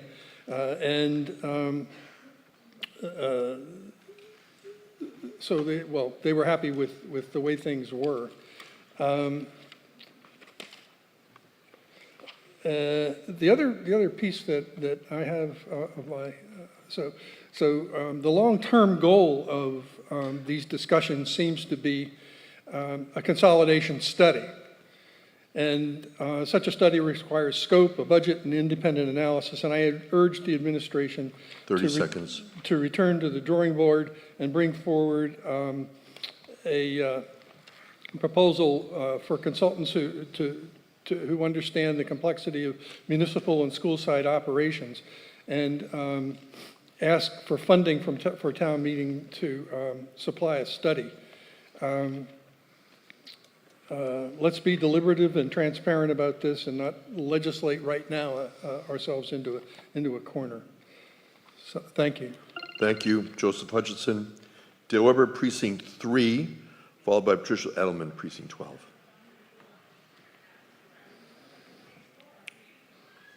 Thank you, Mr. Moderator. Dale Weber, Precinct 3. Mr.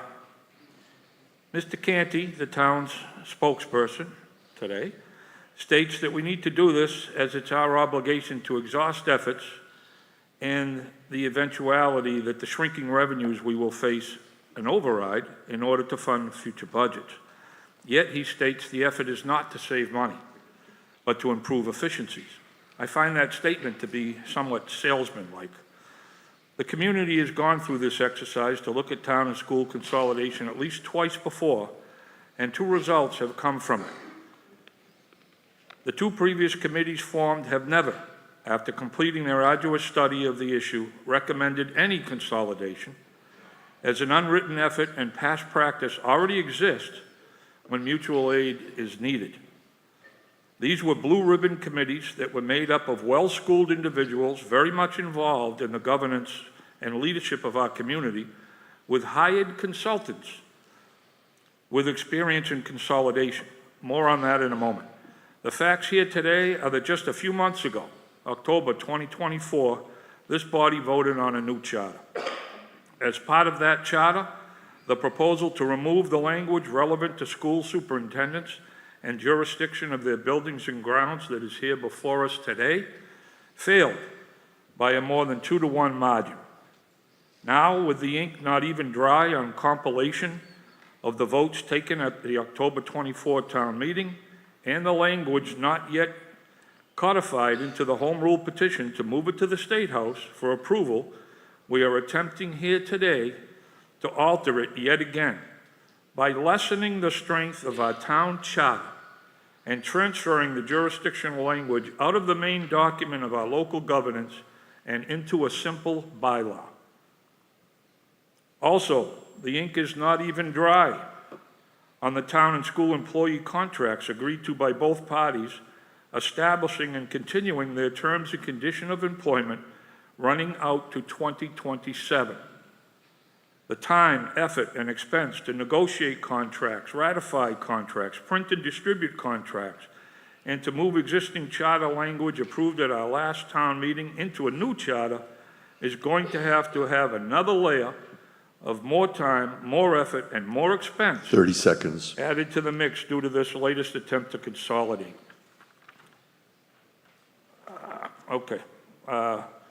I talked about the consultant that was used in past committees. Here's his quote.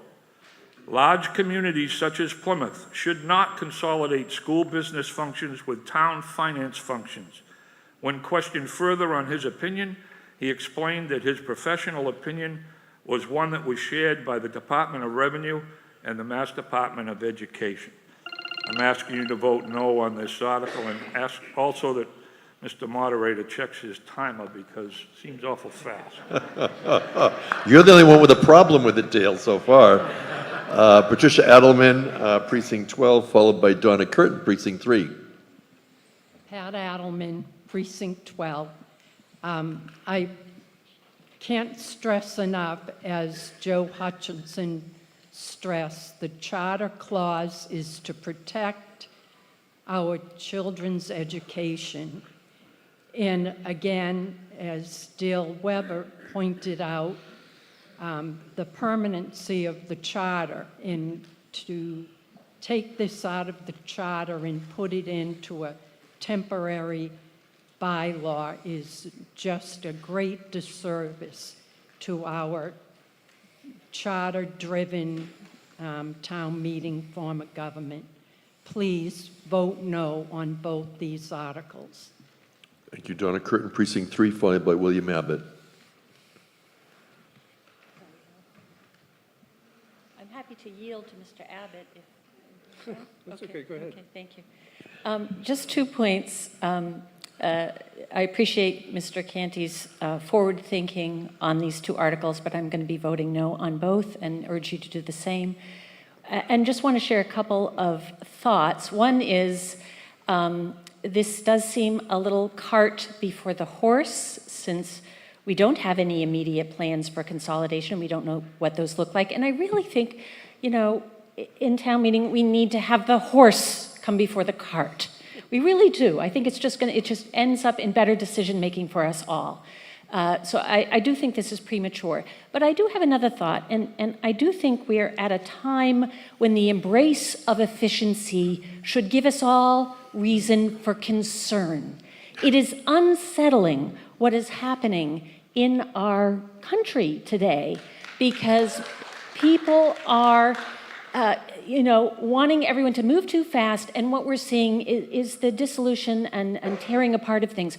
We provide a process whereby things can be torn down quicker than they can be rebuilt. And I fear for this. I think one of the things we can all take great confidence in here is the excellence of our school system and how they have handled facilities in a way that our town government should take up and learn from.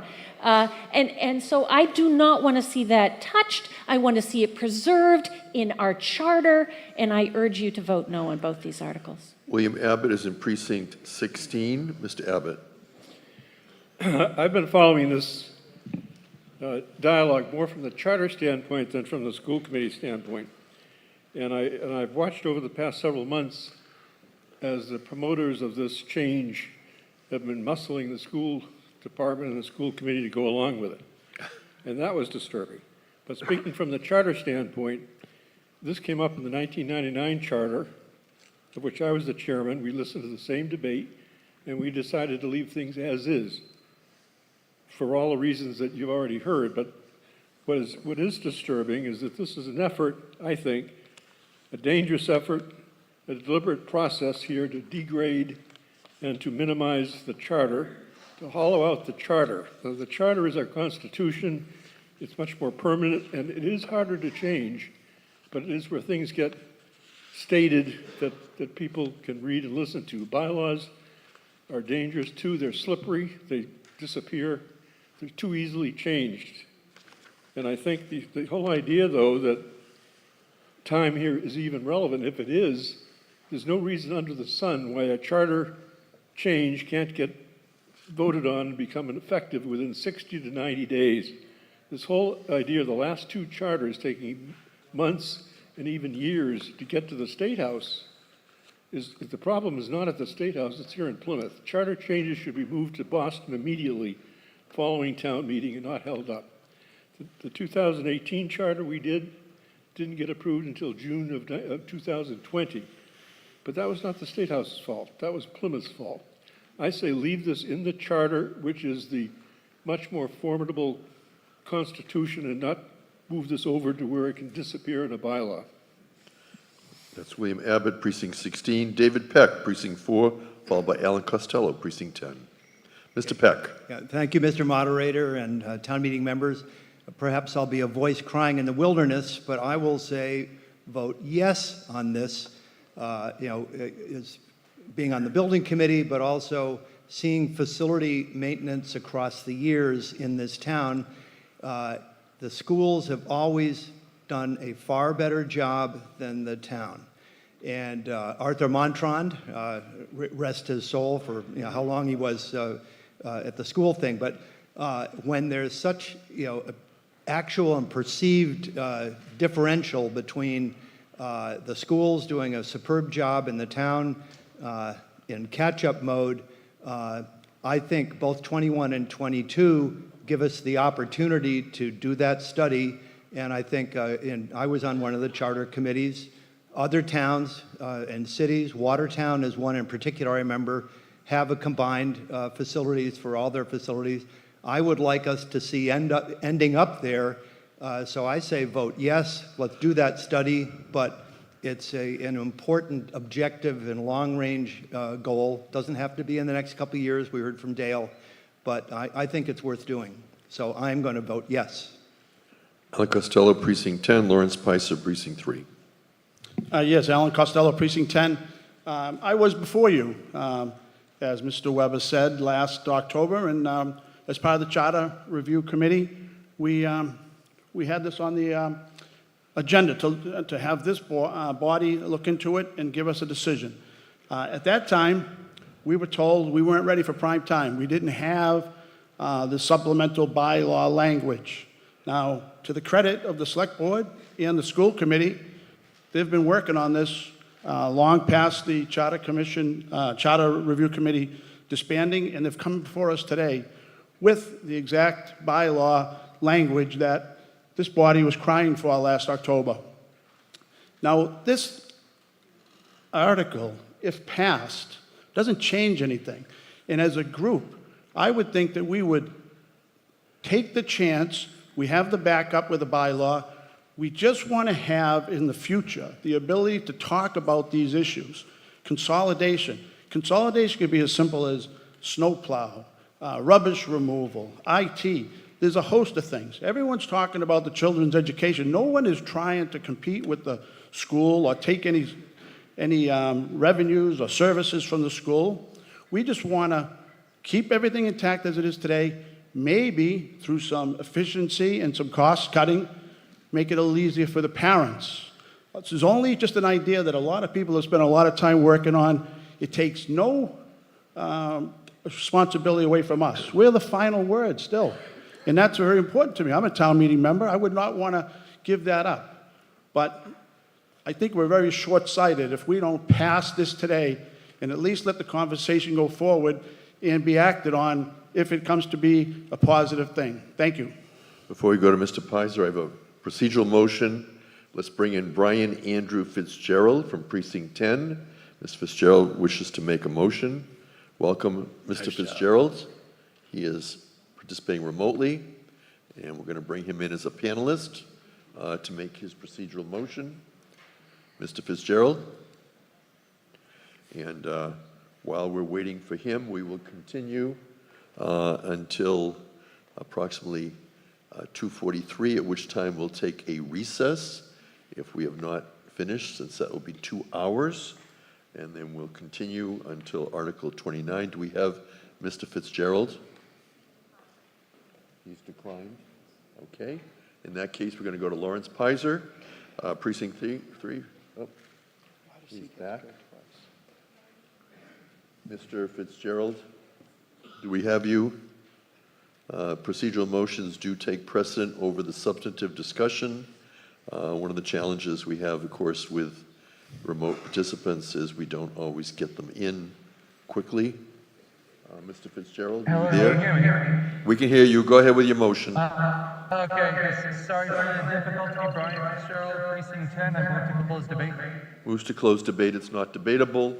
I don't have anyone else on the screen. It is a motion to close debate is not debatable. Do you have a point of order? No. You want to clarify? I did not have a point of order. I selected to move to close debate. Yeah, he moved to close debate. I think at this point we can go back and forth. You're voting on, Ms. Davis, the article that is presented in your... We're voting on closing debate, You're voting on whether to Mr. close Moderator. debate. But I think your question was to clarify. So yeah, we're going to vote to close debate first.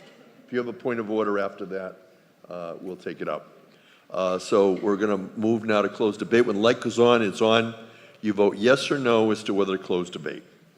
It's a 2/3 vote, and you're voting on whether to close debate on Article 21, which is a proposed bylaw for schools facilities maintenance. We have had debate on it, and we now have this procedural motion from Mr. Fitzgerald, who is participating remotely. When the light goes off, we will then have the total on the vote, and we'll see where it takes us on closing debate under Article 21. Town meeting has been debating this afternoon on this. We're supported by OTI Technology. They will give us 87 say yes, no, 60, 0 abstentions. Ms. Davis, you'll be in the queue to be recognized. Mr. Pizer, please come up, and we're followed by Patricia McCarthy, Precinct 18. Mr. Pizer. Coming late in the, Lawrence Pizer, Precinct 3, coming late in the queue, in danger of repeating what is said. Most importantly, the question I don't think right now is about consolidation. The most recent studies we've had said consolidation is not the way to go. Nothing wrong with getting a new study, but that's what needs to come before us rather than changing bylaws and charter at this point.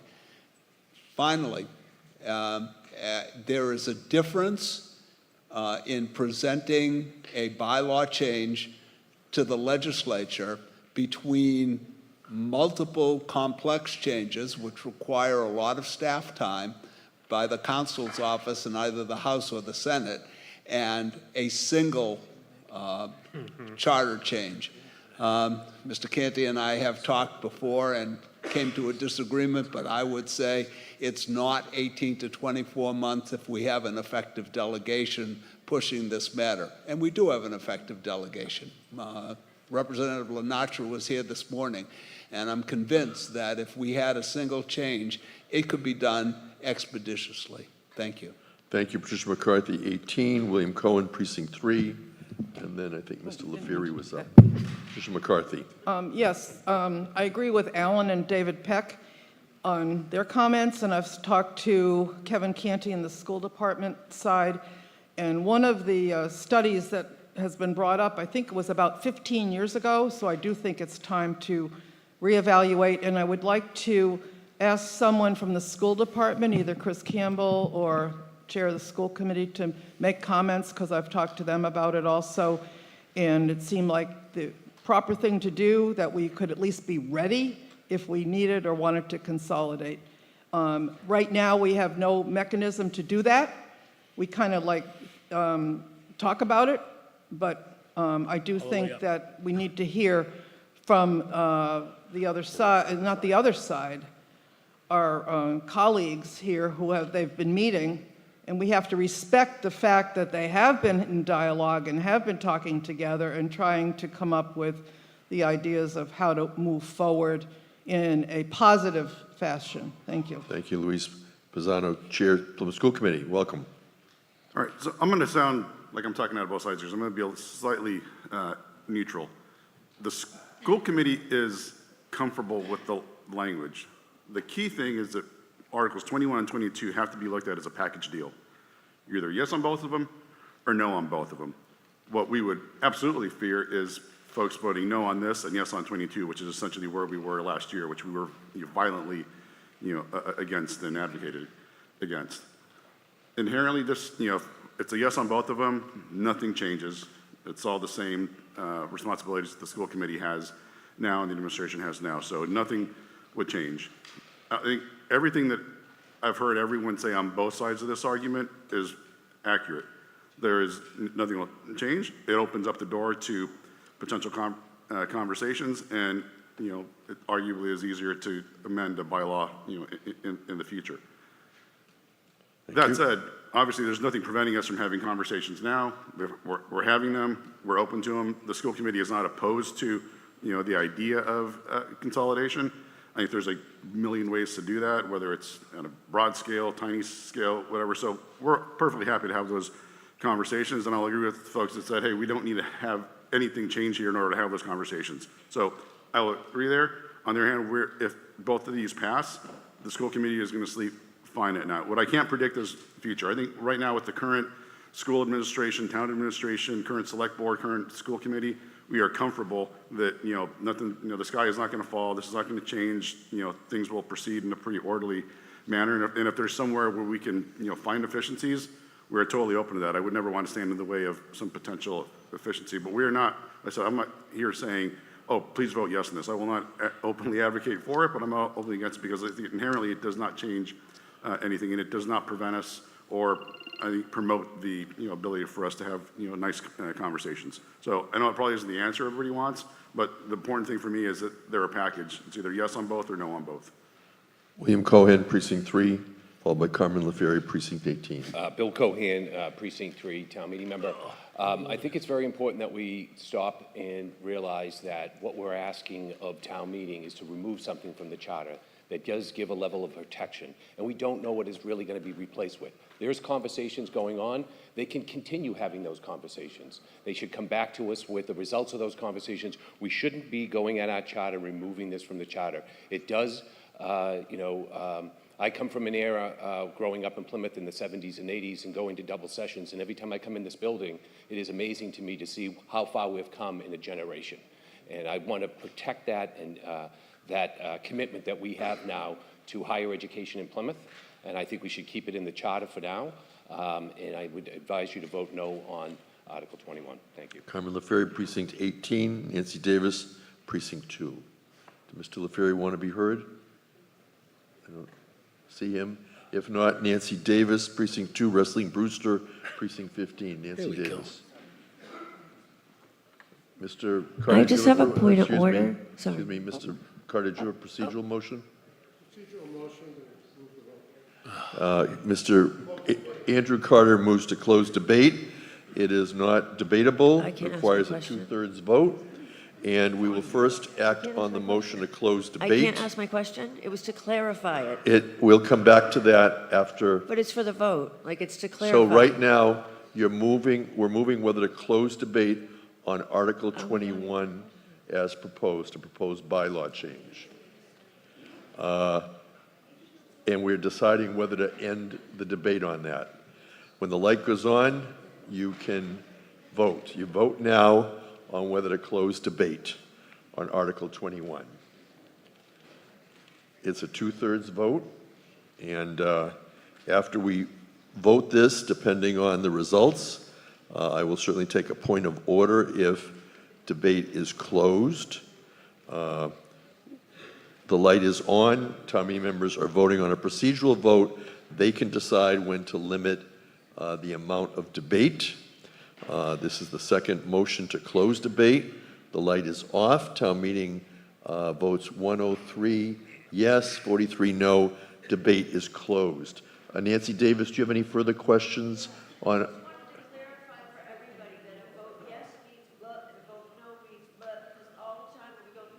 All right, so Nancy, I have to be careful because I don't want to slant the vote one way or the other in trying to explain.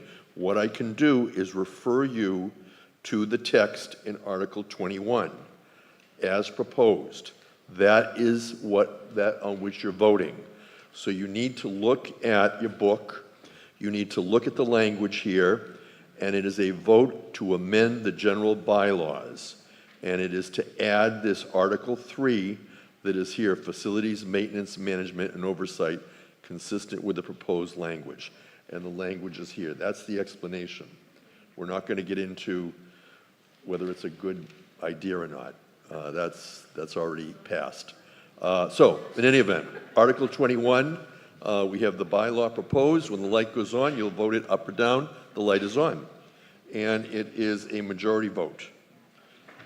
And so town meeting members are now voting on whether or not to approve a proposed bylaw for schools, facilities, maintenance.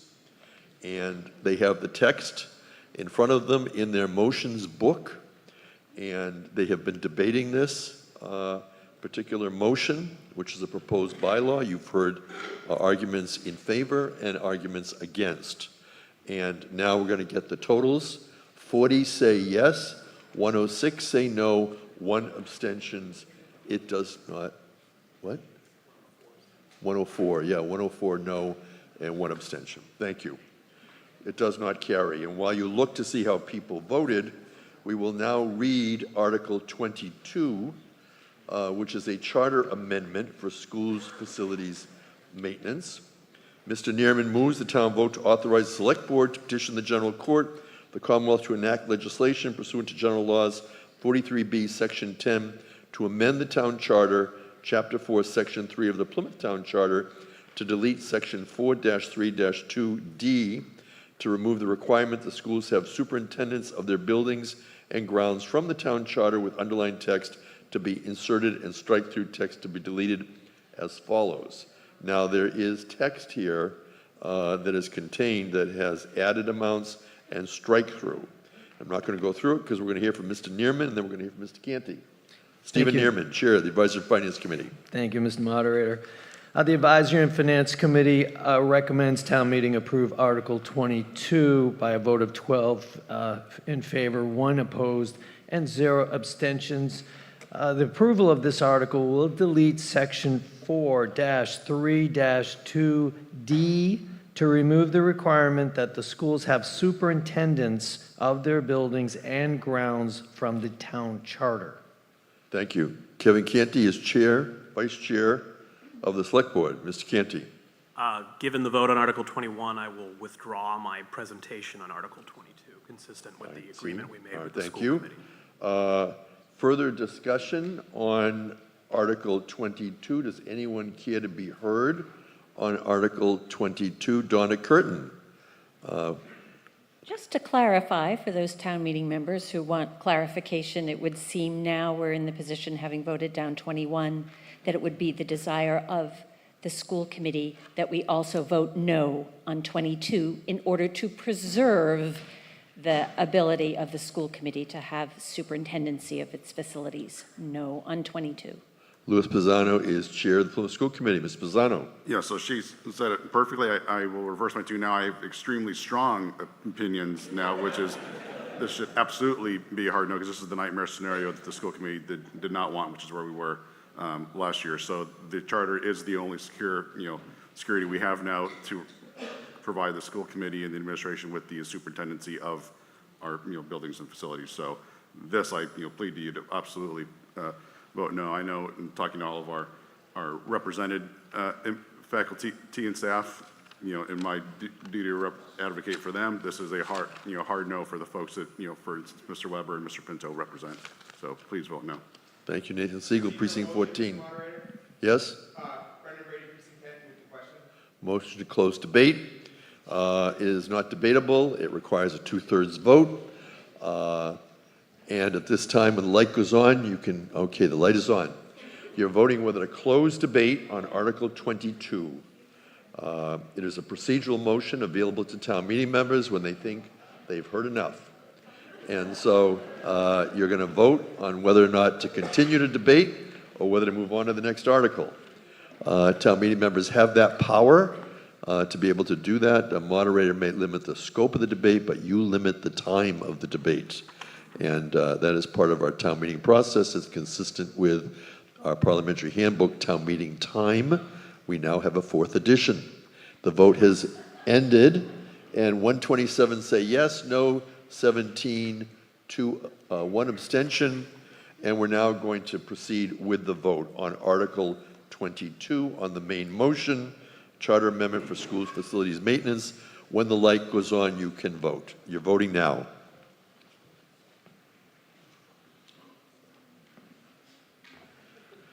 Town meeting has been in its annual town meeting warrant. We're on Article 22. We're moving to Article, through the articles, we'll come to eventually Article 29, which is the last article before us on the warrant on the annual town meeting. The vote has ended on Article 22, and 13 say yes, 128 say no, 2 abstentions. It does not pass. Article 23, Mr. Neerman moves the town vote to authorize the Select Board to petition the General Court of the Commonwealth to enact legislation pursuant to General Laws, Chapter 43B, Section 10, to amend the Town Charter, Chapter 7, Section 6 of the Plymouth Town Charter to permit a future Charter Review Committee to propose bylaws for town meeting consideration as part of their report to town meeting, consistent with the proposed language, with the underlined text to be inserted and strike-through text to be deleted as follows. You have the language. Mr. Neerman. Thank you, Mr. Moderator. The Advisory and Finance Committee, by a unanimous 13 votes in favor, recommends town meeting approve Article 23, Charter Amendment, Charter Review Committee. The approval of this article will expand the scope of the Charter Review Committee's report to town meeting to include recommending new or amended general bylaw changes. And we have a presentation from Kevin Canty, Vice Chair, Select Board. Thank you, Mr. Moderator. Waiting for the slide deck to come up. Oh, there we go. Excellent. All right. So, Article 23 seeks to permit future charter review committees to propose new general bylaws to town meeting at the same time as any proposed charter changes that they may propose to town meeting. Plymouth's town charter contains many clauses and provisions that some believe would be better codified in the general bylaws. Town meeting members can change the general bylaws themselves at any town meeting, while a charter change that town meeting is in favor of requires additional approval by the Massachusetts legislature, and as previously stated, despite claims to the contrary, takes 18 months to 2 years to take effect. Giving a charter review committee the ability to propose general bylaws does not guarantee such bylaws would be approved by town meeting. Any future proposed general bylaws that a charter review committee presents to town meeting would be evaluated by town meeting and assessed on their merits, just like any proposed charter changes would be. But if a future charter review committee, such as the last 2 consecutive charter review committees have stated in their independent reviews, believed one or more provisions of the charter would be better situated in the general bylaws, then approval of Article 23 would seek to permit that charter review committee to propose the general bylaw language that they would envision could replace the charter provision that they seek to alter, so that the charter revision and the bylaw language could be assessed by town meeting at the same time. It should be noted that only town meeting can approve changes to the general bylaws, not the select board, the school committee, the planning board, or any other part of town government. The text before you on the screen is the entirety of what is currently in 7-6-1, with the exception of the text that is in bold. The text that is in bold is what would seek to be added. Everything that is not in bold is already in the charter under 7-6-1. Thank you.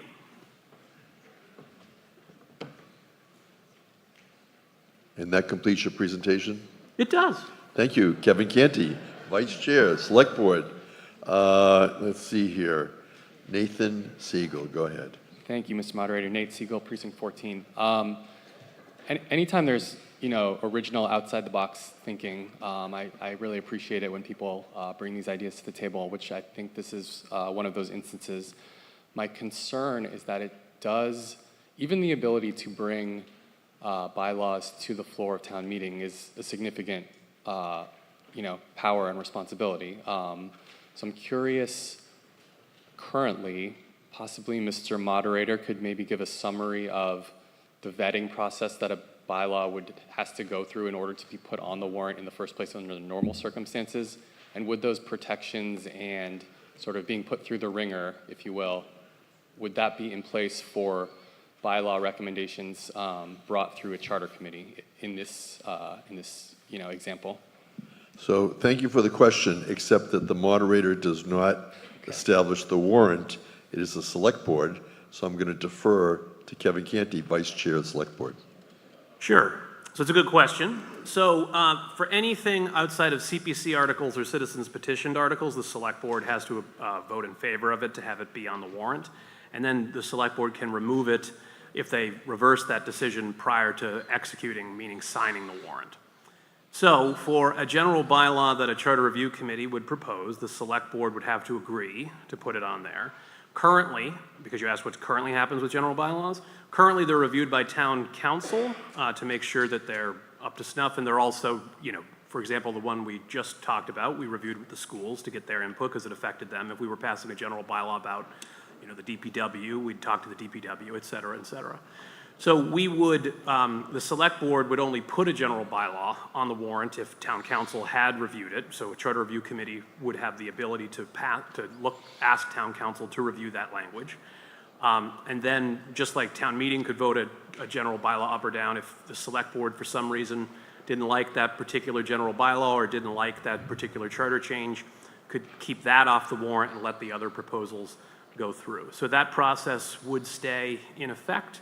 There'd be a level of review at town council level, there'd be a level of review at the Select Board level, and then obviously town meeting would have their day with it as well. Mr. Siegel? Can I follow up?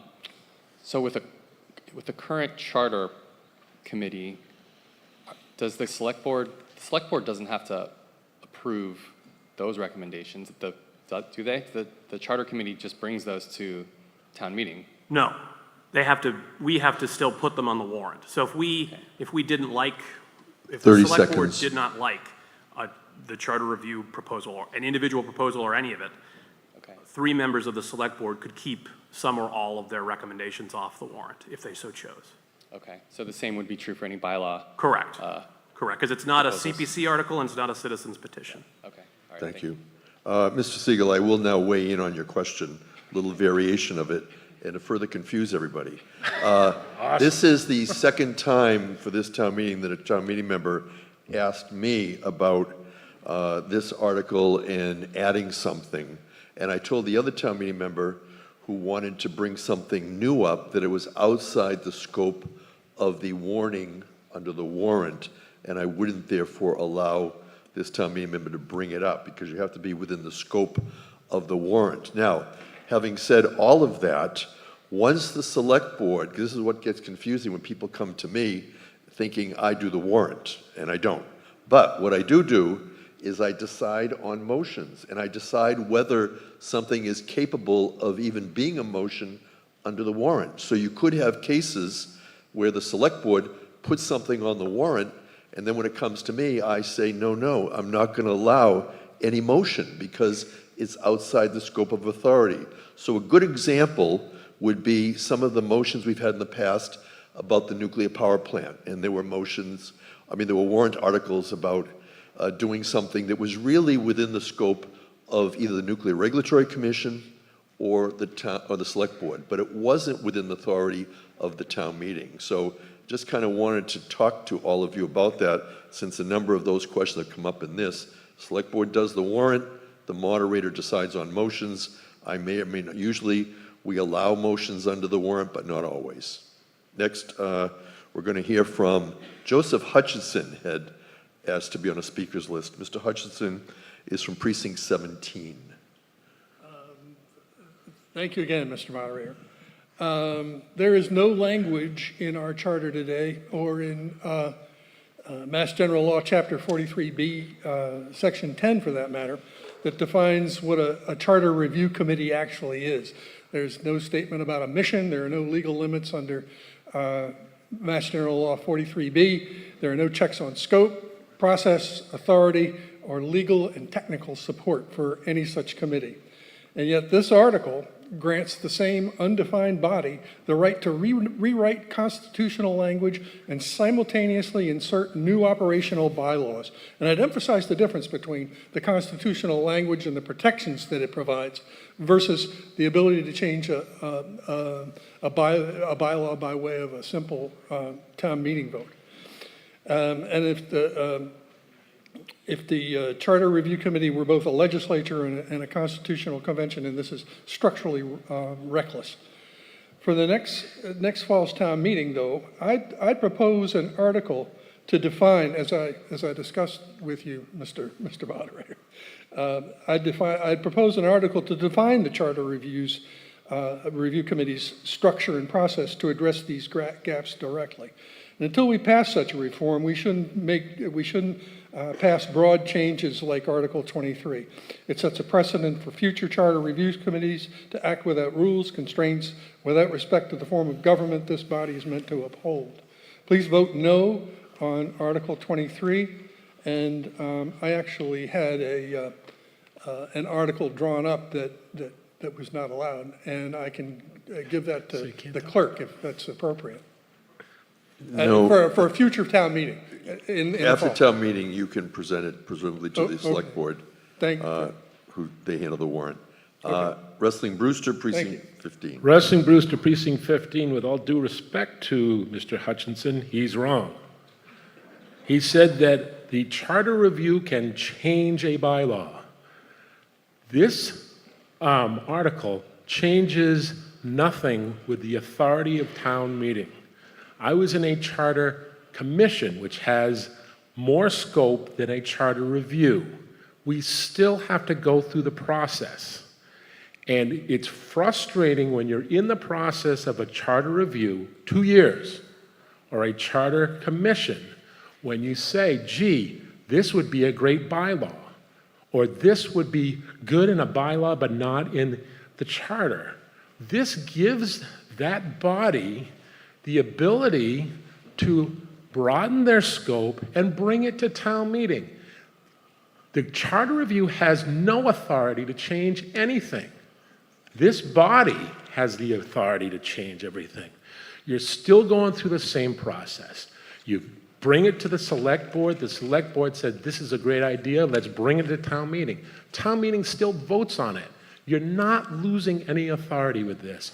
All we're doing is giving more scope to these charter commissions and charter reviews to look at the entire thing.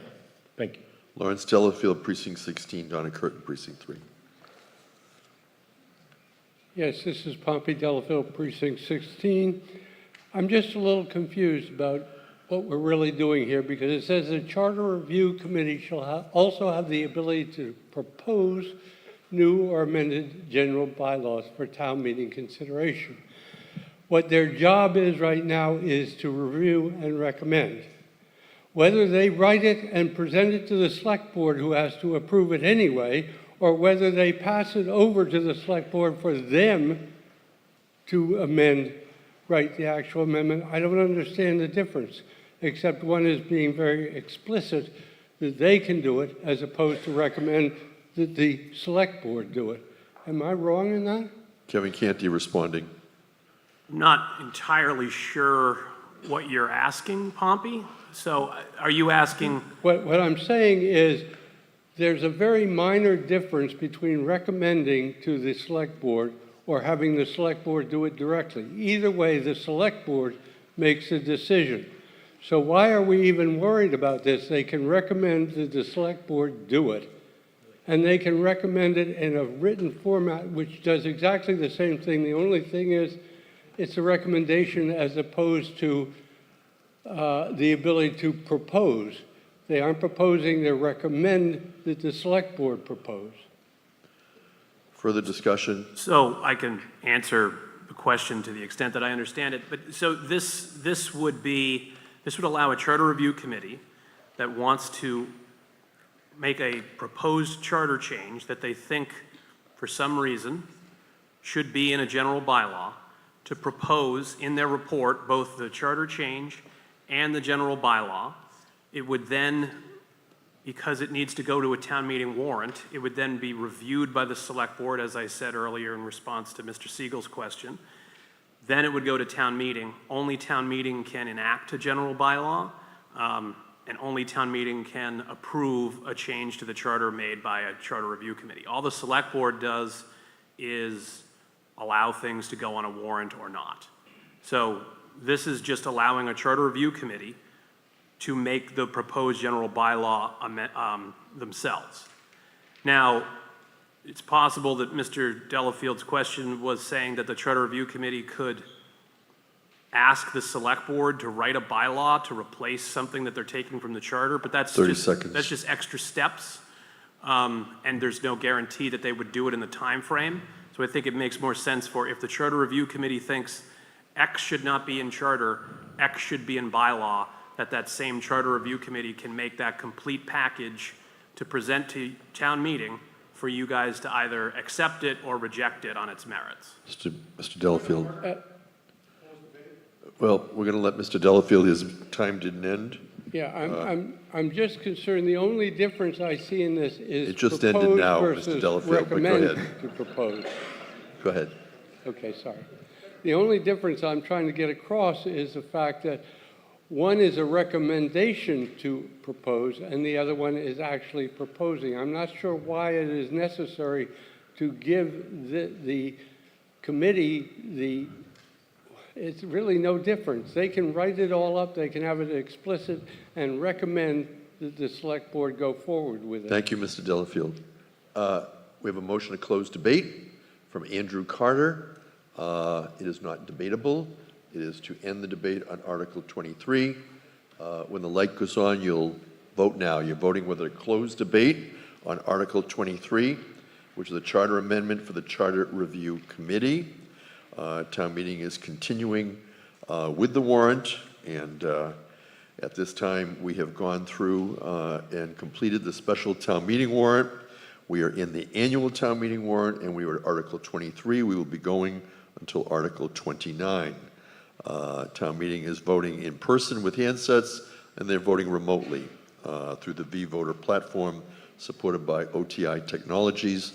And 111 say yes, 30 no, 1 abstention. You can look and they'll be scrolling through, but when the light goes on again, you're going to be voting on the main motion. So this will move now from a procedural motion to a substantive motion on Article 23, the Charter Review Committee. So we're scrolling through these precincts. We have now gone through all 18. When the light goes on, you will now vote on whether or not to approve Article 23. Town meeting is voting now. The light is on. You can now vote. This town meeting is coming to you live. If you're watching it on Saturday, April 5th, it is a live cable cast. Town meeting began at 8 a.m. We're at Plymouth North High School, in person in the Center for Performing Arts. And it is being shown live on cable. There will also be reruns, but this is the live presentation on Saturday, April 5th. We're in the afternoon session.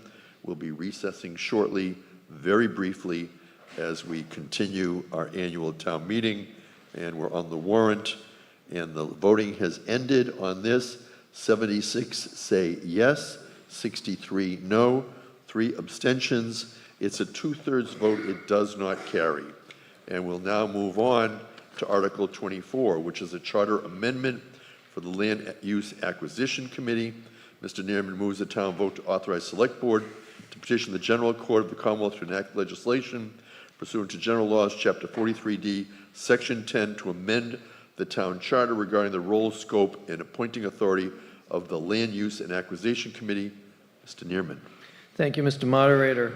The Advisory and Finance Committee, by a unanimous vote of 12 in favor, recommend that town meeting approve Article 24, Charter Amendment Land Use Acquisition Committee. Approval of this article will expand the Land Use and Acquisition Committee's role to include advisory capacity of conveyance and disposition of real property, or in any instances as requested by the town manager on behalf of the Select Board, and to reduce the appointing authority for the Conservation Commission to 1 member, and to add appointing authority to the Agricultural Commission for 1 member to the Land Use and Acquisition Committee.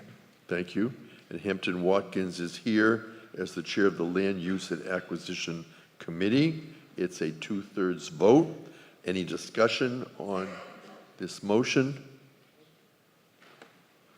Did anyone care to be heard on this particular article? Seeing none? No.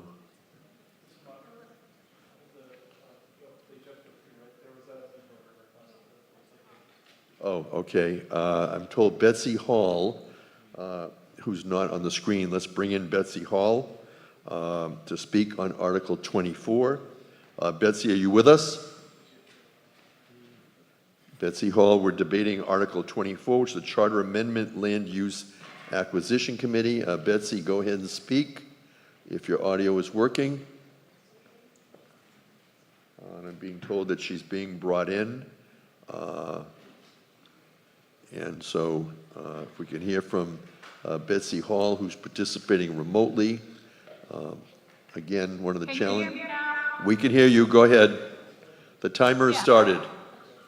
I am asking for a town meeting to vote against this article. If you will notice the composition of this committee, it is predominantly people who are, the majority will be all the members of committees that were already appointed by Select Board, which gives the Select Board a very strong control over this seemingly independent committee, but it's not independent at all, because a good number, a majority of the people who will be on this committee are from committees that are appointed by Select Board. For example, Conservation Commission, the Agricultural Commission, etc. So I'm asking for a no vote on this until we have a committee that has a membership that is not controlled by the Select Board. Thank you.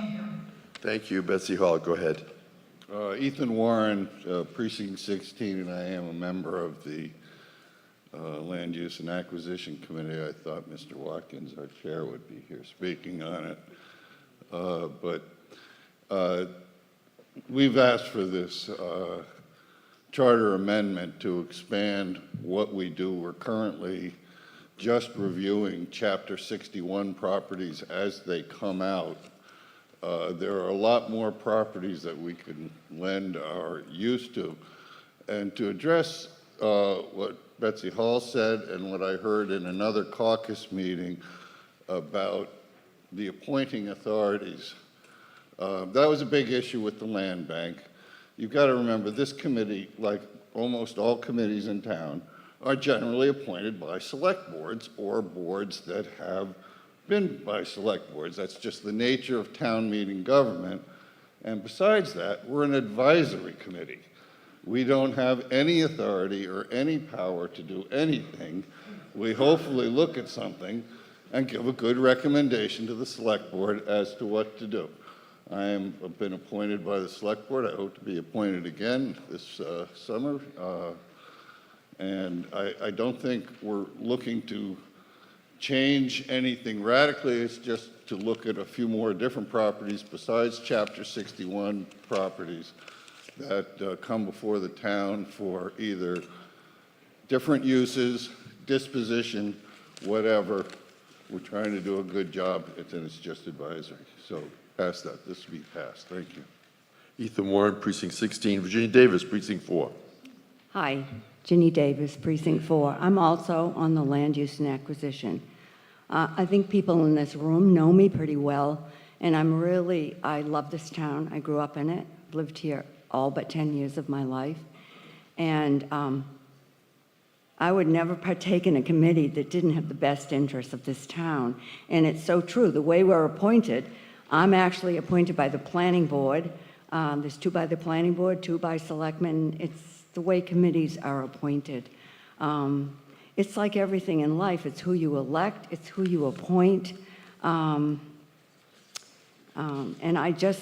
we've learned so much. We look at maps. We've studied, people go out and walk the land. This would be, the kerfuffle we have over 71 Hedges Road was partly because, as town meeting members even, we didn't go out and look at that land. So this is an example of people who are going to just be helping the town look at more land and see how we can protect it or if it can be used municipally. Okay, that's all. So I hope you will vote yes for this. Richard Cirque, Precinct 2. Mr. Moderator. Yes, Mr. Jalap. Jeff Delap, Precinct 13. I move the question. Motion to close debate. It's not debatable. We'll now, when the light goes on, decide whether we've heard enough. The light is on. You can vote whether to close debate on this article. And it is on Article 24. It's a Charter Amendment Land Use Acquisition Committee. Town meeting is deciding whether or not to end the debate on this or whether to continue debating it. It is a 2/3 vote on whether to close debate. And again, we have people in the room and outside the room voting, supported by OTI Technologies. And the vote has ended. And 99 say yes, 38 say no, 1 abstention. The motion carries. We have closed debate on Article 24, and we will now be moving, once we go through all the precincts, let's scroll through to see how all the precincts voted, OTI, and we have 18 precincts. You're going to see that everybody did vote, but it wasn't close. So we have showing the precincts, and now we can move on the main motion, which is a substantive vote. We just finished a procedural vote. When the light goes on, you can begin to vote. The light is on. The light is on, and you're voting on Article 24, which is the Charter Amendment Land Use Acquisition Committee. And town meeting is going to vote whether to approve this or not. It's a 2/3 vote. And town meeting, following this vote, will have a 1-minute recess to stretch, since we've been at this for 2 hours, and we're going to just continue and move through this warrant. But the light is on. They're voting. The light is off. And so the vote is 126 yes, no 17. It passes by 2/3. And this town meeting is in recess for 1 minute at 2:42.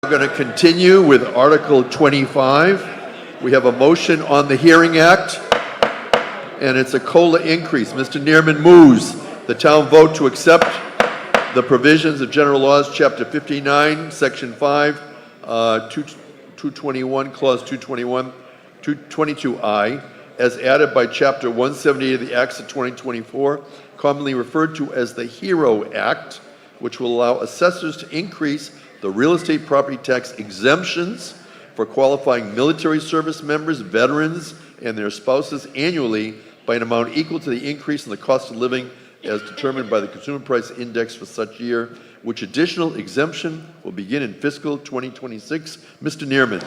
Thank you, Mr. Moderator. The Advisory and Finance Committee, with a vote of 11 in favor, 0 against, and 1 abstention, recommends that town meeting approve Article 25, the HERO Act Cost of Living Increase.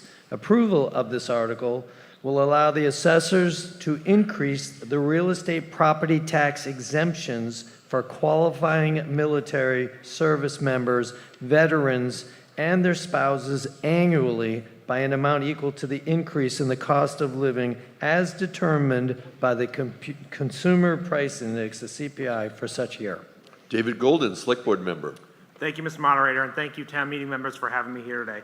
I'm here to talk about the HERO Act articles, Articles 25 and 26. The HERO Act is an act honoring, empowering, and recognizing our service members and veterans. It was signed into law by the governor in August of 2024. It included over 30 provisions that were designed to make the lives of veterans and service members in the Commonwealth better. We're here to talk about 2 specific clauses that were added to Mass General Law, Chapter 59, Section 5, Clauses 22I and 22J. Currently, Plymouth has 2 sets of veterans that qualify for a property tax exemption under that section. The first are Clause 22 veterans. Those are folks that have a service-related disability between 0 and 99%, or the recipient of a Purple Heart, or their surviving spouse. Clause 22E veterans are those that have a service-related disability of 100%, or again, their surviving spouse.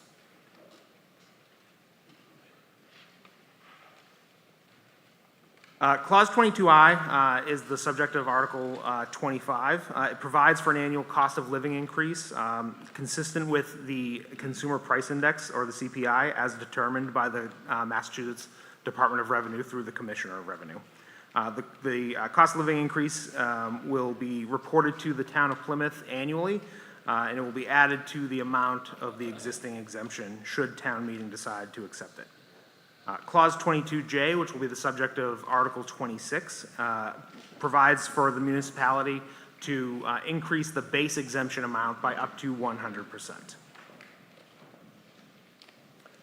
This is the language of the articles which are before you. I won't read them because, well, one has already been read, and I assume the next one will be read after this.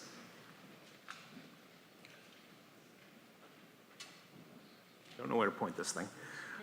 So in order to help you folks make this decision, I wanted to give you an impact report. So this first box that you'll see shows the number of qualifying veterans here in the town of Plymouth. It shows the base exemption amount, and it shows the total exemptions granted during fiscal year 24. The reason we use fiscal year 24 is because we don't have a full listing of all the veterans who applied in fiscal year 25. The deadline to do so was April 1st. Yeah, so just passed this week. You can see here that the total cost to the town to provide these exemptions was about $424,000. If town meeting were to adopt just Article 25, using the same number of veterans and adding 3.4%, which was the cost of living increase in fiscal year 25, you can see that the total cost would go up to about $438,000. It's only an additional $14,000 to our overlay account, which is the money that's set aside to address property tax abatements and statutory exemptions. If town meeting were to pass the recommendation from the town increasing the base amount of the exemption, which will be heard in Article 26, we've indicated that although the law allows us to go up to 100%, we wanted to be fiscally conservative in this situation and just take the first 50% at this town meeting. So if you accept that recommendation in the next article, you can see that the total amount goes up to $636,000, which is an additional $212,000 towards the overlay. I did want to talk about these articles together because if you accept both, there's a compounding effect. So if you accept both Articles 25 and 26, the total amount granted to our veterans through this exemption is about $657,000. Total impact to the overlay would be about $233,000. I'm happy to take any questions that you folks may have.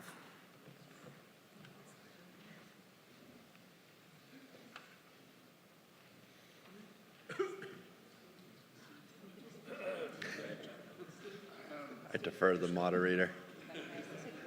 Yes, go ahead. Speaker. Yes, go ahead. Thank you. That's all right. Just Chris following Romero, go procedure. ahead. Chris Merrill, Precinct 11. Consulting with the assistant. Thank you. Thank you. I'm in totally support of both these articles. I just want to further expand it, and I know that we had talked at our precinct caucus meeting, in particular Article 26. I'd love for the town in the future to bring to town meeting to further look into incentivizing an exemption for public safety officials, employees here in the town, and also our educators. And to Selectman Chair Quintel's discussion and opening, how we can retain our best here in this town and reside in our town. I think the town needs to do more, so thank you.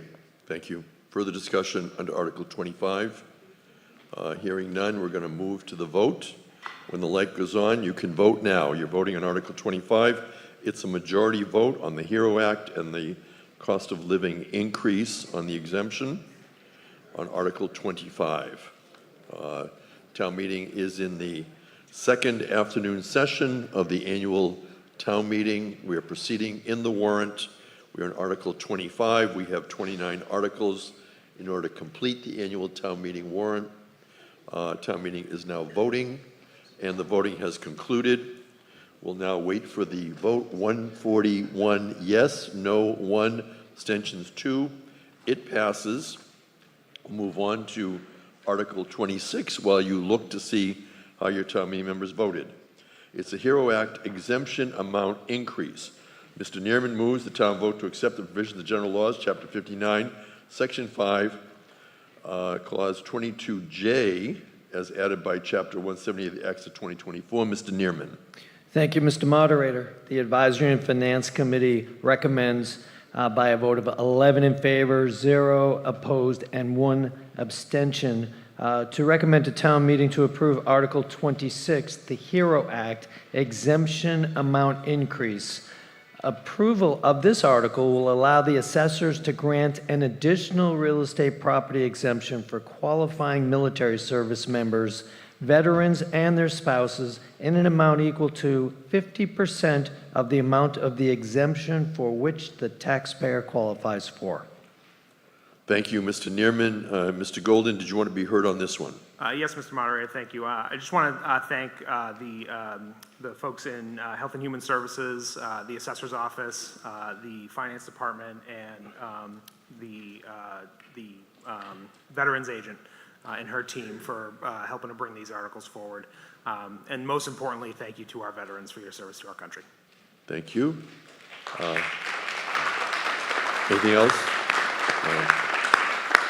Mr. Quintel did this morning introduce our Director of Assessing. I don't know if he actually stood up. Maybe you raise your hand over there. Michael Hurahan is the Director of Assessing. Thank you. Further discussion on Article 26?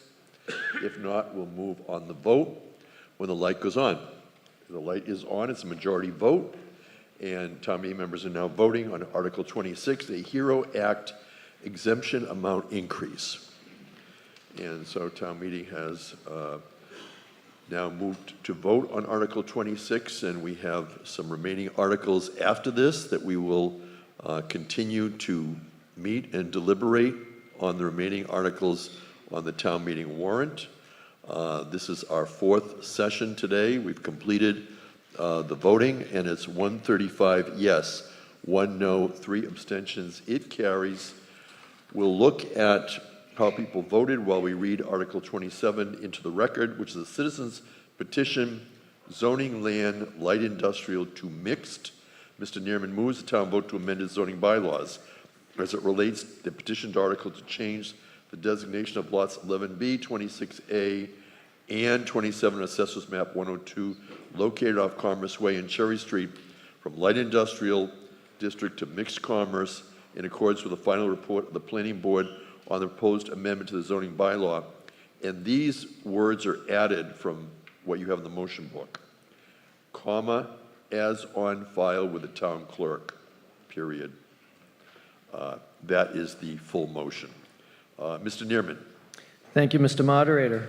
The Advisory and Finance Committee recommends that town meeting approve Article 27 by a vote of 12 in favor, 1 opposed, and 1 abstention.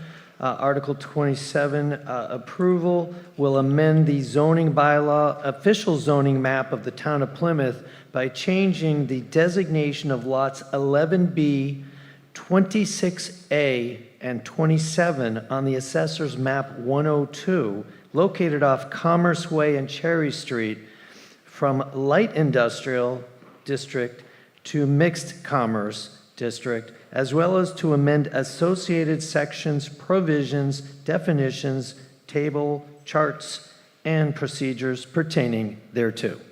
It's a 2/3 vote. Is there any discussion? If not, do we have a town meeting member rising? Yes, Donna Curtin, Precinct 3 on Article 27. Go ahead. Donna Curtin, Precinct 3. Thank you, Mr. Moderator. I just want to point out, as we were coming in at the tables, we had a wonderful group, Priority Plymouth, our Call to Climate Action, Downtown Resiliency Project Survey.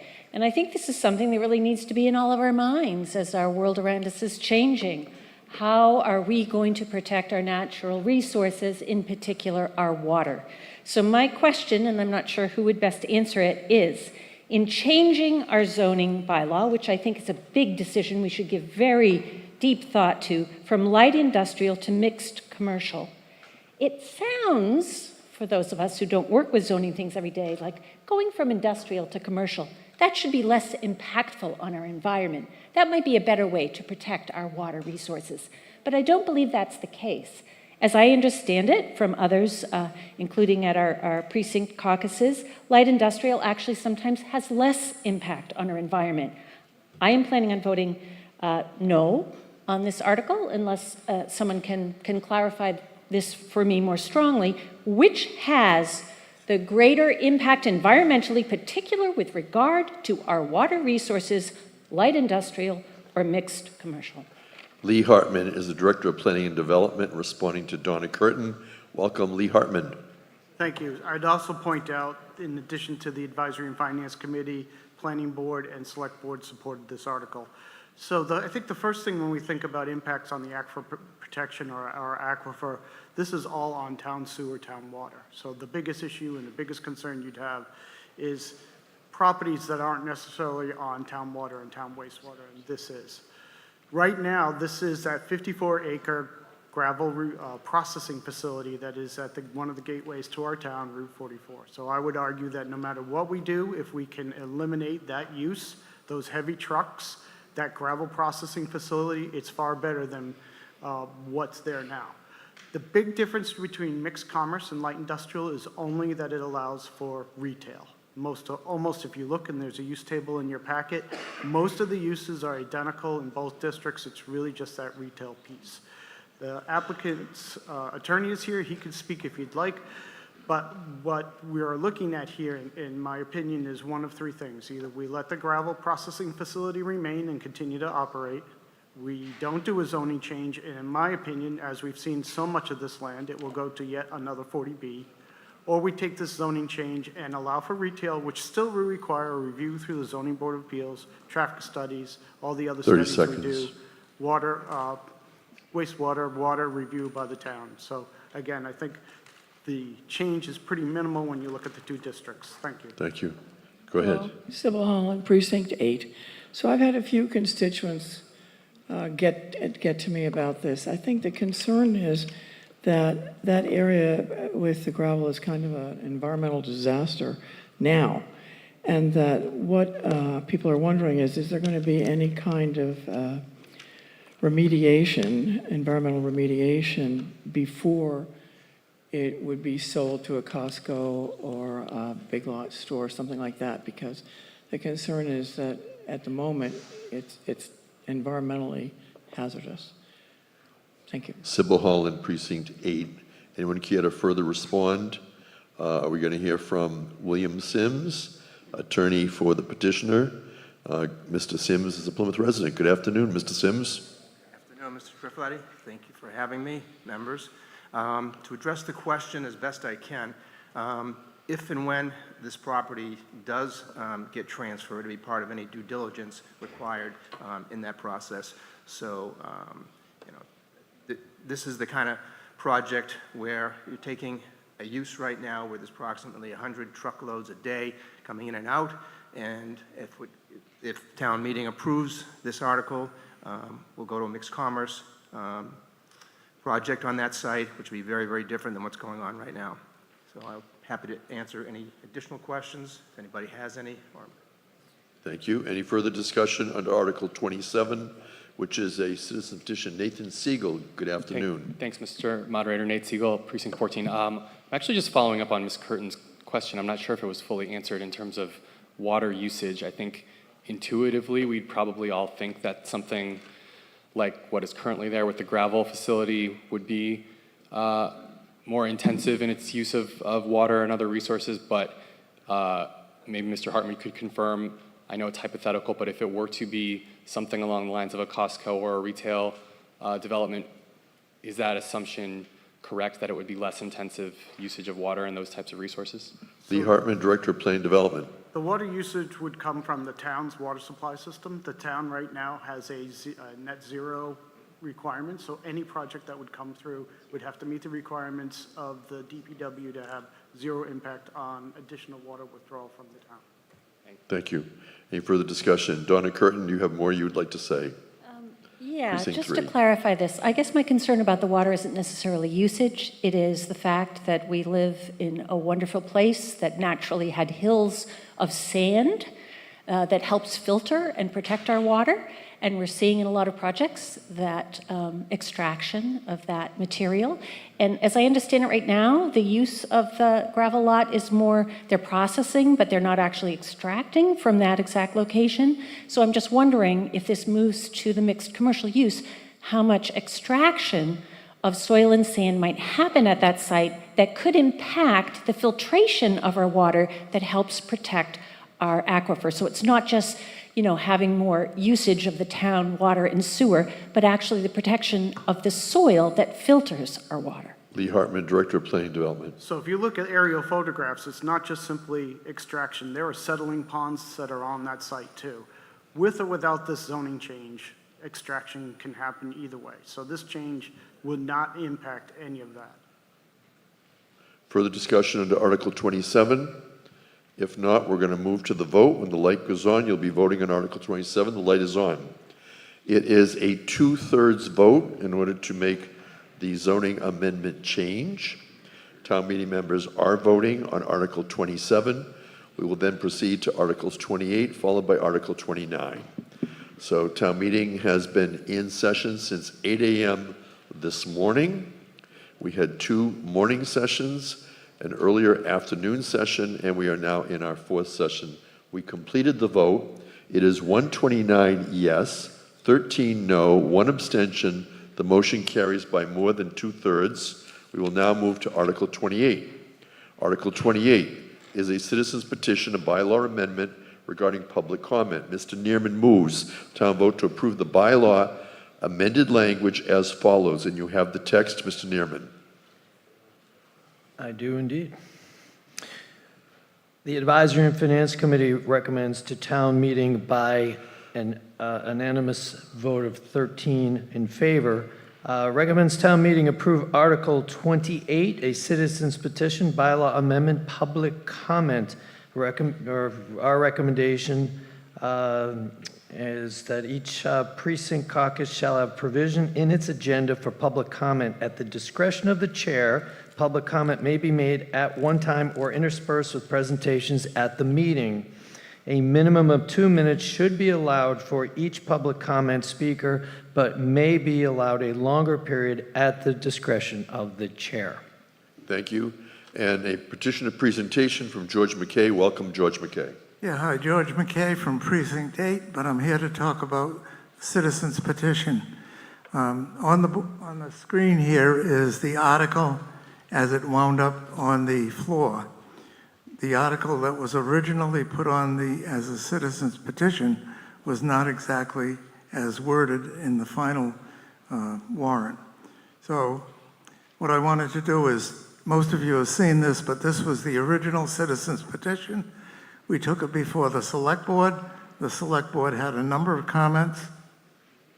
They were concerned about the time that people were allowed to vote, and they were concerned about the language in the original petition that tried to quantify who spoke and the sequence of how they spoke. The next step in the process was to go to the Finance Advisory Committee, and they expressed concerns on the same kind of line that the select board did, but they also had additional concerns. What I wanted to do originally was get the original signature petition in front of this body so you could debate it. The Finance Advisory Committee decided they wanted to make the change, so the warrant article is different than what the citizens petition was, but not by a lot. And so you can see in this slide the difference between what was put on the table by the citizens petition and what was put on the table after the Finance Advisory Committee met. Basically, the citizens were signing a petition that said, we want to make sure that every time a precinct has a caucus, they allow the public to comment. In addition to that, I added some additional language to the citizens petition, which they signed. These are some of the results of my research when the town select board said, we don't like your amount of time you're allowing people to speak. So previous to that and after that, I did my own survey of what other people do, and this was a result of that. In addition, in my research, I found that the state court had made a decision in 2023 about what people could say or not say at an open public comment meeting.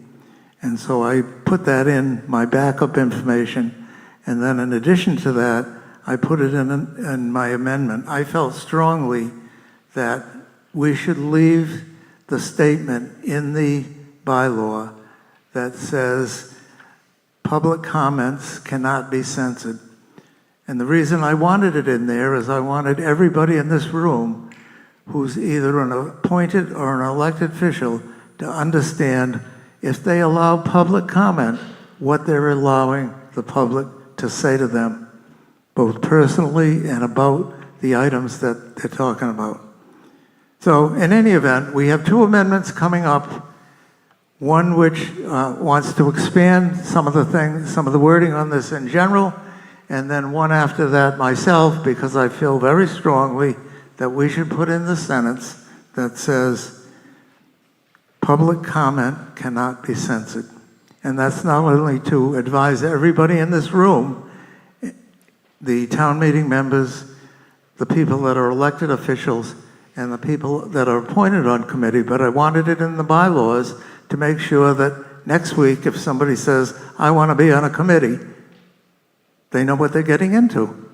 Getting into a lot of work for whatever committee they're working for, but they're opening themselves under public comment to take whatever people want to say to them. So that's all I have. Thank you very much. Thank you, George McKay. I'd like to just explain to town meeting, I did receive a question from the petitioner and I made a ruling, and I want to explain it so it'll be helpful, and it had to do with this difference between the petition and the motion. And so when a petitioned article comes to the select board, they can't change it. That's what the petitioners wanted. They decide whether to put it on the warrant.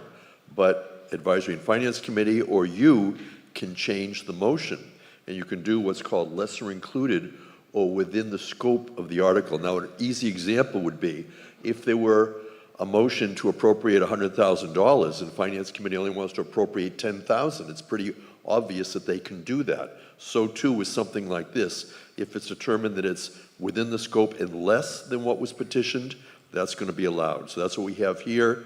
That is why the petition looks different from the motion from the Advisory and Finance Committee.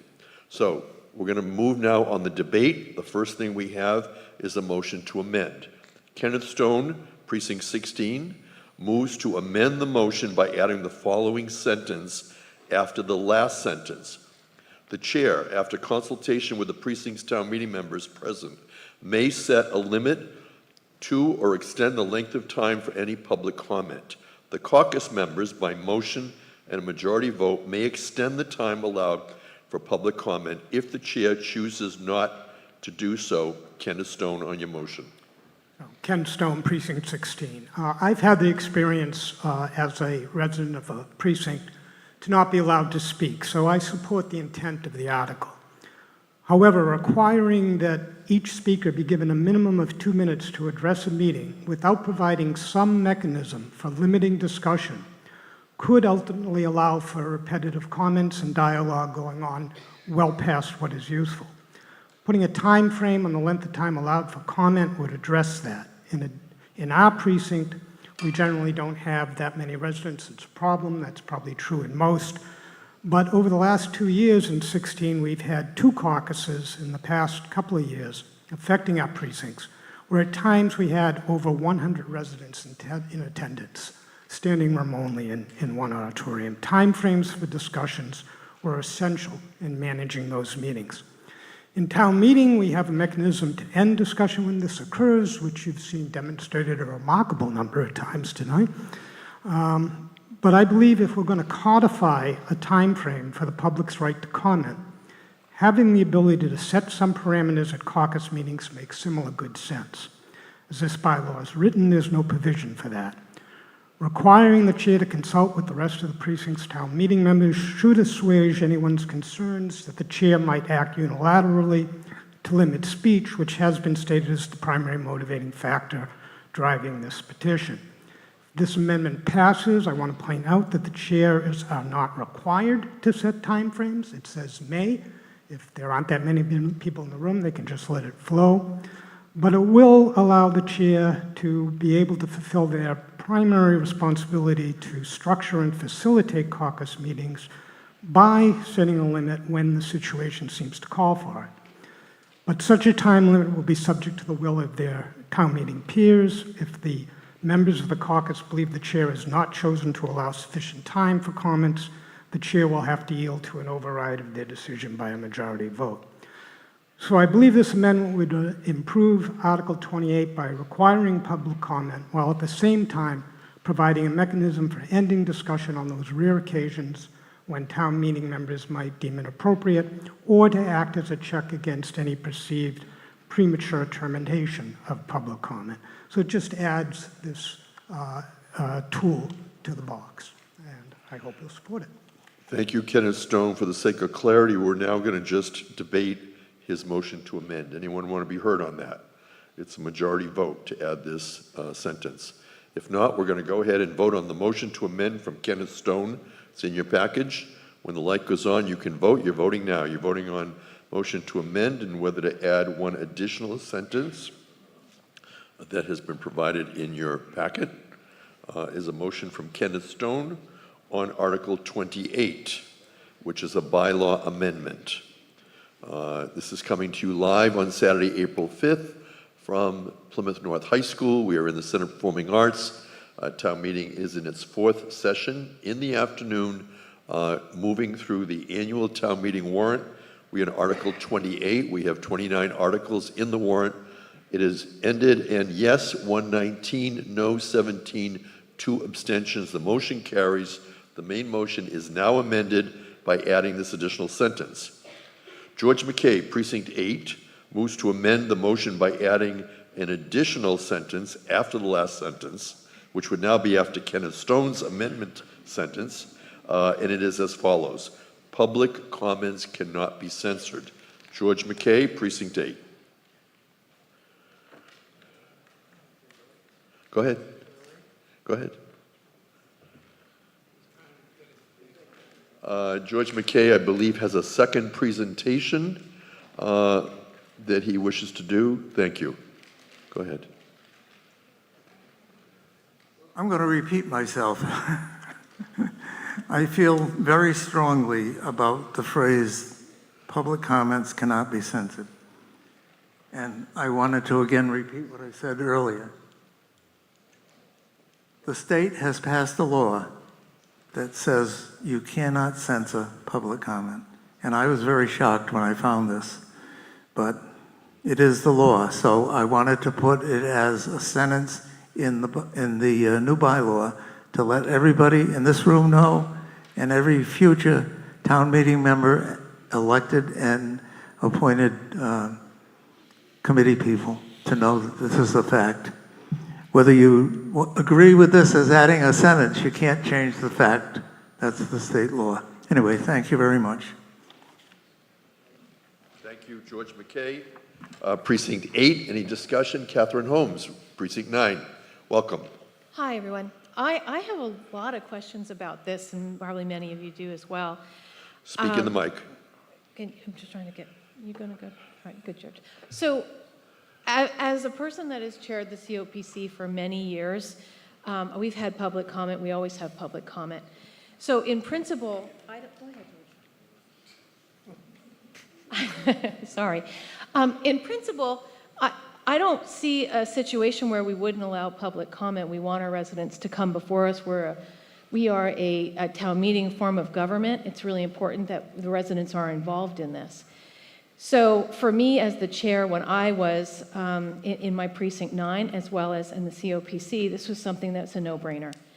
And so having chaired the COPC, one of the things that I was always a part of was discussions in other precincts where precincts were having trouble. And because we're all elected officials, and you may not know this, but some of our precinct members don't get along with each other. And so in some situations, we've had some squabbles that we've had to kind of come in and intermediate. And so to me, as an adult, it's important that our elected people can figure out a way to come to agreement with each other. And what we don't want to do is limit our residents' ability to come and talk to each other. I struggle with this article, and I did vote in favor of Ken's motion because I think that's important. But I struggle with this because what we're doing is we're creating a law. And when we create a law, we have to be able to manage that law and be able to make sure that it's enforced. And that will take time out of the resources of the town to police. And so if we're going to pass a law like this, in my opinion, we should be passing a law that covers all committees and boards and not just a specific one that is town meeting form of government for our caucuses. And so when you vote on this, I think it's important for you to think about that. Like, why are we doing this for just caucuses? And I have a real bee in my bonnet, and I'm a beekeeper. So in passing laws that aren't holistically looked at first.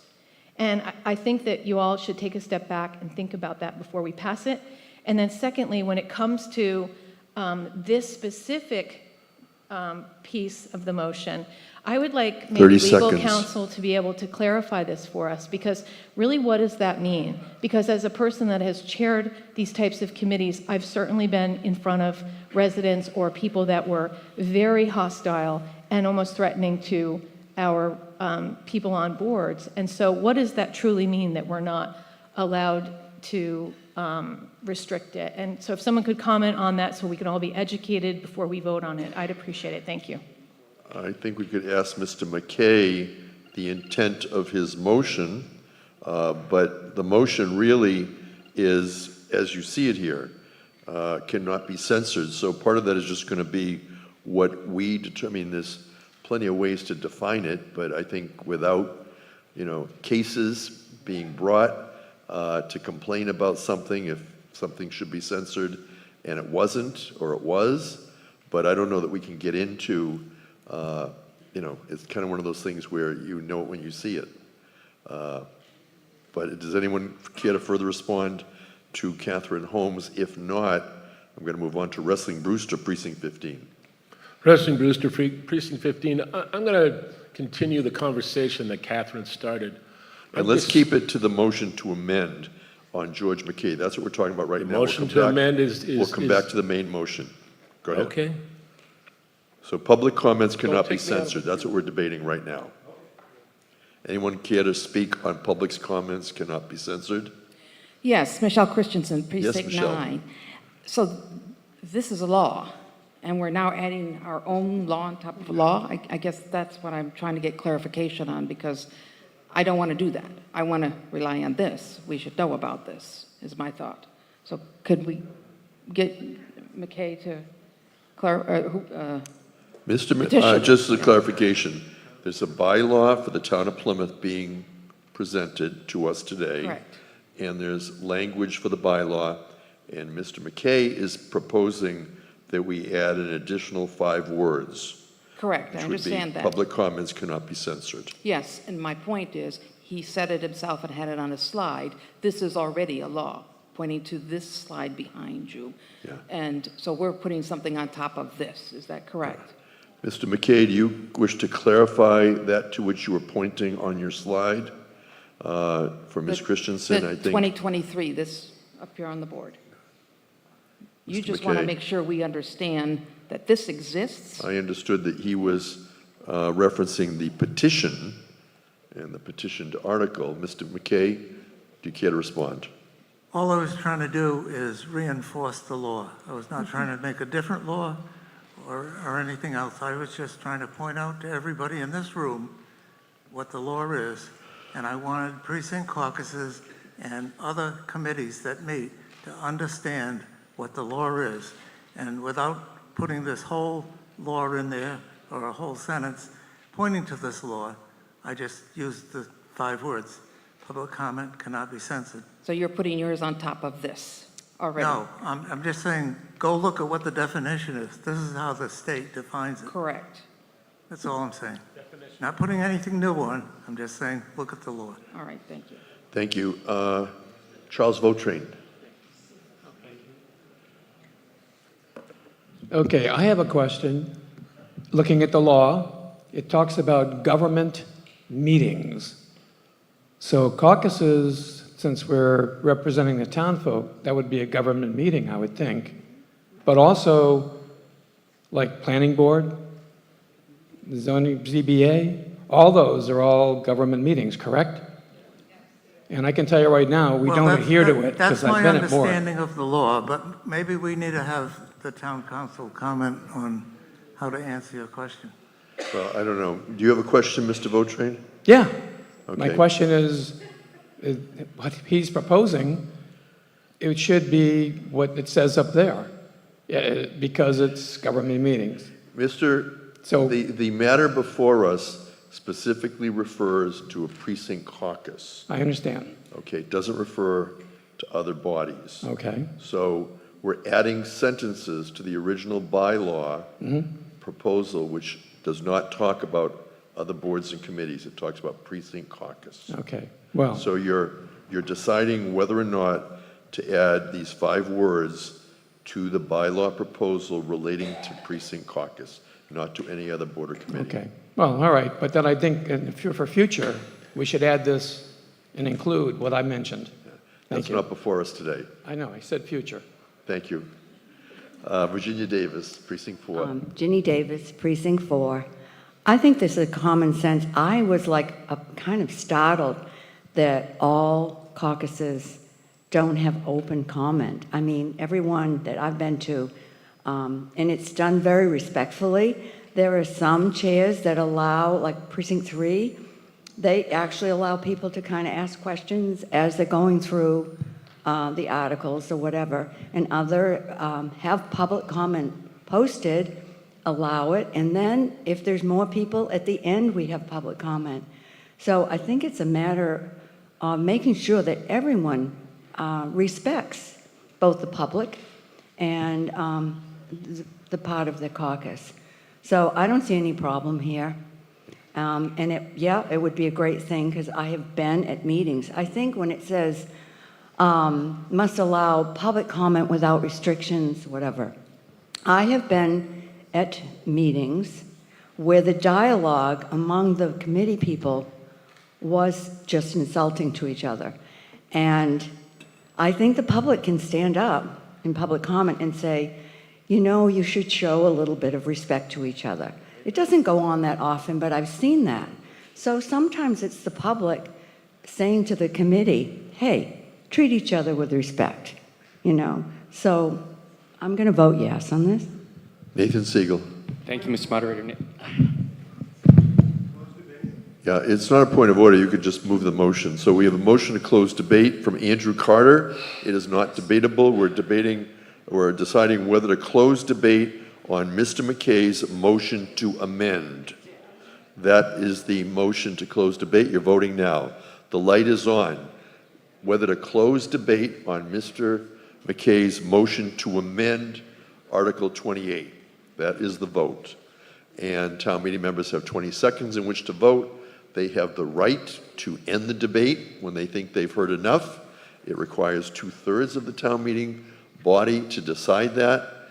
And they've often used this throughout today's town meeting when there's been considerable discussion and people want to move on. So the voting has ended. 121 say yes, 23 no, 0 abstentions. It carries. We're closing debate on the motion to amend. And that is the motion to add the 5 words, public comments cannot be censored. You're now going to vote on that. When the light goes on, you're going to vote on that motion to amend. And you'll have 20 seconds in which to do it. Wait till the light goes on. It's on. Now you can now vote. For those of you watching, this is Plymouth's annual town meeting. It's coming to you live. On Saturday, April 5th, we are at Plymouth North High School in the Center for Performing Arts. We are in the 4th session in the afternoon.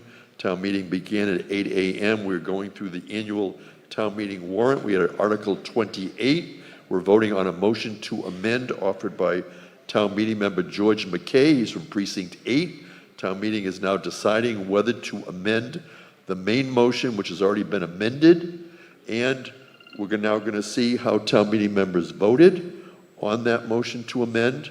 OTI is supporting us, and they will provide us with 98 say yes, 46 say no, 0 abstentions. It carries. It's a majority vote. You now have a main motion that's been amended twice. So you have 2 lines that have been added.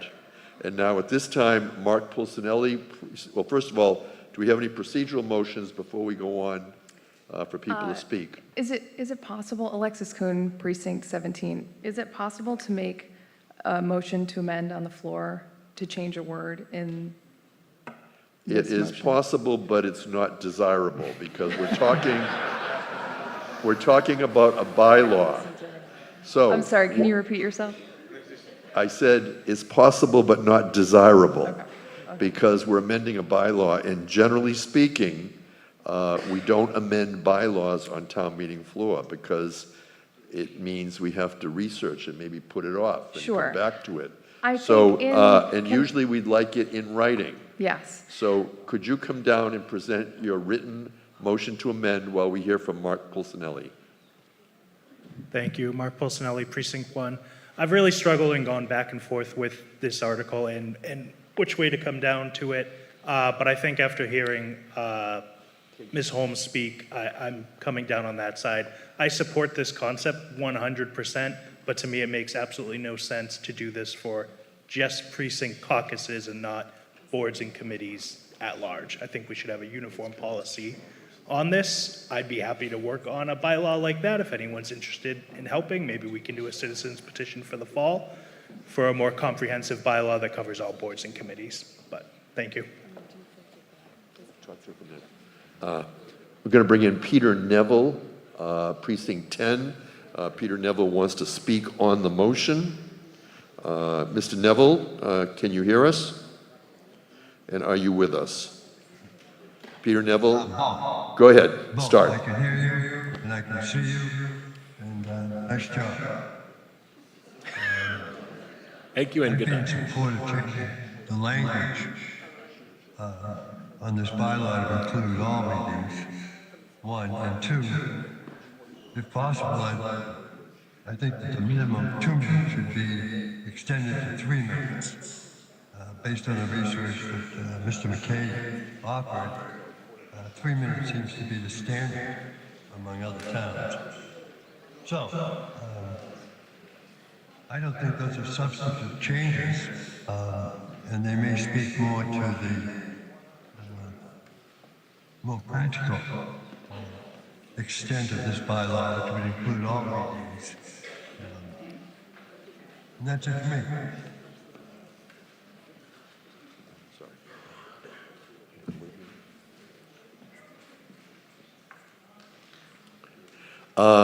Mr. Neville, I'm going to have to take that under advisement for a minute because I have another motion to amend before that.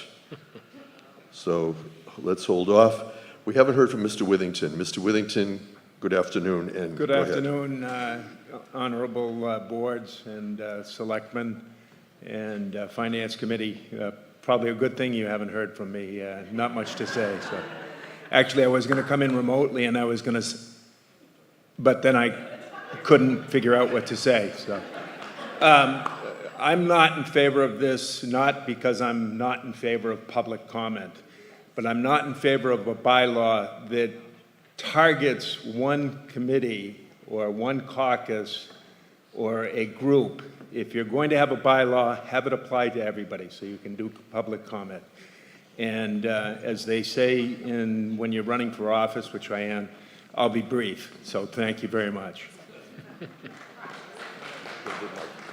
All right, we do have first a motion. I recognize the speaker from 17. Again, in the future, while I'm going to allow both of these motions, it's not a good idea, I'm just telling all of you, because, I mean, it's not a good idea to be drafting legislation on town meeting floor, because we've done things like that in the past, and then we had to come back at a subsequent town meeting when, upon reflection, it shouldn't have been done. However, these two motions, in my opinion, are probably okay. So let's make your motion. So my motion is to, again, Alexis Kuhn, Precinct 17, is to change the word should to may in the bylaw amendment motion. And would you like to speak to the reason why you want to strike out should and insert may? Yeah, I mean, I think just from a very basic standpoint, the word should in a bylaw is not appropriate language, but also may changes the approach. It gives a little bit more flexibility to time, where should is very specific of you're given 2 minutes. So Okay. may No, she doesn't want shall. does that. Thank you. There is. Right here, should. So in the current text on the fourth line, as I understand it, you want to say a minimum of 2 minutes may be allowed. May be allowed. Okay, Yes. thanks. Thank All you. right. So Sorry for this. again, in the future, I would say to all of you, you've had this text, and please, in fairness to your fellow town meeting members, so they have a chance to think about this, let's put it in writing in advance so we can provide it in the same way that Mr. McKay and Mr. Stone provided their motions. All right, we're now going to only debate whether to change should to may. That's it. Not the main motion. All right, so any of you standing up want to be heard on the argument of whether to change should to may? Yes. Anybody want to be heard on that? Betty Cavaco, Precinct 6. So, question. The should or may, does that then give the chair the ability to say that they're going to allow public comment or not? Because should and may obviously are very different in detailed explanation. I mean, a chair could turn around and say, Well, may be able to allow public comment, and I don't want that language in there because, quite honestly, we all have a good idea why we're here. It was a specific precinct that didn't allow public comment. So that's why this language has been put forward, which is kind of horrifying to me since we are town meeting and we're supposed to listen to our constituents. But that is the clarification that I need, because it should not be may, it should be should, if it covers all of those different should or may scenarios. So, in my experience, and I'll speak as moderator, because sometimes there's language that affects my appointing authority, and in the past I've been provided with legal opinions that shall versus may, I'm going to get away from should, are very different. One is mandatory, shall. The other, may, is directory. So it's not mandatory. So here, certainly, may is more directory and not mandatory. Mr. Tavares. Correct me if I'm wrong, but our colleague from Precinct 17 is not changing the bylaw about whether public comment should. There we go. Whether public comment may happen at a meeting, and the whole reason for this bylaw amendment, they're only changing the should within the time frame sentence.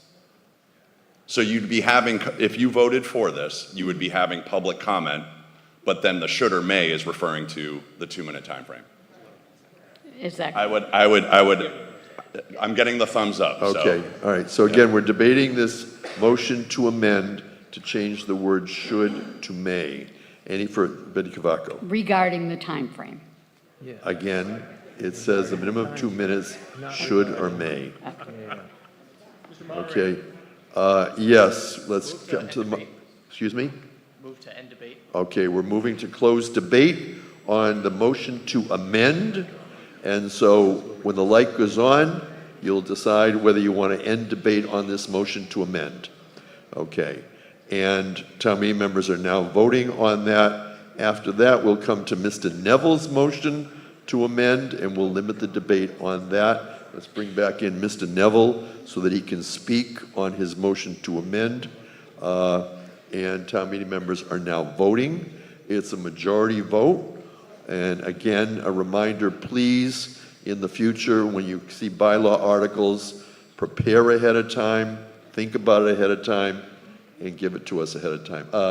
121 say yes, no, 17, 0 abstentions. It carries. We now have the main motion as amended with the 3 amendments. Peter Neville moves. That was just to close debate. I'm Mr. sorry. Moderator. Close debate. I stand corrected. We're now going to vote on that motion to amend. We just closed debate. Yes, let's have the. We just voted to close debate. We voted to close debate on this motion to amend to change from should to may. And now we're going to vote on this motion to amend from should to may. When the light goes on, you'll vote on it because we ended the debate. We ended the debate. We're now going to vote. A yes vote is may. A no vote will stay with should. It is a motion to amend. It is our third motion to amend on Article 28. Again, get it to us ahead of time so the moderator doesn't get confused. This is Article 28. It is our third motion to amend, and town meeting is voting on whether or not to change a word in the fourth sentence from should to may. The voting has ended, and we'll now say 76 say yes, 59 no, 1 abstention. It does carry. You've now amended it for the third time.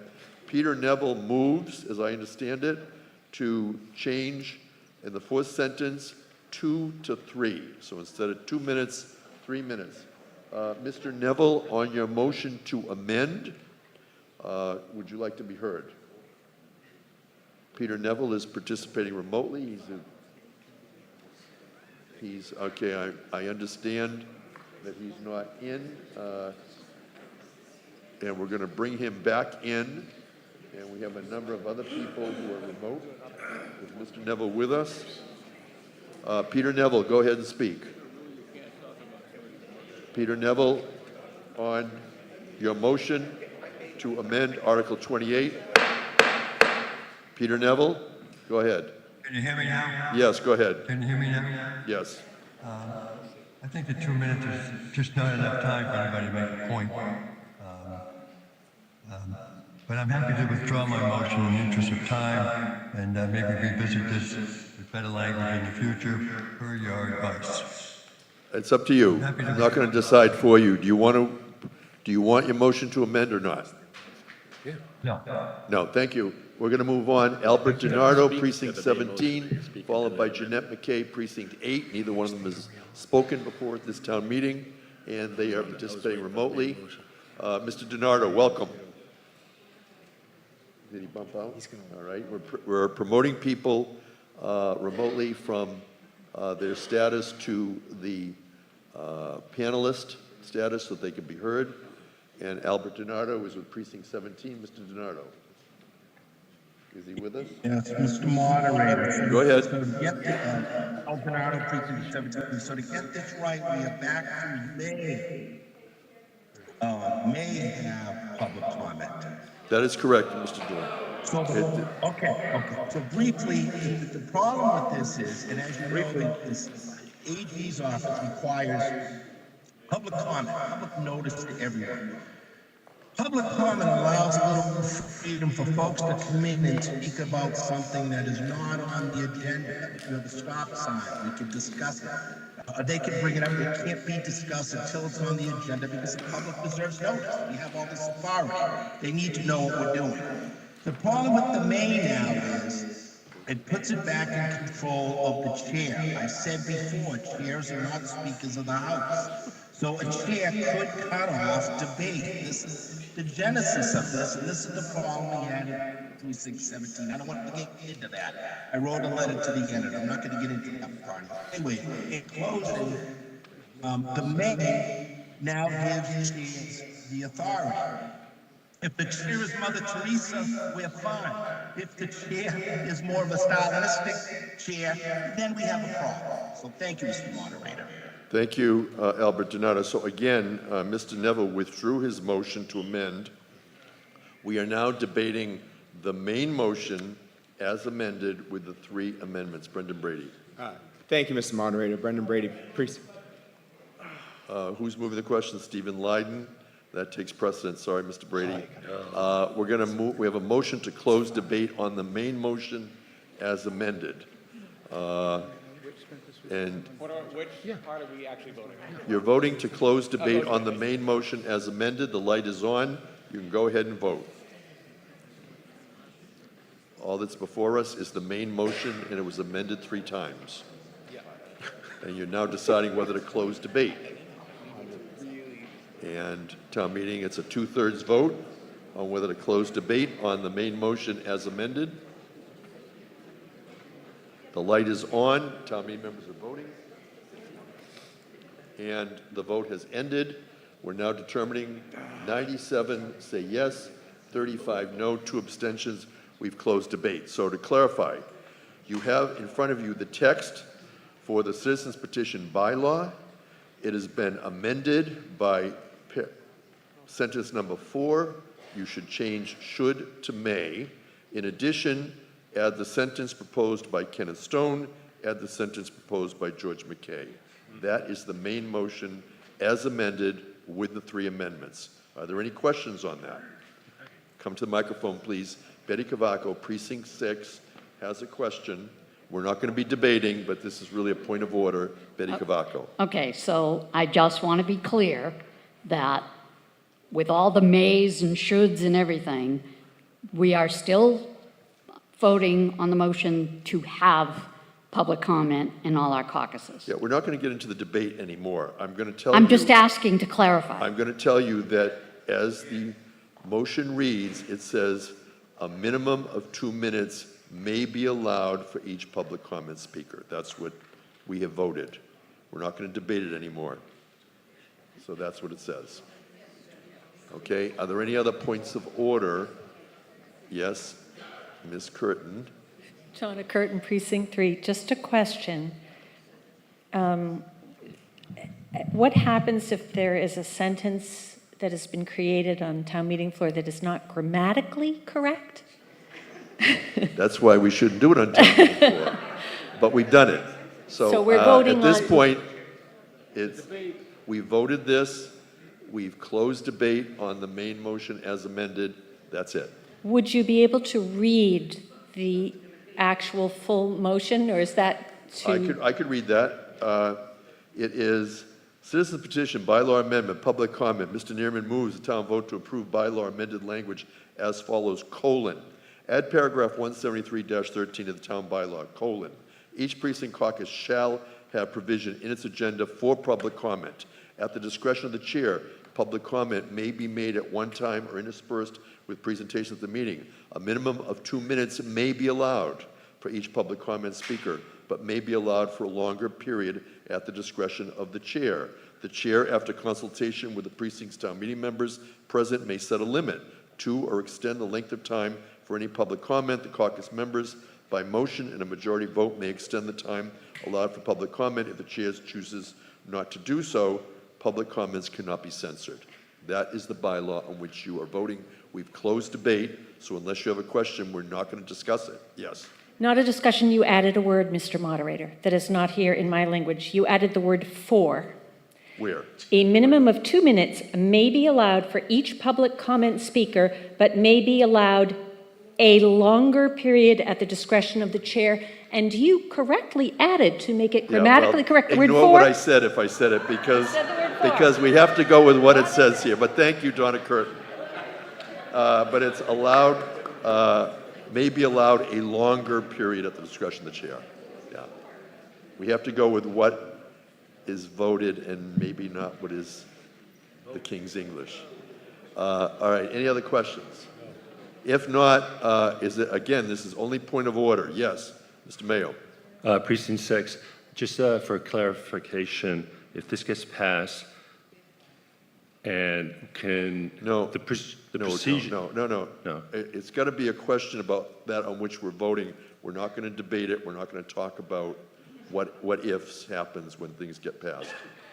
I'm sorry. I was just trying to get a clarification whether it could be Well, amended no. down the road. The only clarification at this point would be that on which we're voting. So unless there's a question about that, but I'm happy to talk to you after the meeting. Or you always can move to reconsider. But that's for a little bit later. So now we're going to vote on Article 28 as amended. When the light goes on, it's a majority vote. Vote now. You have an article, and you have 3 amendments, and we've read it into the record, and you're now voting. But it is true, someone who votes on the prevailing side on this article could later move to reconsider if there are concerns about language or anything else related to the motion. But right now you're voting as it is, and there are 20 seconds we've had. 78 say yes, 62 say no, abstentions 2. It carries, and we're moving on, and I'm going to call and take a break with Matthew Tavares, who is the chair of the Committee of Precinct Chairs, and we're going to take a brief break from our town meeting warrant, and we're going to hear from Mr. Tavares. Thank you, Mr. Moderator. Joys of town meeting and public comment, so that was interesting. Thank you, Mr. Moderator. Good afternoon, fellow town meeting members. Thank you to all who have been part of our local government process today. As we can see, it's significant work that does not just boil down to opening of your packet the day before or the morning of and cramming for the test of town meeting. As many of you know, and to those new members learning the ropes here today, being a town meeting member is not only about dedicating 2 Saturdays out of the year to a process. It is also about devoting yourself year-round to those you represent, and that can be a burdensome process at times. Those that elected you look upon you to be a leader when they cannot be present and be their voice in their absence. You represent your family, your friends, your neighbors, your precinct. When the people have needed a voice, they have looked to you to be that voice. When they are unable to attend the many meetings to hear about what is coming before this body, they trust your judgment here today, and that is why you've been elected. From committee members, department heads, staff, the select board, we are all here today as Plymouthians to represent our fellow Plymouthians, and I applaud all of you in this room for taking on that role as leaders. At times, it is not glorifying work, and it can be thankless, and the negative can oftentimes feel like it out-amplifies the positive work we all do.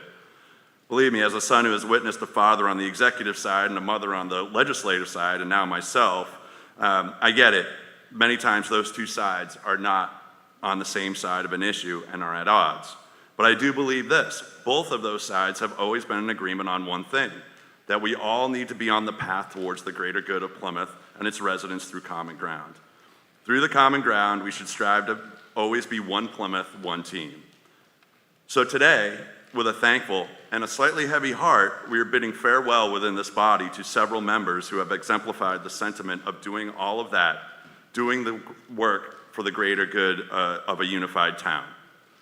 These members have announced their retirement from our legislative branch, and I would like to take a moment to recognize several of them. Each member has given their time attending numerous committee, subcommittee, board, caucuses, hopefully now with public comment, and town meetings to be well informed to represent their precincts. They have listened to their neighbors and have done the homework themselves on issues, asking questions perhaps no one else had asked during the process leading up to today, all to make an informed vote representing their constituents twice a year. Please help me recognize in the following outgoing members retiring from town meeting after we conclude our next article. We have 3 members of the Committee of Precinct Chairs: George Brown, Tom Begley, and Frank O'Brien. There are 3 members of town meeting who have served multiple terms: Stacy De La Cruz, Cindy Balonis, and Richard Neely. And finally, we have 3 members of the legislative body that the town would particularly like to thank. Each one of these members has been an inspiration to myself in many ways, and I'm sure were most likely an inspiration to each of you through their dedication to volunteerism and their dedication to be of service to our town government. They have put forth amendments, held spirited debate, and voted on too many articles to count on behalf of their friends, neighbors, and again, precincts for the greater good of Plymouth as a whole. Each of these members has given over 20 years of service as a town meeting member, in addition to all the other years of volunteering within our community. On behalf of the Select Board Chairman, Mr. Quintal, and myself as Chair of the Committee of Precinct Chairs, I'm proud to present the following citations, and I'll just read the citation, and I'll insert the 3 names, but they're each receiving their own citation. The Town of Plymouth official citation. Be it hereby known to all that the Town of Plymouth offers its sincerest congratulations to Betsy Hall, Patricia McCarthy, and Mike Landers for over 20 years of commitment and dedication to the Town of Plymouth as a town meeting member. Your service to our town will not be forgotten and is extremely appreciated. The Town of Plymouth extends its very best wishes and expresses the hope for future good fortune and continued success in all endeavors. Given this 5th day of April 2025, Richard Quintal Jr., Chair, Select Board, Matthew Tavares, Chair, Committee of Precinct Chairs. And I know 2 of these members are, one is watching us at home, Mr. Landers, and then I know Betsy, we've seen her virtually today, up zooming in. But Patricia McCarthy, I know you're here, so if you'd like to come up and receive yours.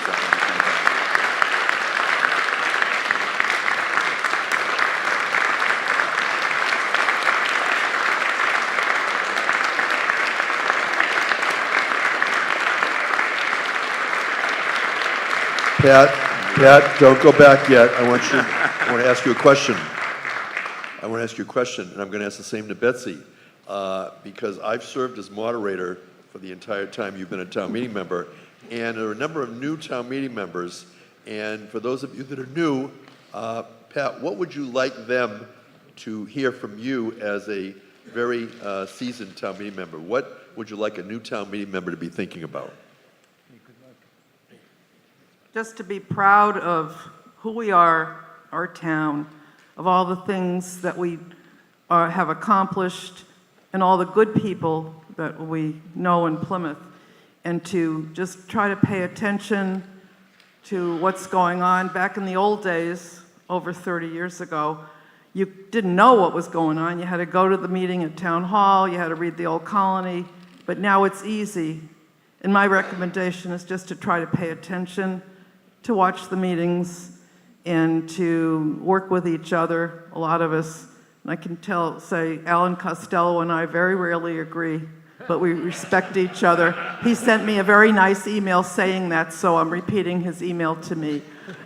He does remember one time. I remember a few times.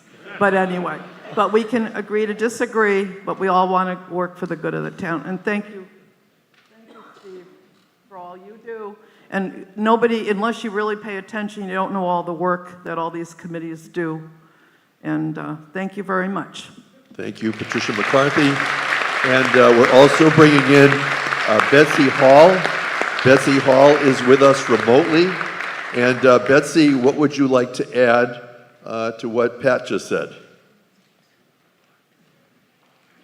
Thank you Betsy to Hall. all town meeting members and to all of the people who are at town meeting today. I want to say that I'm so impressed with the town of Plymouth. People I meet who just moved here from all over the country tell me how much they love the beauty and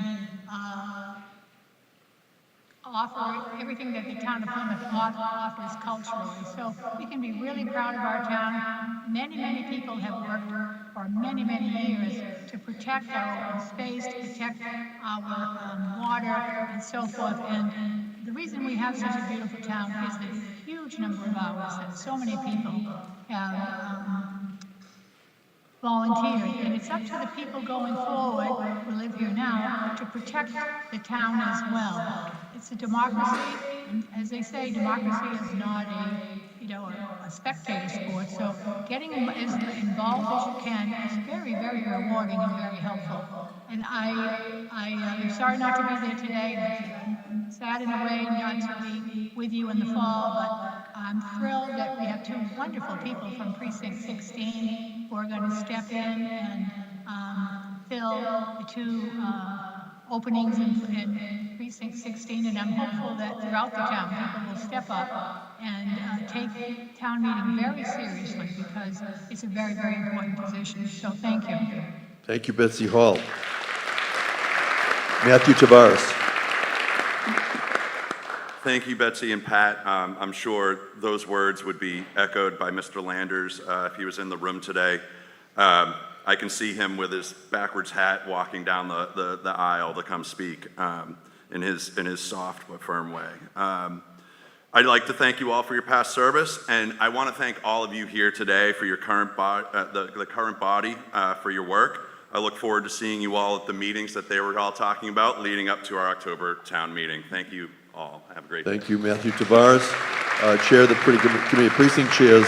The last word that I would just like to say, particularly to new town meeting members, is Pat McCarthy and Betsy Hall certainly exemplify the kind of town meeting member that does a lot of work in preparation. I often hear from both of them prior to town meeting, either to be on a speaker's list or to make a motion. And so, as moderator, I greatly appreciate when people spend the time prior to the meeting in order to be prepared. And at this time, we're going to move to Article 29, a citizen petition, home rule, digital legal notices. Mr. Neerman moves the town vote to authorize the select board to petition the Massachusetts General Court for special legislative allowing digital legal notices for the town of Plymouth. Mr. Neerman. Thank you, Mr. Moderator. The Advisory and Finance Committee, by unanimous vote of 13 members voting for, to recommend that town meeting approve Article 29, the Citizens Petition, Home Rule Petition, Digital Legal Notices. The approval of this article will authorize the Select Board to petition the Massachusetts General Court for special legislative allowing digital legal notices for the town of Plymouth as defined in the 2025 spring annual town meeting warrant and as on file with the town clerk. Thank you. And now, one thing is, I think we're going to change one word in the motion. But it's not a motion to amend. I think it's just going to be a correction. Special legislation, not thank you. legislative. Thank you. Legislation, thank you. Okay, I having think said we'll that, agree with you on that. on the Richard advisory. Cirque, so he accepts that change. Richard Cirque, Precinct 2, moves to strike through Section 2B language as follows, and I'm going to let Mr. Cirque talk about his motion to amend. You have it in front of you. Mr. Cirque. I was the original petitioner in this case, and Let's give him a mic. Thank you. I was the original petitioner in this case, and it has been approved by every board and committee that it's been before. After it went through that process, Select Board Member Canty and Town Council McKay suggested a technical amendment to one of its provisions, which I've accepted.